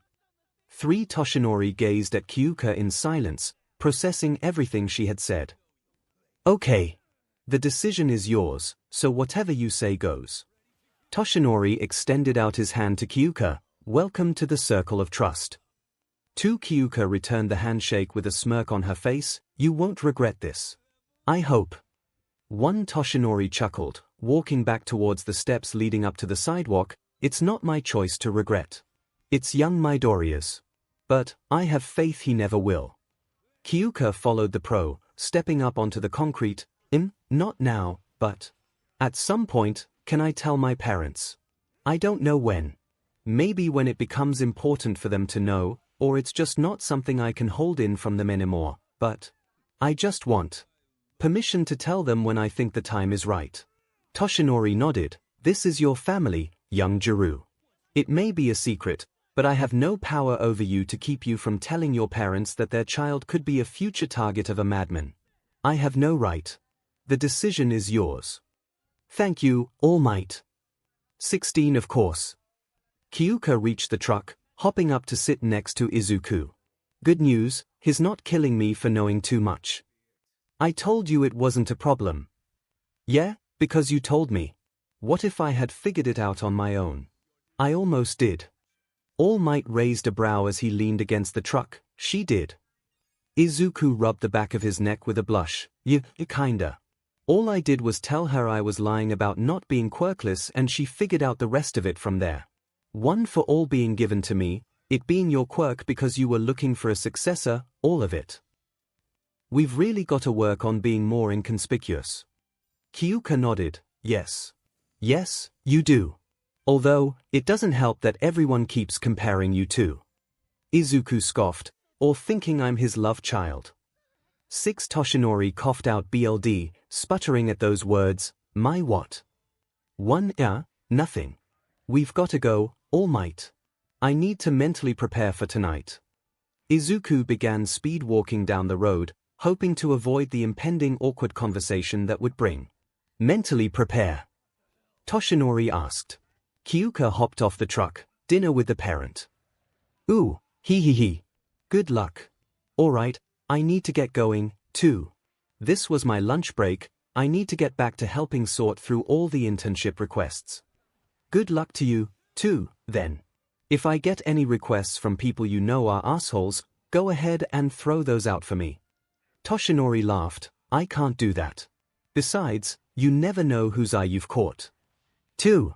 20 minutes later, Kyouka's room. Kyouka closed the door after Izuku entered, immediately leaning against it as she watched her boyfriend pace back and forth. Not as much fun when it's your parents, is it? I don't even know why I'm nervous. She's not intimidating like your parents are.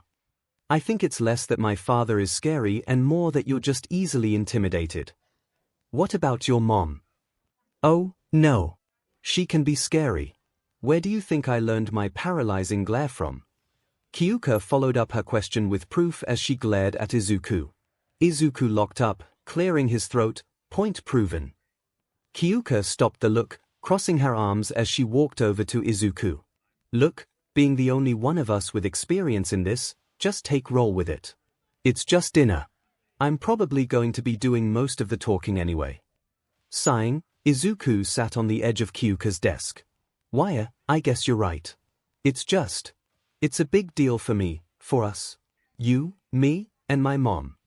Izuku felt Kyouka's jack under his chin, lifting his head up to be eye level with her. She placed both of her hands on Izuku's shoulders. I know. I get it, I'm nervous, too. I want to make a good impression. But, there's no backing out of it now. Mostly because I won't let you. After everything we've been through in the last 4 months of knowing one another, a single meal with your mom is pretty mundane. Just remember you're making her really happy. A small smile grew on Izuku's lips. Yeah, you're right. I know. Get used to that. Now, we have plenty of time to kill before we have to leave. We need a distraction to calm our nerves. So, we're 2 romantically involved teenagers, home alone with no parents in the house. What does that call for? 18. Probably not what you're making it sound like. 3. Music practice. We're doing guitar today. 6. Izuku slumped his shoulders as Kyouka ran over to pick out a guitar, but he still chuckled. After this, I actually want to go over my costume again. You already sent in your request form for the sword, right? 1. Kyouka picked up her acoustic guitar, walking back over to Izuku. Yeah, I did. But, are you talking about your entire costume? I was a little scuffed up from the USJ. Not badly, but it was taken back to the support studio to stitch back up a few cuts here and there. Working together with 𝗧𝗵𝗲 really inspired me to work more on my costume. And not like all the crazy stuff she made, but just an upgrade. Kyouka sat on the bed, looking back to Izuku. You know what, I will, too. It'd be cool to get an improved costume before we leave for our internships. But, first, Kyouka shoved the guitar in Izuku's hands. You play, and I'll work on ideas for my costume. She reached into the inside pocket of Izuku's jacket, pulling out his hero notebook.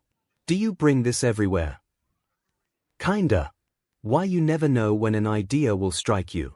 Or even when a villain attack happens nearby. Let's just hope it's usually the former. Now get to strumming, Basil. 7. The hours passed as Kyouka and Izuku occupied themselves with Izuku's practice, tossing out ideas and reviewing the others' costumes, chatting in between, so on and so forth. And, Kyouka got that massage she was promised. Kyouka leaned her head back into Izuku's stomach. She sat on the piano bench with Izuku standing behind her, hands on her shoulders. You're pretty good at this. Back when? I was training with All Might before UA, there was a point in time where I was really overdoing my training. I was in a time crunch, and I wasn't sure I would meet the standards All Might had for me. I had to research self-massage methods to make at least some movement possible. Kyouka chuckled, sighing as she closed her eyes. Izuku hated to ruin the mood, but he had held off asking long enough. Hey, I wanted to ask. What was that call earlier about? Kyouka froze with her hands hovering over the keys. She knew it was coming eventually, the call was a bit too suspicious to go unexplained.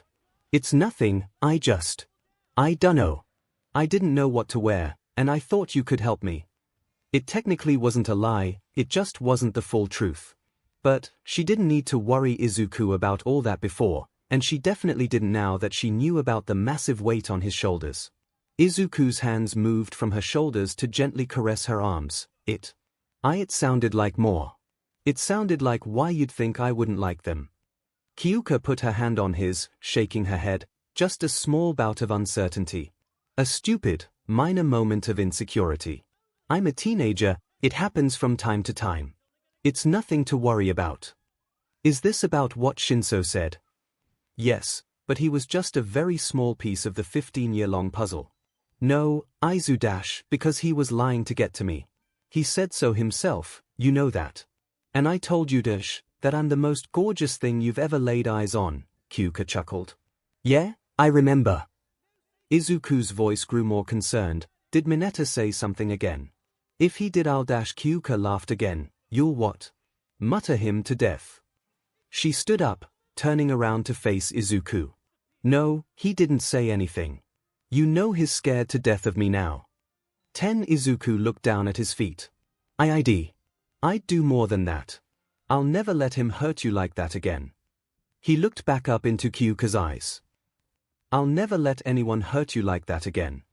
Kyouka was taken aback at just how serious Izuku was taking it all. Her deflection of the topic didn't work. She stepped forward, hugging Izuku tightly and burying her face into his neck. I know. Izuku hugged back just as tightly. If you're ever hurting like that, please tell me. Okay. Kyouka knew she couldn't do that. At least, not to the full extent of her inner turmoils. Not yet, at least. Someday. The inheritor kissed her forehead, then down to her nose, and finally Kyouka's lips.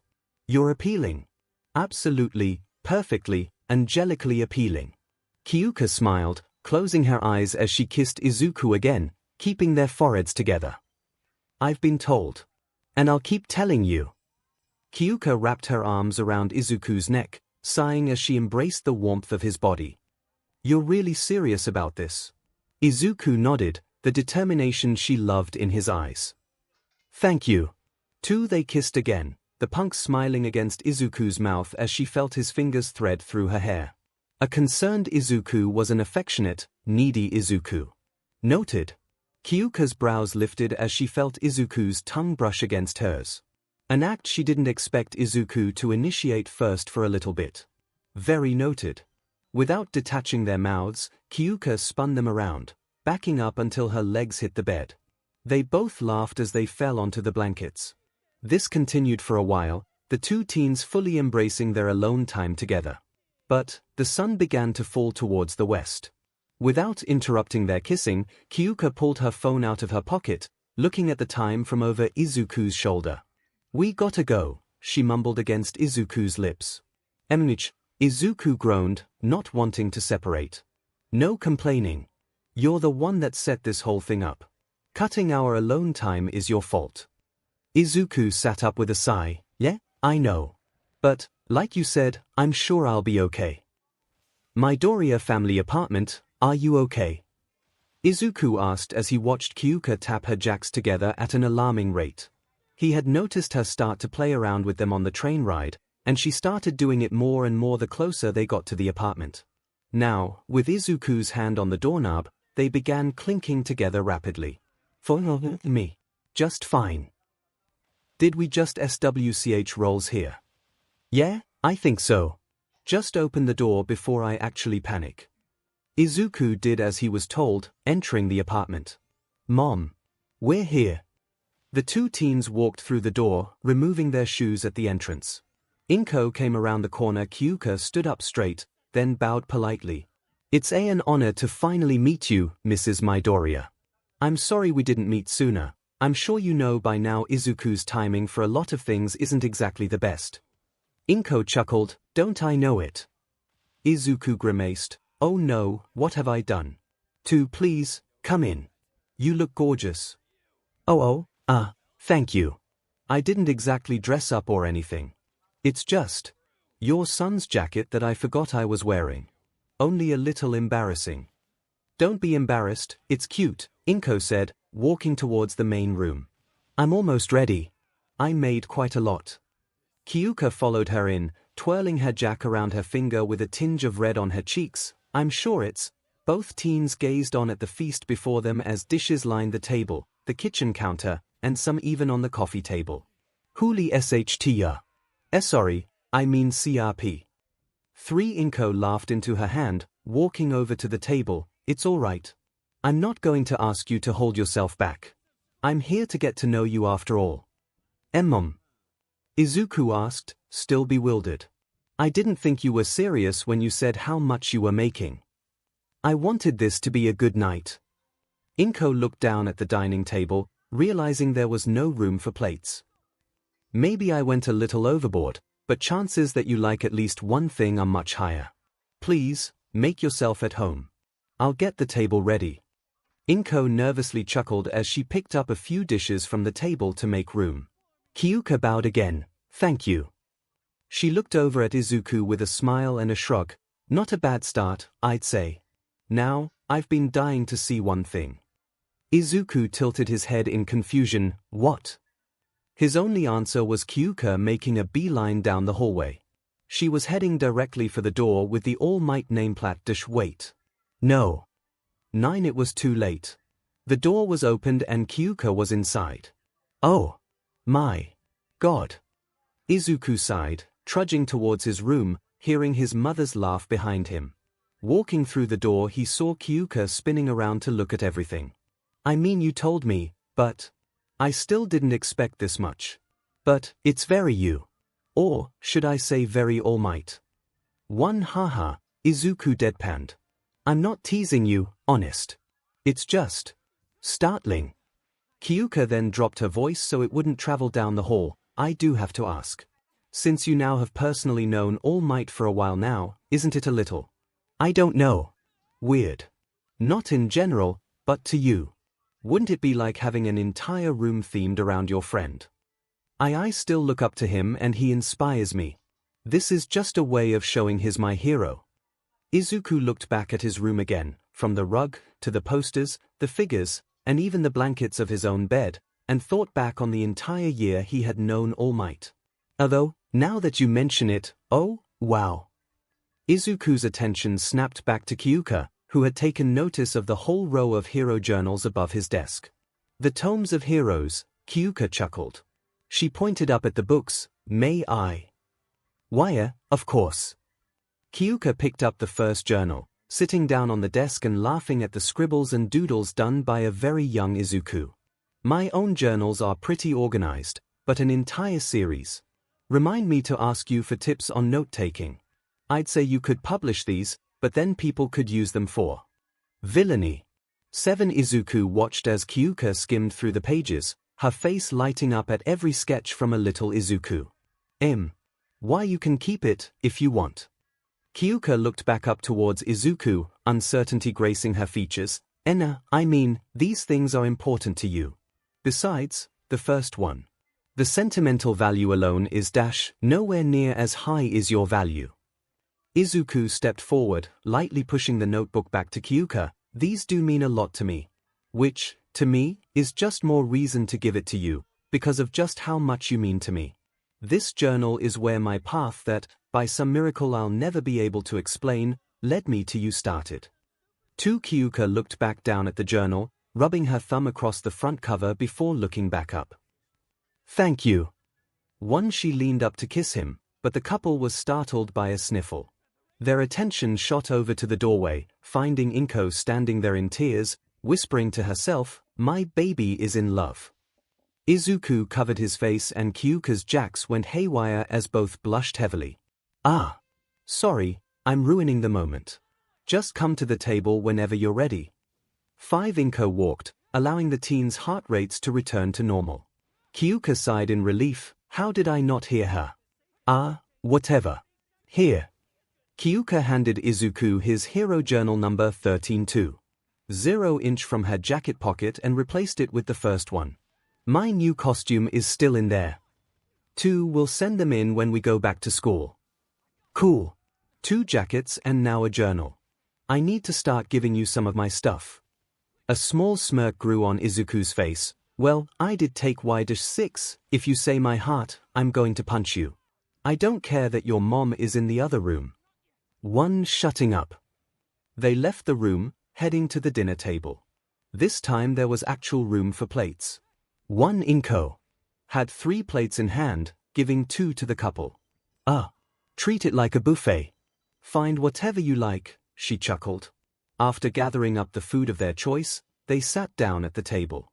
Izuku and Kyouka sat next to each other across from Inko. So, I know you two met during the entrance exams. But, I don't know how you met. Kyouka answered first with, Izuku and I met in Recovery Girl's office after the entrance exams. Recovery Girl. Inko turned to Izuku, concern in her eyes. You were hurt. Oh, right. Kyouka had forgotten Inko didn't know about the side effects One for All had on Izuku's body. DM 20 seconds in, and I screw something up. Well, maybe this can be a good thing.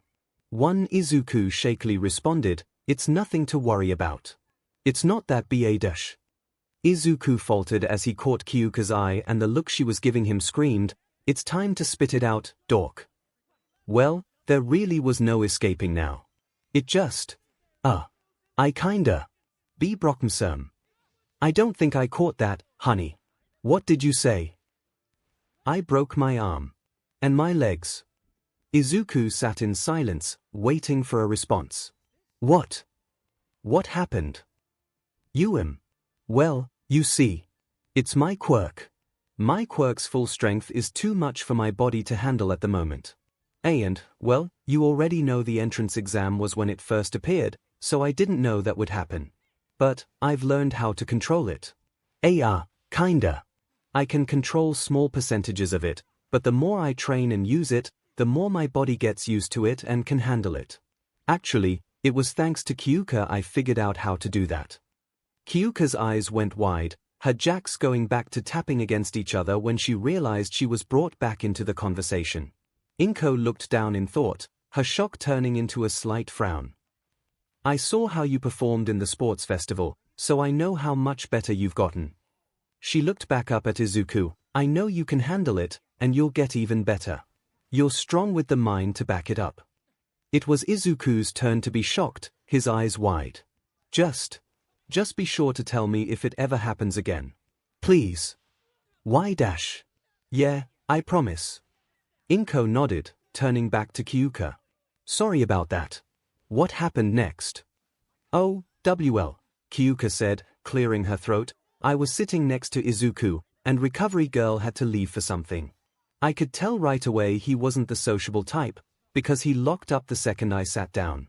I'm not exactly an extrovert either, so I didn't say anything. But, to my surprise, Izuku let me guess. He asked about your quirk. Yep. Both women laughed as Izuku deadpanned, opting to just let the embarrassment flow as there was no stopping it. That's not even the best part, Kyouka managed to say through laughter.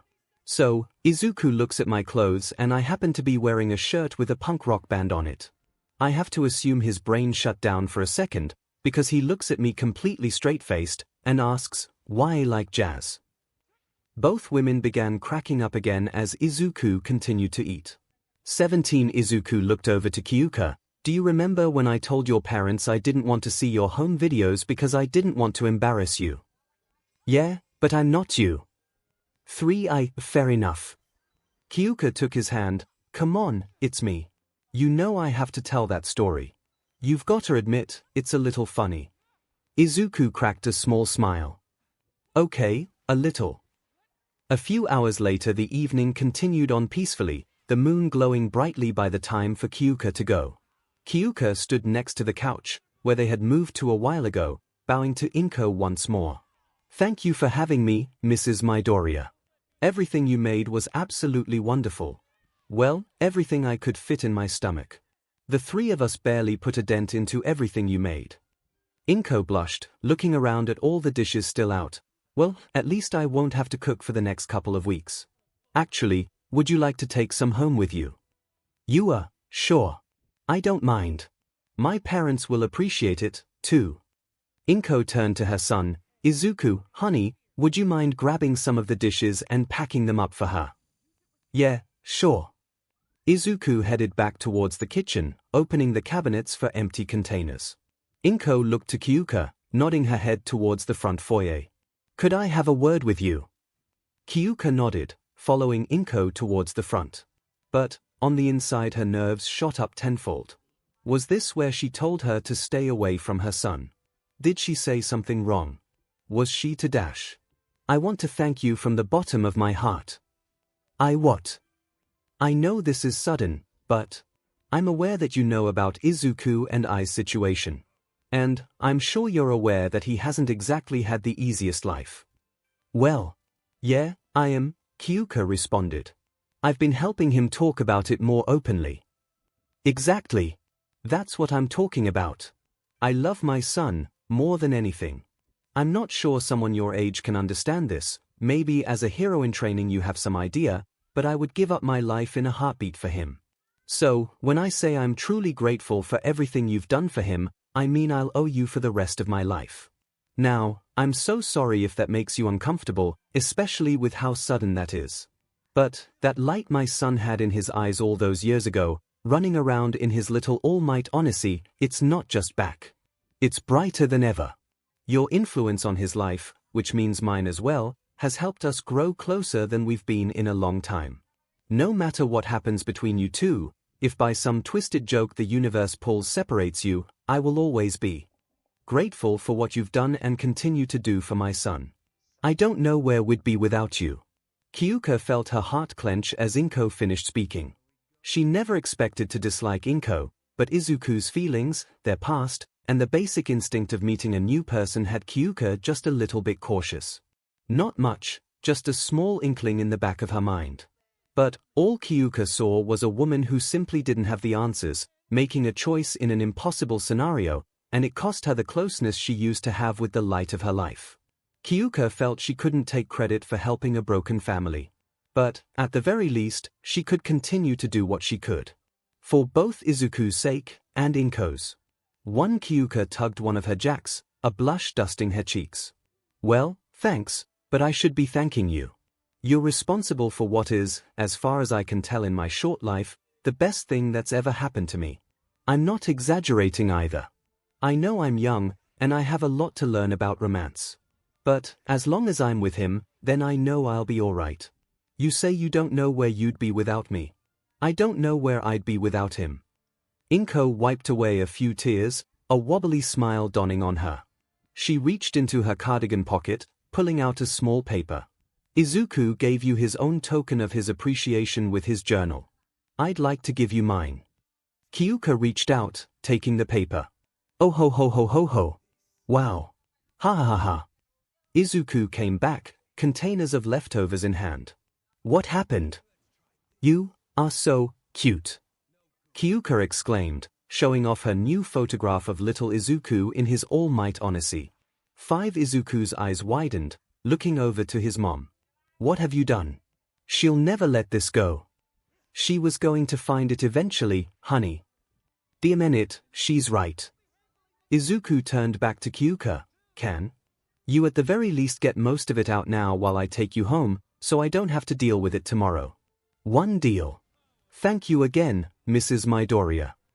𝗵𝗃 smiled. "Of course. Feel free to come over anytime." With that, Kyouka walked out the door. But, before Izuku followed after her, he turned back to his mom. About what you said earlier, about my injuries. Why weren't you mad?" 𝗵𝗃 sighed, gripping her skirt. "Well, for starters I didn't want to ruin the evening. But I took our argument last month very seriously. It made me understand why you wouldn't tell me something like that. I want you to know how much I believe in you, and I know you're not made of glass. I'm going to be here when you need help, but if you say you can handle it, I'll let you handle it. That is, until I think you need help. No matter how much you say you can deal with something, if it gets to the point where I believe you need help, I'm going to assist you anyway.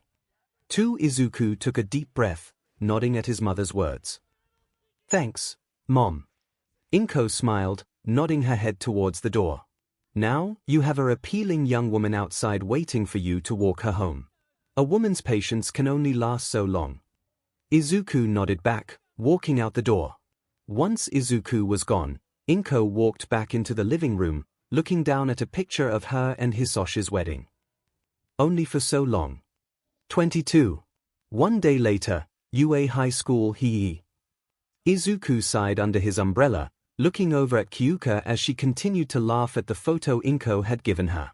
Are you going to carry that everywhere? Yep. Don't worry, I won't show anyone. This is my secret treasure. Izuku couldn't help but laugh a little. Well, at least you're happy. And thanks for not looking at it on the train. With all those people recognizing us, the last thing I need is for them to see that, too. Kyouka was still shocked by all the people that recognized her on the train. Izuku was seconds away from a panic attack. A cramped train, all eyes on him, a billion questions thrown his way. Yeah, that was asking for disaster. Luckily their stop wasn't far when people first noticed them. Jirou. Midoriya. This is no time for a leisurely stroll. You'll be late to class. The teens turned around to see Ida sprinting directly at them, decked out in full rain gear. A proper student is always at least 10 minutes early. Nice poncho, Kyouka said dryly as he ran by. 3, thank you. 8. Izuku glanced at Kyouka, that was sarcasm. He doesn't need to know that. They walked through the front gates, making their way up to the front door.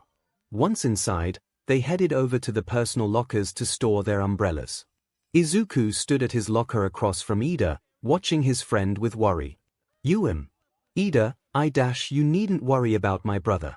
He's alive. Ida closed his locker, looking back at Izuku with a smile.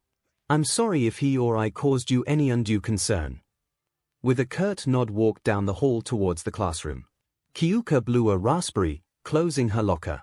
Notice how he didn't say, alive and well. Yeah, Izuku nodded. And that smile was fake. How can you tell? Maybe we're looking too deep into it.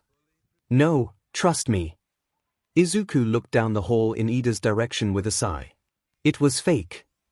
10. After making it to class and taking their seats, Aizawa walked in, his bandages finally gone. Morning. You look a lot better, Mr. Aizawa, Zu said. That old woman is excessive in her treatment. But, never mind that. Today we have a hero informatics class. This one is important. Denki shot out of his seat. Pop quiz. Run. 1. Mina shoved Denki over his chair. Every woman for herself. 9. Calm down, Shouter groaned. It's not a pop quiz. You're picking out your hero aliases. 2. The class all cheered, significantly better. However, we need to talk about your internship requests. Clicking the remote on his desk, the ceiling projector turned on, showing a list of names with numbers next to them.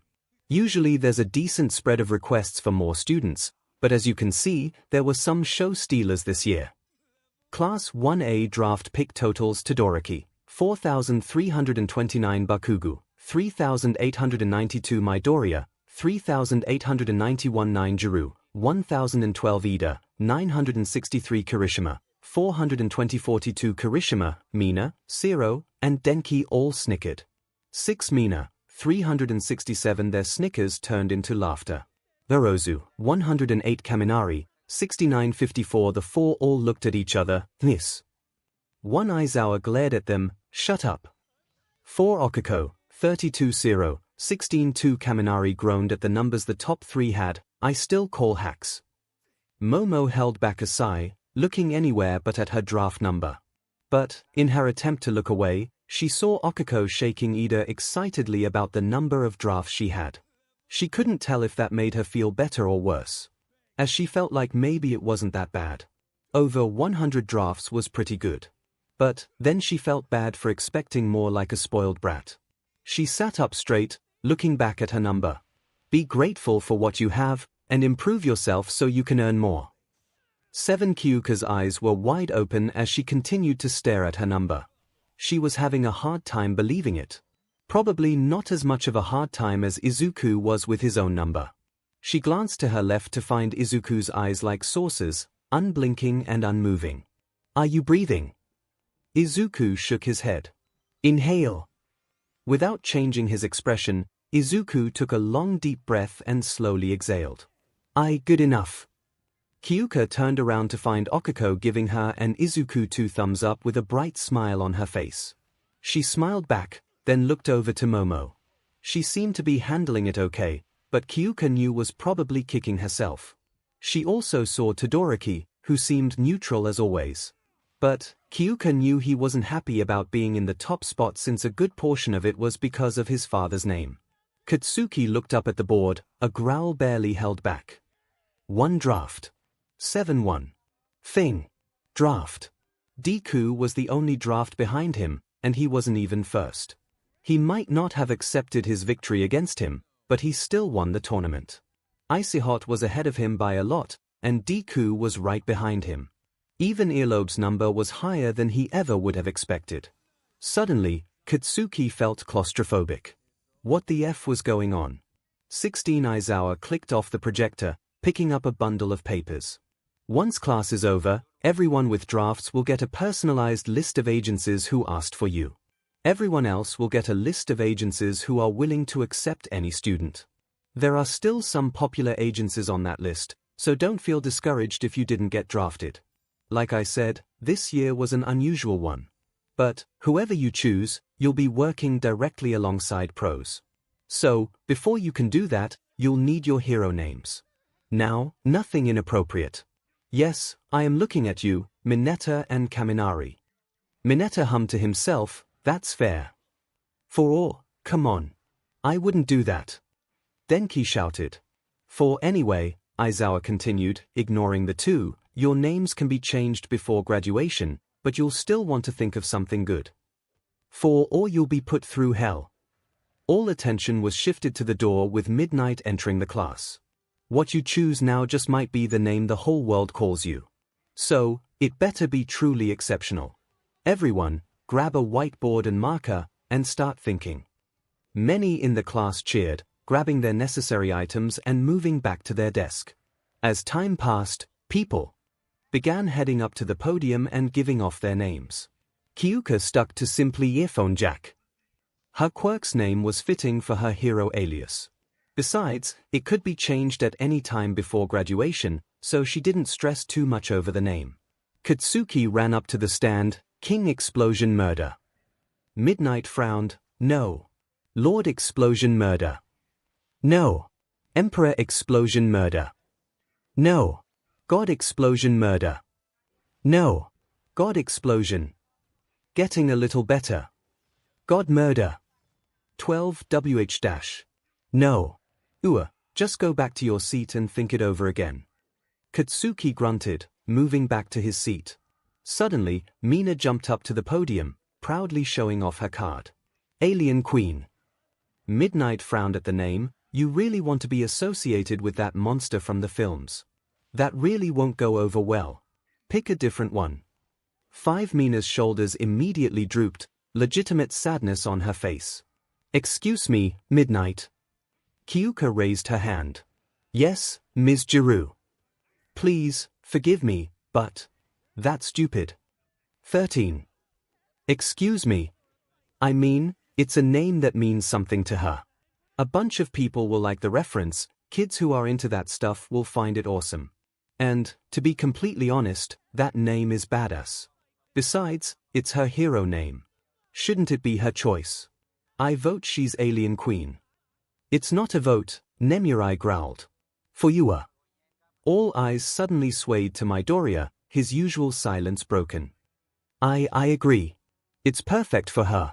Okuko jumped up, me 3. Zu raised her hand, me 2.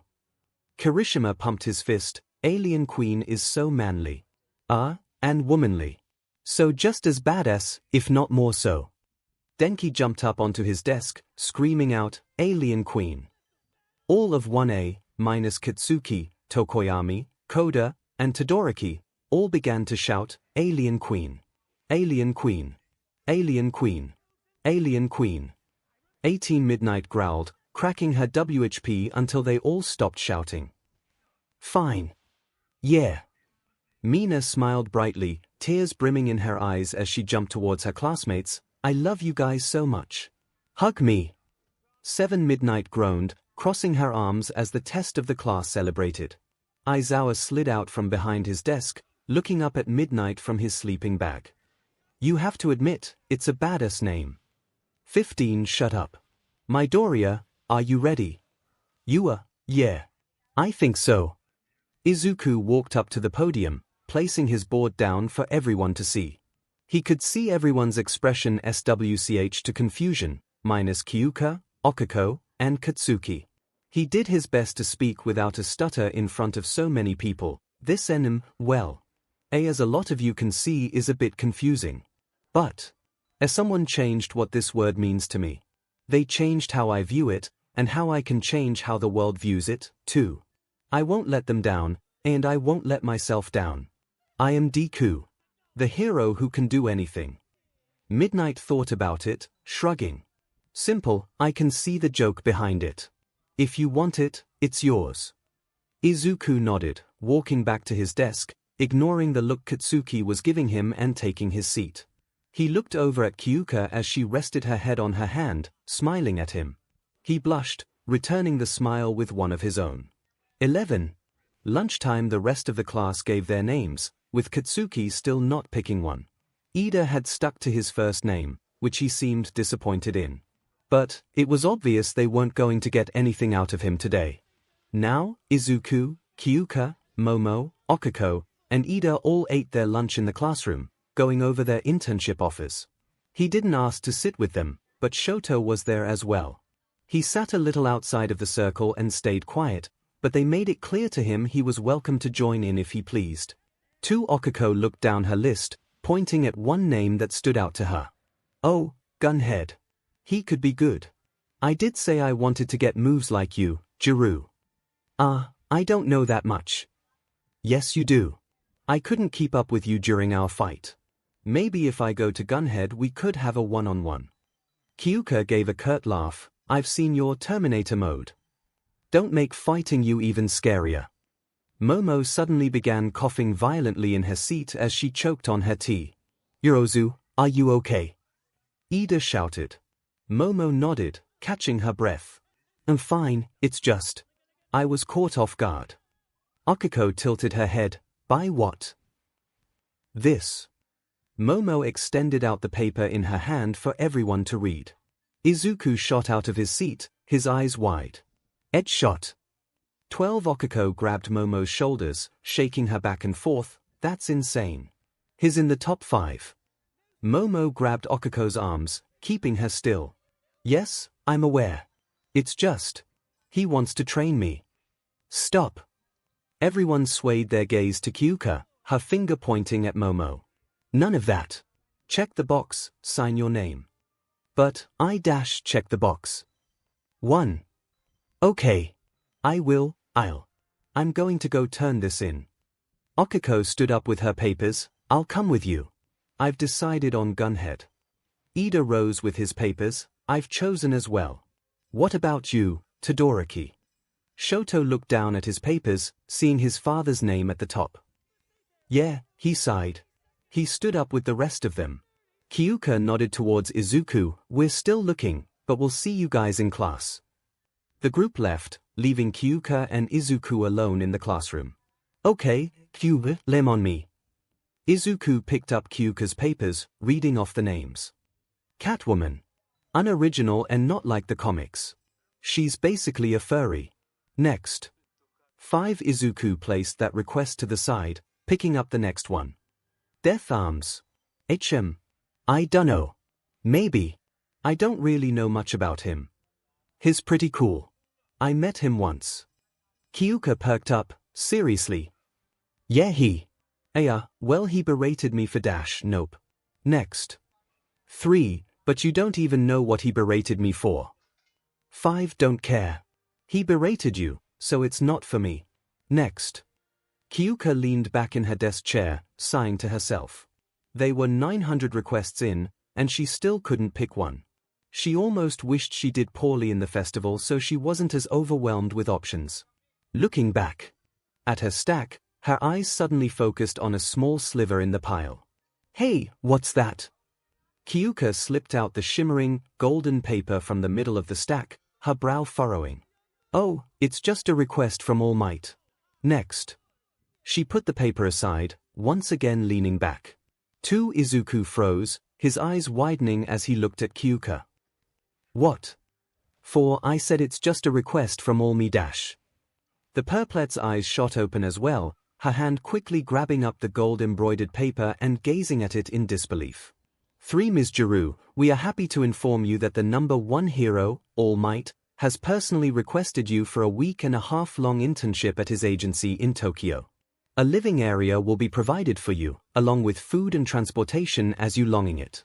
If you choose to accept this offer, please check the box at the bottom and sign on the given line. Toshinori yawned as he stood from his desk in the empty faculty office. The other teachers had already gone to grab lunch while he stayed back to register some last-minute drafts for internships. With a lull in incoming requests, he figured it was time for a break. Making his way to the door, he opened it up. To find young Jirou marching towards him with a wild look in her eye, and young Midoriya not too far behind. Toshinori then casually closed the door, stretching out his arms. Ah, welp, time to hit the old dusty trail. He swiveled around, quickly making his way towards the other exit. 6 Oh no you don't. The teacher felt something wrap around his stomach and pull him backwards, sliding him back to his original spot. Sighing, Toshinori turned around to accept whatever fate awaited him. So, how may I help you? A gold paper was suddenly shoved in his face. What the hell is this? Toshinori lowered Kyouka's hand as he backed up, something I thought you would be far happier about. Kyouka sighed, looking back at the request form in her hand as she shook her head. Well, I don't know what to think. Isn't this, kind of a big deal? Izuku untangled Kyouka's jacks from around Toshinori before speaking up. I have to agree with Kyouka. You haven't taken any internships in years. Toshinori shrugged, sitting down on the desk behind him. That was due to the obvious, he said, gesturing down at his skinny body. But, young Jirou here knows about me, so there's nothing to worry about there. What about favoritism? Kyouka asked. You already have Mr. Aizawa breathing down your neck because of Izuku, but now you single out a student for your internship, which you have never done before. Toshinori nodded. True, however, everyone knows if I sent out multiple requests I'd be stuck with a bunch of students. Picking one lucky kid to be my intern isn't that far-fetched. Kyouka crossed her arms, leaning back on her hip. Okay, then how about this? Let's see, who should All Might pick to have an internship with? Let's see, what about him? Kyouka punctuated her sarcasm with both arms moving towards Izuku. The one you're actually supposed to be teaching. Voices down, please, Toshinori whispered with urgency, hoping no one had heard from outside the door. If young Midoriya wants to join, I'm more than happy to send out another request. But, honestly, I didn't think he'd want to. Kyouka looked at him with the most, "Are you stupid?" face Toshinori had ever seen. Even Izuku furrowed his brow in confusion. Okay, that sounded far stupider than I intended. That's not what I meant. I mean, he's been working under me for over a year now. I figured this was his chance to study under other heroes, be taught things I can't teach him, go to places he's never been before, really branch out. Mulling it over, Izuku realized All Might had a point. His hero journals were all about learning from every hero he could analyze, so this was the same. He had All Might as a mentor, and that wasn't going to change anytime soon. The internships were his only opportunity to gain experience with other pros. Izuku hummed to himself, nodding his head. It's not a bad idea. See. Toshinori gestured to his protege as he looked at Kyouka. And, not to mention you're a permanent staple in our little group now.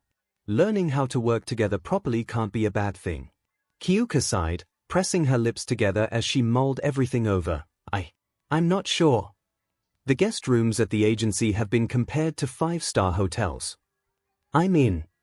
46 All Might chuckled, taking a pen from the desk and handing it out to Kyouka. Then we have a deal. Kyouka took the pen, signing her name on the request form. All right, I'll take this and get it registered. I'm still worried about the paparazzi. People here at school are also going to go crazy. That's the real kicker, Toshinori said as he reclined back on his hands. We don't have to tell anyone. Well, scratch that. Aizawa will know, and of course my agency workers will. But, I've had multiple interns go under the radar before. My agency knows how to keep things away from the media. They've been dealing with them for years now. They understand the importance of privacy.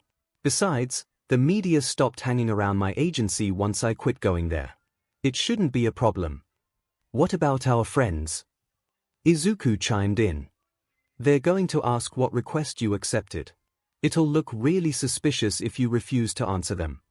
Kyouka blew a raspberry, shrugging her shoulders. I guess we're about to find out how good I am at dodging questions for the next week. She turned back to All Might. Speaking of dodging questions, you said you stopped going to your agency because of your injury. How are you going to hide it? With any luck, I won't be seeing much action. So keeping my muscular state around the employees should be much easier. Some of the upper management knows it was unavoidable. But they should help keep my cover when necessary. Izuku sighed. I guess that just leaves me. I still don't have any idea who I'm going to choose. Well, we still have a lot of requests to go through, Kyouka assured him. We'll find someone. Suddenly, a computer on Toshinori's desk dinged, the printer sending out a new paper. Oh, what do you know? Another request just came in for you, my boy. Izuku perked up quickly. Oh. From who? Toshinori picked up the paper and read, Let's see. From the retired pro, Grand to Dash. Toshinori quickly tossed it in the trash. You don't want that one. For Budish, no, I knew that guy. Way too intense. I'm sure Dash. The printer suddenly expelled another paper. Toshinori picked it up and read it aloud. Toshinori, I know you threw the last one away. Let me teach the 𝗬𝗲𝗏 boy, you big buffo, come on. 21 Izuku quickly grabbed the paper from All Might's hands, reading who the sender was. Gran Torino. I've never heard that name before. Kyouka scoffed. If you, of all people, don't know it, he must have been retired for a while. Toshinori sighed, running a hand through his hair as he sat down at the desk. Gran Torino was my old mentor. For a moment, Izuku grew confused. I thought you said your predecessor was a woman. And dead. 5 Toshinori waved his hands as he shook his head. No, not her. They both taught me. Gran Torino and my MSTR were close friends. He knows everything. One for all for one, all of it. He must have seen your performance in the festival and decided he wanted to see you in action for himself. Izuku gasped. Do you really think I impressed him that much? Yeah, sure. Toshinori replied, his eyes shifting to the side. Oh dear God. Look, Torino isn't one to show praise unless it's well earned. But, he's a tough teacher. He won't hold back, but I guess, if there's anyone who can help you, it would be him. If you want to intern with him, be prepared. Izuku looked back down at the paper, thinking about the offer. It was the opportunity of a lifetime. To be taught by All Might's teacher. He couldn't pass it up. Izuku grabbed the pen from the desk, signing his name on the line. I can handle it. After a curt laugh, Toshinori ruffled his hair. I know. All right, now this should be interesting. Kyouka groaned. Oh boy, I have to tell my parents where I'm going. Unlike our friends, I can't lie to them. Actually, I might have a solution for the situation with our friends, Izuku responded. It might raise suspicion towards our personal affairs, but it should give you a solid excuse. We could just say you and I are going to the same internship. We worked together in the festival, we established our image as a team. It wouldn't be that strange for us to get requests from the same heroes. We could say we chose Gran Torino because we learned he was a teacher during All Might's time at UA. Toshinori rubbed his chin, shrugging his shoulders. That's not too bad, actually. I'll have to run it by Nezu first, so he can have it on record that you both went to Gran Torino. Having a set alibi on paper is a pretty solid idea. Kyouka nodded. I can run with that lie. She looked back and forth between the other two, shaking her head. I've known about you two for 3 days, and I'm already caught up in this CRP. Toshinori quickly pointed at her jokingly. You can't back out now. Kyouka chuckled. Yeah, I get it. Come on, Izuku. At least now we don't have to sort through all those papers. Oh, I almost forgot, Toshinori interrupted, catching their attention. Young Jirou, you also got another late request. I guess I should be fair and still give the other heroes a chance, he said with a chuckle. Who from? It's a request from 𝗬𝗓𝗵𝗲. It looks like she sent quite a few requests to other girls. Don't get me wrong, she's a wonderful woman. But every year she requests girls she thinks are pretty to model in her commercials and such. It's not exactly helpful. Kyouka cleared her throat, looking off to the side with a blush. Why, I wouldn't want to do that stuff. Toshinori furrowed his brow slightly at the reaction, but left it alone. Alright, I should get up to Nezu and tell him the new plan. You two should get back to class, lunch will be over soon. The couple nodded, leaving the faculty office and back to the hallway. I told you that you could be a model. 49 Kyouka lightly jabbed Izuku with her jack. Shut up. After school, Class 1A knock Aizawa side, dropping his pen and turning towards the door. Yes. The door opened, revealing Toshinori on the other side. Just the man I wanted to see. Toshinori walked in and placed the request form down on 𝗬𝗪's desk, sliding it towards him. Nezu has already talked to you about my request, right? Aizawa picked up the paper, humming to himself as he glanced up at Toshinori. Yes, he did. And he talked to you about what we're going to do to keep this matter private to us alone. Yes. Toshinori nodded, pocketing his hands with a sigh as he was desperate to leave without any interrogation. Alright, perfect, I'll see you later. Wait. All Might grimaced, turning back around with an act of confusion on his face. What's up? Aizawa stared at Toshinori, examining him for any signs of faltering. Why? Why what? Why any of this? 𝗬𝗪 lifted up the request form. Why Jirou? Toshinori shrugged. I mean, did you think she performed poorly in the festival? No, not at all. She surprised me, honestly. What I mean is, Jirou's quirk doesn't line up with yours at all. And the number 1 hero's request is a big deal, which one would assume goes to the winner. Or, at least one of the top 3. For Toshinori was doing his best to hold it together under pressure. He had hoped Aizawa didn't care enough about his business to interfere. That's usually how it went, but understandably this act raised too many questions. He had to be stern, hold his ground. What can I say? I like the underdog. She was up against some of the most powerful students UA has ever enrolled here, and she scored first in 2 events, and held her own against young Todoroki of all people. Young Bakugo might have won, but he doesn't need me to teach him anything. Mostly because he doesn't want it. And, you and I both know there's a lot more to hero work than quirks. I don't mean to pull seniority on you, but I've experienced far more than you could even understand in my years as a hero. I have plenty to teach, despite my lack of expertise in that profession. 𝗬𝗪 raised a brow, but nodded with a hum, seemingly accepting that answer. And I assume you want to keep this quiet so the media doesn't interrupt you. Along with the students acting up, too. Yep, the last thing I want is for young Jirou to be ostracized for being picked over others. Besides, I know if I sent out a lot of requests, people wouldn't even think about other heroes. I can barely manage a class, so I think I'll keep it to 1 student for now. Right, but it's been years since you've taken interns from UA, much less anywhere else. We both know why. Aizawa said, gesturing towards All Might's body. So, why after all this time did you decide to take in another intern, especially with the secret of your current physical state? Oh boy, Aizawa was digging even deeper than Toshinori thought he would. I won't be doing anything strenuous during the internship. I'll be able to keep my usual public appearance up for longer than usual. And, being a teacher to all these kids has inspired me to take up interning again. I think it should be fun. 𝗧𝗵𝗲 hummed to himself once more, taking the answer. Toshinori finally relaxed as it seemed he was out of the woo. One more thing. God damn it. 𝗧𝗵𝗲 stood from his chair, picking up another piece of paper as he walked around and leaned on his desk. He raised the paper up. I just got this a little bit ago. Midoriya's request form. So, you're saying you didn't think about choosing Midoriya as your intern? An underdog, in his own way. His quirk is similar to yours, but he can't control it fully. And, of course, you've taken a liking to him since the beginning. If anyone had something to gain from being your intern, it'd be him. 8. 𝗧𝗑𝗍. Toshinori cleared his throat. Well, I did offer it to him, if I'm being completely honest with you.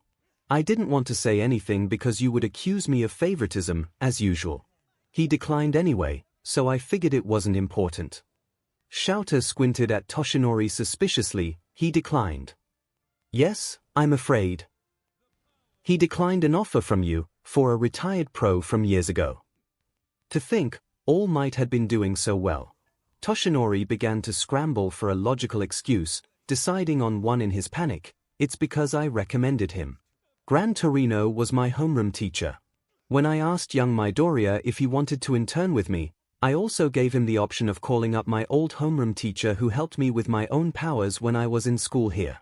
I'm already his teacher now, so he jumped at the chance to learn from the man who taught the #1 hero. 𝗧𝗵𝗲 furrowed his brow. So, let me get this straight, you recommended your homeroom teacher to Midoriya. And, you've decided to intern with Jirou. And, as much as I'll sound like Nomirai saying this, it's obvious Midoriya and Jirou have a strong affinity towards one another. So much so, that you and Nezu's cover story is that they both went to the same internship with Torino. Your involvement in Midoriya's life seems to be more than I initially thought. 2. I didn't even think about that. It's just one big coincidence, honest. Like you said, young Midoriya would benefit the most from people who might understand his quirk, so I figured either me or Torino. And, like you said, young Jirou and young Midoriya seemed to have a history. They were the dynamic duo, as MIC liked to call them. Like everyone else, I was impressed by them both. It just turned out this way. Aizawa peered at All Might again, deciphering the info he had just been given. Right. I'm sorry for accusing you of anything. I just want to look out for my students. For I understand. My work here is done for the day, so have a good evening. Toshinori took his leave, exiting the classroom. Once the door was closed behind him, he groaned with hands on his knees. Ooh, God damn it. If 𝗧𝗵𝗲 was suspicious of him before, it seemed this was the straw that broke the camel's back. 2. Jirou household Kyouka ate another piece of salmon as she leaned back in her seat at the dinner table. Izuku and her had separated after school. Their cover story about going to the same internship had gone well. Later, All Might gave her a location to meet her on the first day of internships so they can catch a train to Tokyo. Now, it was time to break the news to her parents. So, Mika started, no Midoriya tonight. Kyouka shrugged, he might come over later. He's just spending time with his mom right now. Kyutaku perked up at that. How is that going, by the way? Is everything doing all right at home? Mika leaned over and kissed his cheek. Or, honey, you do care about him. Kyutaku sputtered, puffing out his chest. What dash? And no, I don't. He's perving on my daughter, and walking around here like he owns the place. I hate him. 5. Kyouka rested her chin on her hand. Dad, you know how when people lie their voice gets naturally higher. I don't know what you're talking about, her father replied, his quirk making his voice much deeper. Kyouka merely continued to smirk at her dad in silence. He must never know. 6. I'm absolutely going to tell him. Izuku will be happy he's wedged his way into that old heart of yours. And, yes, everything is going fine at the moment. 𝗬𝗧𝗅 grumbled in response, picking up his plate and heading back towards the kitchen. It looks like I'm not the only one that's going to miss Izuku when internships start, Kyouka joked. Mika faked a gasp and called into the kitchen, "Oh no. Honey, I don't think our Kyouka is going to survive being separated from Midoriya for a week." 𝗬𝗧𝗅 came back out and sat back down. A week? My god, when's the last time she was away from him for more than an hour? One Kyouka rolled her eyes, very funny, but I think I can survive a single week away from him. Mika laughed, well, let's see. You haven't seen him in what? 2 hours. Do you miss him already? I'm not answering that. 3 you basically just did. Kyouka deadpanned at her mother before continuing to eat in silence. I'm only messing with you, Kyouka. How many requests did you two get, anyway? Kyouka furrowed her brow, trying to recall the exact numbers. I got 1012, and Izuku got 3891, if I remember that right. 𝗬𝗧𝗅 spat out his water. Holy SHT. What? Wow, Mika said excitedly, that's incredible. Both parents got out of their seats, both trying to hug their daughter. It's not a big deal. 𝗵𝗃𝗃𝗁. She was squished between her parents, growling as her jacks flared in anger. But Mika's jacks wrapped around Hess and pinned them. One Mika kissed the top of Kyouka's head. We're so proud of you. Yes, I'm well aware, as you've told me constantly since I came home from the festival, Kyouka grumbled with a blush. Pretending to be tough when you're actually just a big softie. You really are your father's daughter. Hey! Father and daughter both exclaimed. 3 Mika chuckled, letting her daughter go and both parents returning to her seat. So, who did you pick for your internship? Kyouka poked at her food, avoiding eye contact. You know. A hero. Both adults looked at each other with a raised brow. Mika turned back to Kyouka. You know we have the right to not let you go on this internship. One call to the school and dash, okay? I get it. Just don't freak out. Kyouka twirled her jack as she looked off to the side. All Might. It's not a big deal. Just. He liked my performance in the festival, is all. He said everyone likes the underdog and all that. Guys. Mika had dropped her chopsticks and was staring at her daughter with eyes open wide. 𝗬𝗧𝗅 was passed out on the floor. 8 I said don't freak out. Well, what did you expect? Mika shouted back, picking her husband up off of the floor and back into his seat. All Might is kind of a big deal. Literally the biggest deal. She plugged her jack into 𝗬𝗧𝗅's ear and vibrated, shocking him awake. 𝗬𝗧𝗅 rubbed his ear and groaned, "Oh, what happened?" Kyouka was chosen to intern under All Might. 𝗬𝗧𝗅's eyes rolled back as he passed out again. Mika once again shocked him awake. All Might, Kyouka's internship, stay awake. Right, sorry. Just. Wow. I mean, this is amazing. Once she was certain her partner wouldn't faint again, Mika sat back down. What about Midoriya? You said he loves All Might, and with his quirk, along with the fact that you and him worked together in the festival, he had to have been offered. Kyouka nodded. He was offered, but Izuku actually declined. Hilarious. So, when do you two leave? No, I'm serious. It's just me. I am now convinced life is a simulation and this is a glitch. 8 Kyouka rolled her eyes. All Might recommended him to his old teacher, so Izuku couldn't pass that up. Oh, I should mention that you guys can't mention this to anyone. Neither Izuku's internship nor mine. 𝗬𝗧𝗅 frowned. So my daughter was hand-picked by the #1 hero, the god DMN symbol of peace, to be trained by, and I don't even get bragging rights. 4 That's correct. I don't know what else I was expecting. Knock knock. Kyouka quickly got up from her seat and headed towards the door. And, once again, my boyfriend saves me from my parents. Kyouka opened the door, smiling at the sight of Izuku waiting on the other side. At this point we should just get you a key. I don't think your dad would like that. You're damn right I wouldn't.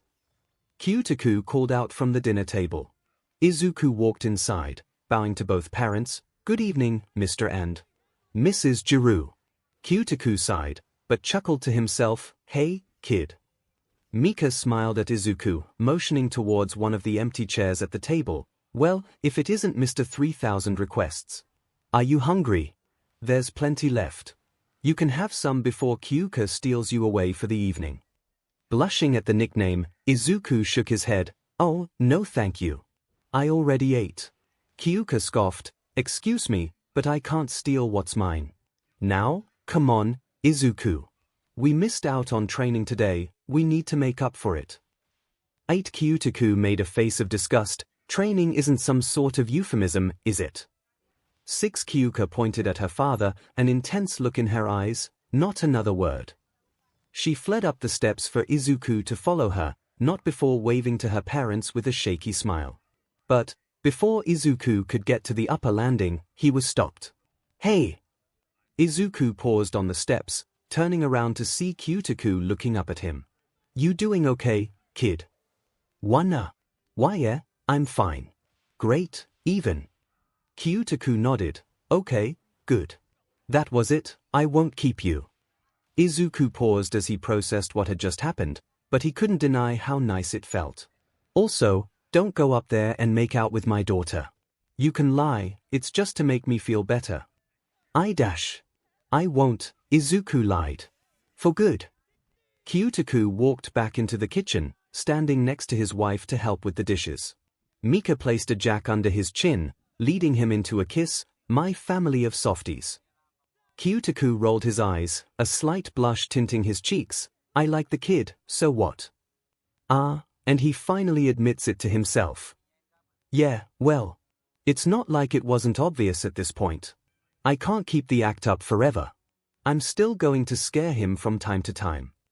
"I'd be worried if you didn't," Mika chuckled. "I'd suggest doing it before we go on our trip this summer." Q-Deku furrowed his brow. "Why?"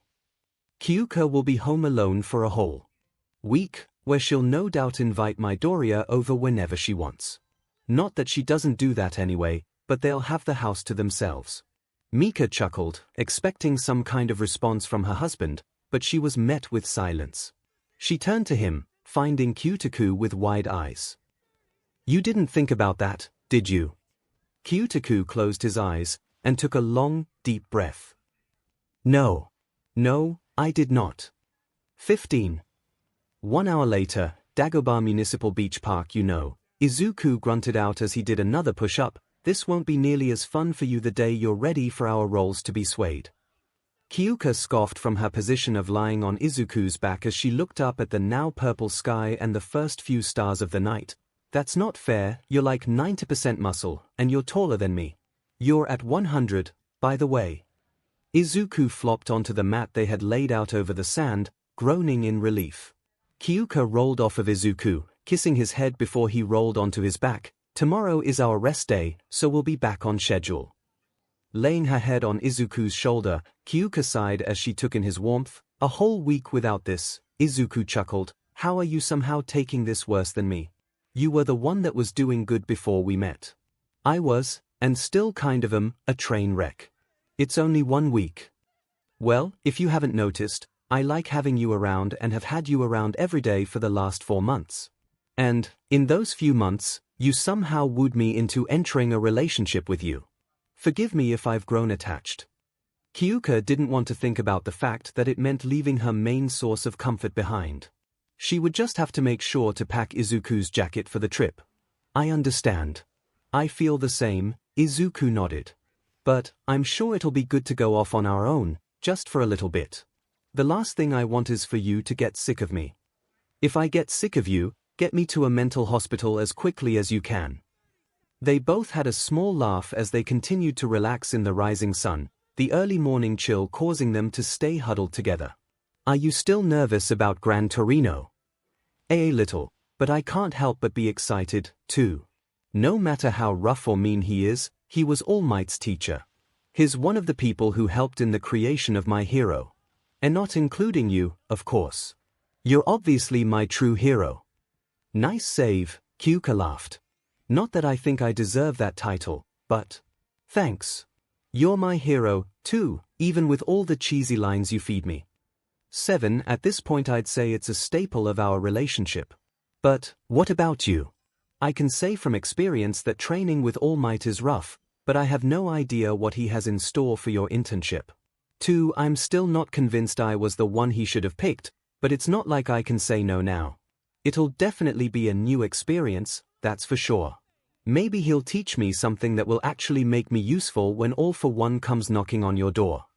Breathing deep, Izuku rested his cheek on top of Kyouka's head. Let's hope All Might is wrong and it never comes to that. And, if it does, let's hope we'll be older, more experienced, and the best hero duo in Japan. So much so that All for One just gives up.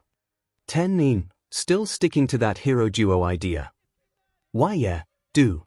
Did you change your mind? No. No, not at all. Kyouka smiled, her cheeks turning slightly red. I just like hearing you say it, that's all. I can't wait. Me too. Actually, that reminds me, there's something I wanted to ask you. I know we want to keep our relationship private for the time being, that's not going to change. I was just wondering. Well, if we're really serious about our futures of being heroes together, being a duo, sharing an agency, all of that. Should we at least tell Mr. Aizawa? Having him know could really help us down the line. Kyouka hummed to herself in thought, I guess it would be important to know your two students are aiming for a specific path. He might even pair us up more for assignments and training. The only downside is, Izuku laughed, immediately knowing what Kyouka was going to say, it means telling someone about us, and we already have 4 people who know, which is 4 more than we intended when we first started going out. 4 exactly. I know it's not actually that big of a deal, but I dunno. I know, I feel the same, Izuku sighed. It wasn't like Aizawa would or even could interfere with their relationship. It's not like he cared anyway. But, when entering a life-threatening profession, or a profession where corruption is very possible, it's usually important to disclose when a personal relationship was formed. And, Kyouka was right. There were likely a lot of situations where they would want to be paired together to learn how to operate as a unit. Especially since superpowered punches and sound waves weren't exactly the most seamless combination. We can just sit on it for now. We'll wait until after the internships to make a decision. Sounds perfect to me. I'm already nervous about Aizawa constantly keeping an eye on you, and now on me, about this whole All Might thing. I'd like to spend this week together in peace. Izuku rubbed Kyouka's shoulder, mustering up the confidence to say with a shaky voice, then let's make this week count. Kyouka propped herself up over him, a sly smirk growing on her lips. Izuku Midoriya, are you implying what I think you're implying? If you are, I'm surprised at how forward you're becoming. Ever since the festival, I've just been really happy. And it's because of you, so I guess I want to make it up to you. Kyouka blushed, leaning down to press her forehead against Izuku's. When's the last train? Do we really care? 5. Not really. Their lips met, their arms wrapping snugly around each other. After a few minutes of soft kisses, they gradually escalated, applying more pressure. Kyouka gave the slightest hint of tongue, asking permission for entrance. Izuku quickly obliged, their tongues swirling together in a dance. Kyouka slid her leg over Izuku's stomach, straddling him as he sat up, impatient to meet her lips again. It was almost worrying how quickly their new intimacy became addicting. Of course, that was in part due to hormones, but they couldn't deny the sensation and presence each felt from their partner was a big part of it. Kyouka bit Izuku's lip, pulling Izuku with her as she leaned back. They both giggled, pressing their noses together. Ever since their first real advancement in their intimacy a few nights ago with French kissing, new boundaries had yet to be set. The gates of simple kisses had been opened, and now a new standard needed to be put in place so they knew how far they were willing to go for the time being. Of course, they didn't want to get carried away. Things still needed to remain simple, but it was important to know what level their intimacy was at now. Kyouka tried to think of what the most appropriate limit to test would be, and she settled on 1. Can I try something? She asked timidly. Izuku's eyebrows raised, but he nodded, sure. Kyouka smiled warmly, pecking his lips, and then she began trailing kisses from Izuku's cheek and down to his jawline. I want you to tell me how this feels. Kyouka moved down to Izuku's neck, kissing just at his pulse point. She nipped his skin in a few places before continuing to different areas of Izuku's neck and collar. Izuku sighed with pleasure, threading his fingers through Kyouka's hair. That feels amazing. Kyouka hummed happily in response, not letting up on her actions. Izuku felt Kyouka kissing her way down his neck, the sand underneath giving them a comfortable cushion. They were gentle, soft kisses, each one being planted in a different spot. Besides her natural hesitance of doing something completely new to them, Kyouka was afraid of making a hickey. 11. Mostly due to the fact that she didn't know how to give a hickey and didn't want to do it by accident. 11. All Kyouka knew was that the cliché hickey was usually on or near the neck. But she was happy to hear Izuku's quiet growl in his throat and heavy breathing, indicating she was doing a good job. Izuku stroked Kyouka's hair as she continued to kiss his neck. He quickly accepted kissing the neck as a new and very welcome addition to their usual romantic escapades. Kyouka had made her contribution to the night. She had taken a risk, and it paid off. Now, it was Izuku's turn. It was time to try something he had been holding off on doing long enough. "Can I try something, too?" Izuku asked. Kyouka only replied with a curt nod before returning to his neck. Please work." Izuku quickly picked up one of Kyouka's jacks, putting the end in his mouth, sking and circling his tongue around it. 7. Kyouka's eyes went wide as she quit peppering Izuku's neck with kisses and sat up straight. "Whoa, the heck are you doing dash? Oh. Ooh. Her eyelids lowered halfway, her mouth slightly parted. Wow, how'd you know you can do this? I didn't even know." 7. Izuku replied, muffled by the jack still in his mouth. "Just a good guess." 5. It honestly was just a good guess. He figured they were sensitive in certain ways, so why not this? He released the jack, kissing the length of it all the way up to Kyouka's ear, and then returning her earlier favor by placing small kisses on her neck. The heat between them was continuing to rise higher and higher, the evidence being a small 𝗵𝗃 sounding out from the back of Kyouka's throat, causing both teens to freeze up. They looked at one another timidly. Izuku cleared his throat and chuckled nervously. "I guess we can safely say we like this." "Yeah," Kyouka whispered under her breath with a deep blush.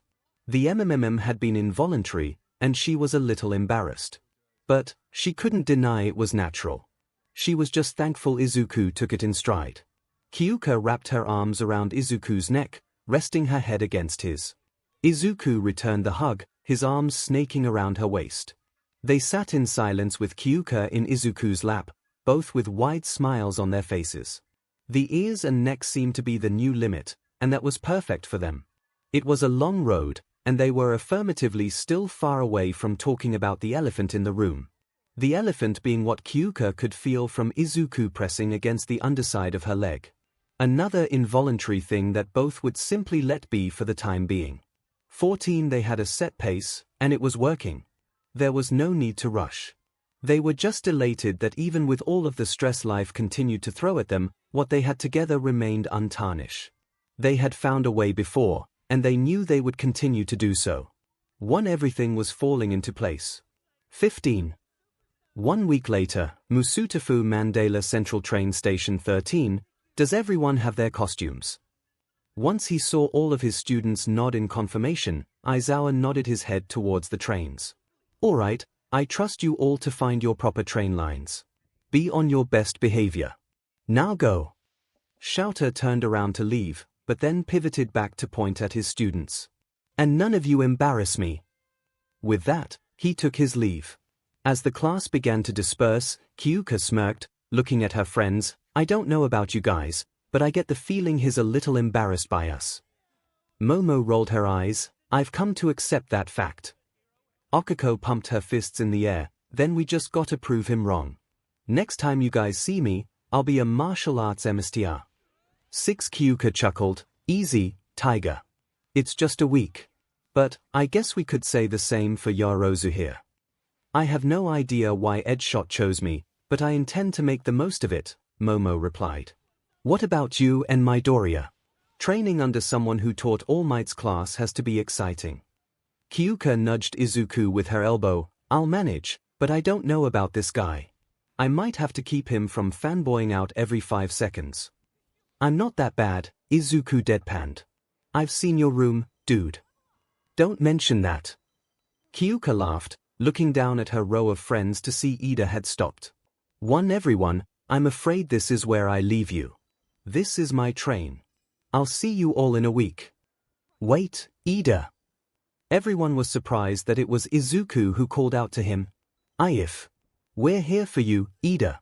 Whenever you need us. Everyone else nodded, backing Izuku up. Ida's expression barely changed, that is, until he gave a small smile. Of course.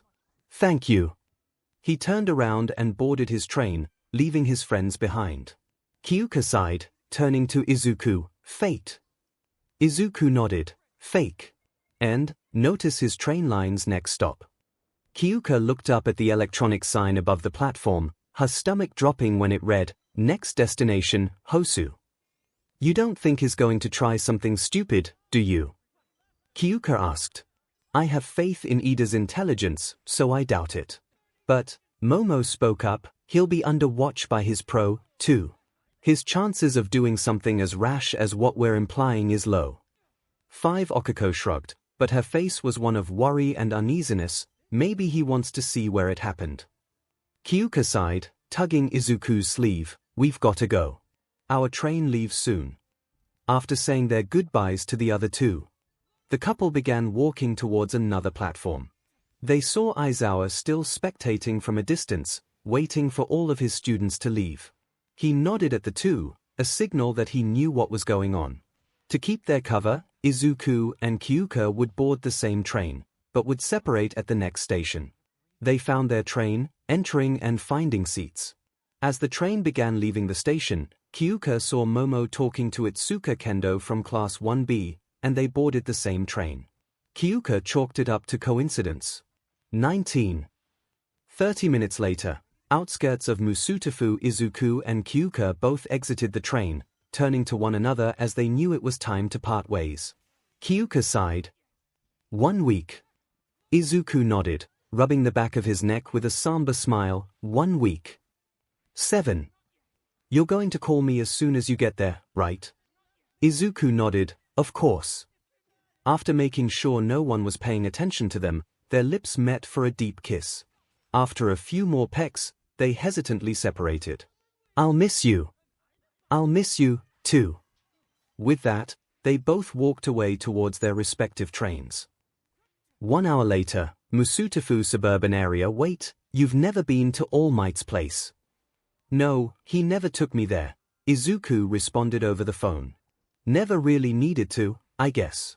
We've always just met at Dagobah. What's it like? It's very. Kyouka looked up and down at the 2-story modern house up and down. There was a minimal, but well-kept garden, and grey walls. Dull. Isn't he supposed to be rich? I mean, I get money isn't the main priority here. But, number one hero money is still, number one. Hero money. 3. Well, his identity isn't known to the public. People who do know could be dangerous, so he needs to be discreet. A house like that doesn't draw attention. It's got to be better than Gran Torino's house. 1. Really? Why, I'm outside right now. And I'm concerned I'm at the wrong house. I might be at a drag lab. 7. Kyouka chuckled at the thought. Well, if you are in fact at a drag lab, then you can show your stuff early by stopping a crime. Maybe, but it would be vigilantism. Even in imminent danger. Pretty much. That's a stupid law. 2. Yet we chose the career path that enforces it. Don't you sass me with logic. That's my role in the relationship. 2. Izuku laughed from the other end. Well, I should get inside. Don't want to keep him waiting. Alright, don't get killed if it actually is a drag lab. I like having you around. Call me tonight. Of course. Bye. Later. Hanging up, Kyouka picked up her bag and walked to the front door. She rang the doorbell and waited. Soon footsteps could be heard, and the door swung open to reveal All Might. Wearing a large, fluffy, American flag-themed robe. 9. Discreet. Yeah right, Izuku. Toshinori's eyes widened as he saw who was at his door. Oh, the internship was today. Kyouka deadpanned, looking up and down at Toshinori's fluffy American flag robe. Yeah. Right. Well, clearly I still need to freshen up, hee. Please, come in. I'll be down in a second so we can leave. Kyouka awkwardly stepped inside, Toshinori closing the door behind her. You know, for trying to be discreet and blending with the grey house and all, the robe is pretty obvious. Toshinori raised a brow. What does my house have to do with blending in? Wow. I just like it here. I don't need some big penthouse or anything. I find being comfortable more important than being luxurious. Kyouka turned to the right, her brows raising a bit. And the massive television. Toshinori pursed his lips as he turned towards his living room to look at his flat-screen television covering most of the far wall from top to bottom. I'm an American movie buff. I can indulge in luxury sometimes. 7. Does that robe have gold embroidery? 14. Moving on. I'll be right back, you make yourself at home. We'll leave for Tokyo in a bit. Help yourself to anything in the fridge. Toshinori walked up the steps, leaving Kyouka to view the rest of the house. It was fairly standard. Dining room through an archway to the right, living room down one step to the left with some space and a kitchen through a door in the back. A few windows, souvenirs, and trinkets were scattered on the walls.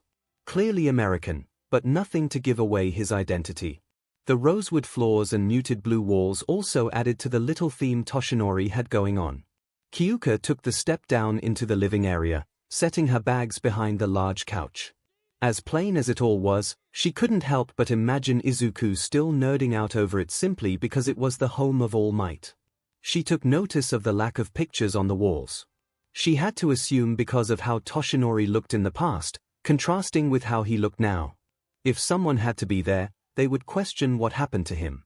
There was one picture, however, on a dresser against the stairway. Kyouka walked up to it, picking it up to see an appealing woman next to a young All Might in the photo. Long black hair let down, but with a bun at the back, storm grey eyes, and while it was a bit difficult to tell through the clothing she was wearing, a very athletically built yet curvy body. 6. She didn't look anything like Toshinori, but perhaps it was his mother. That seemed unlikely with Toshinori's experience with his awful parents. Maybe it was the previous wielder that they had mentioned in the faculty office last week. He looked pretty young in the picture, but was All Might ever married? The woman definitely looked older, but she was fairly young looking, too. That kind of information was never released to the public, as All Might's personal life was a complete mystery. Besides the limited information Izuku shared with her at the beach. But that was all Izuku knew. He was still in the dark about All Might's past as well. Kyouka wouldn't pry, but it was interesting to learn new things about the number one hero nobody else knew. Sorry about that, Toshinori said as he made it to the ground floor, a duffel bag and suitcase in his hands. Becoming a teacher has oddly made my ability to keep track of time worse. School days make everything blend together for me sometimes. 1. It's cool. Well, we should. Oh. He noticed the picture Kyouka was looking at, putting his suitcase down and walking over to her. That's my MSTR. You've heard young Midoriya and I mentioned her before. Ah, that was one of my first guesses. What was she like? 3. Toshinori chuckled, picking his suitcase up again. Another time, perhaps. Come on, we don't want to miss our train. We have a full week planned out, and the last thing we need is any unnecessary setbacks or surprises. At this point we should just expect it. When does anything ever turn out as expected for us? We know one thing for sure, Toshinori said, turning the doorknob. This is going to be interesting.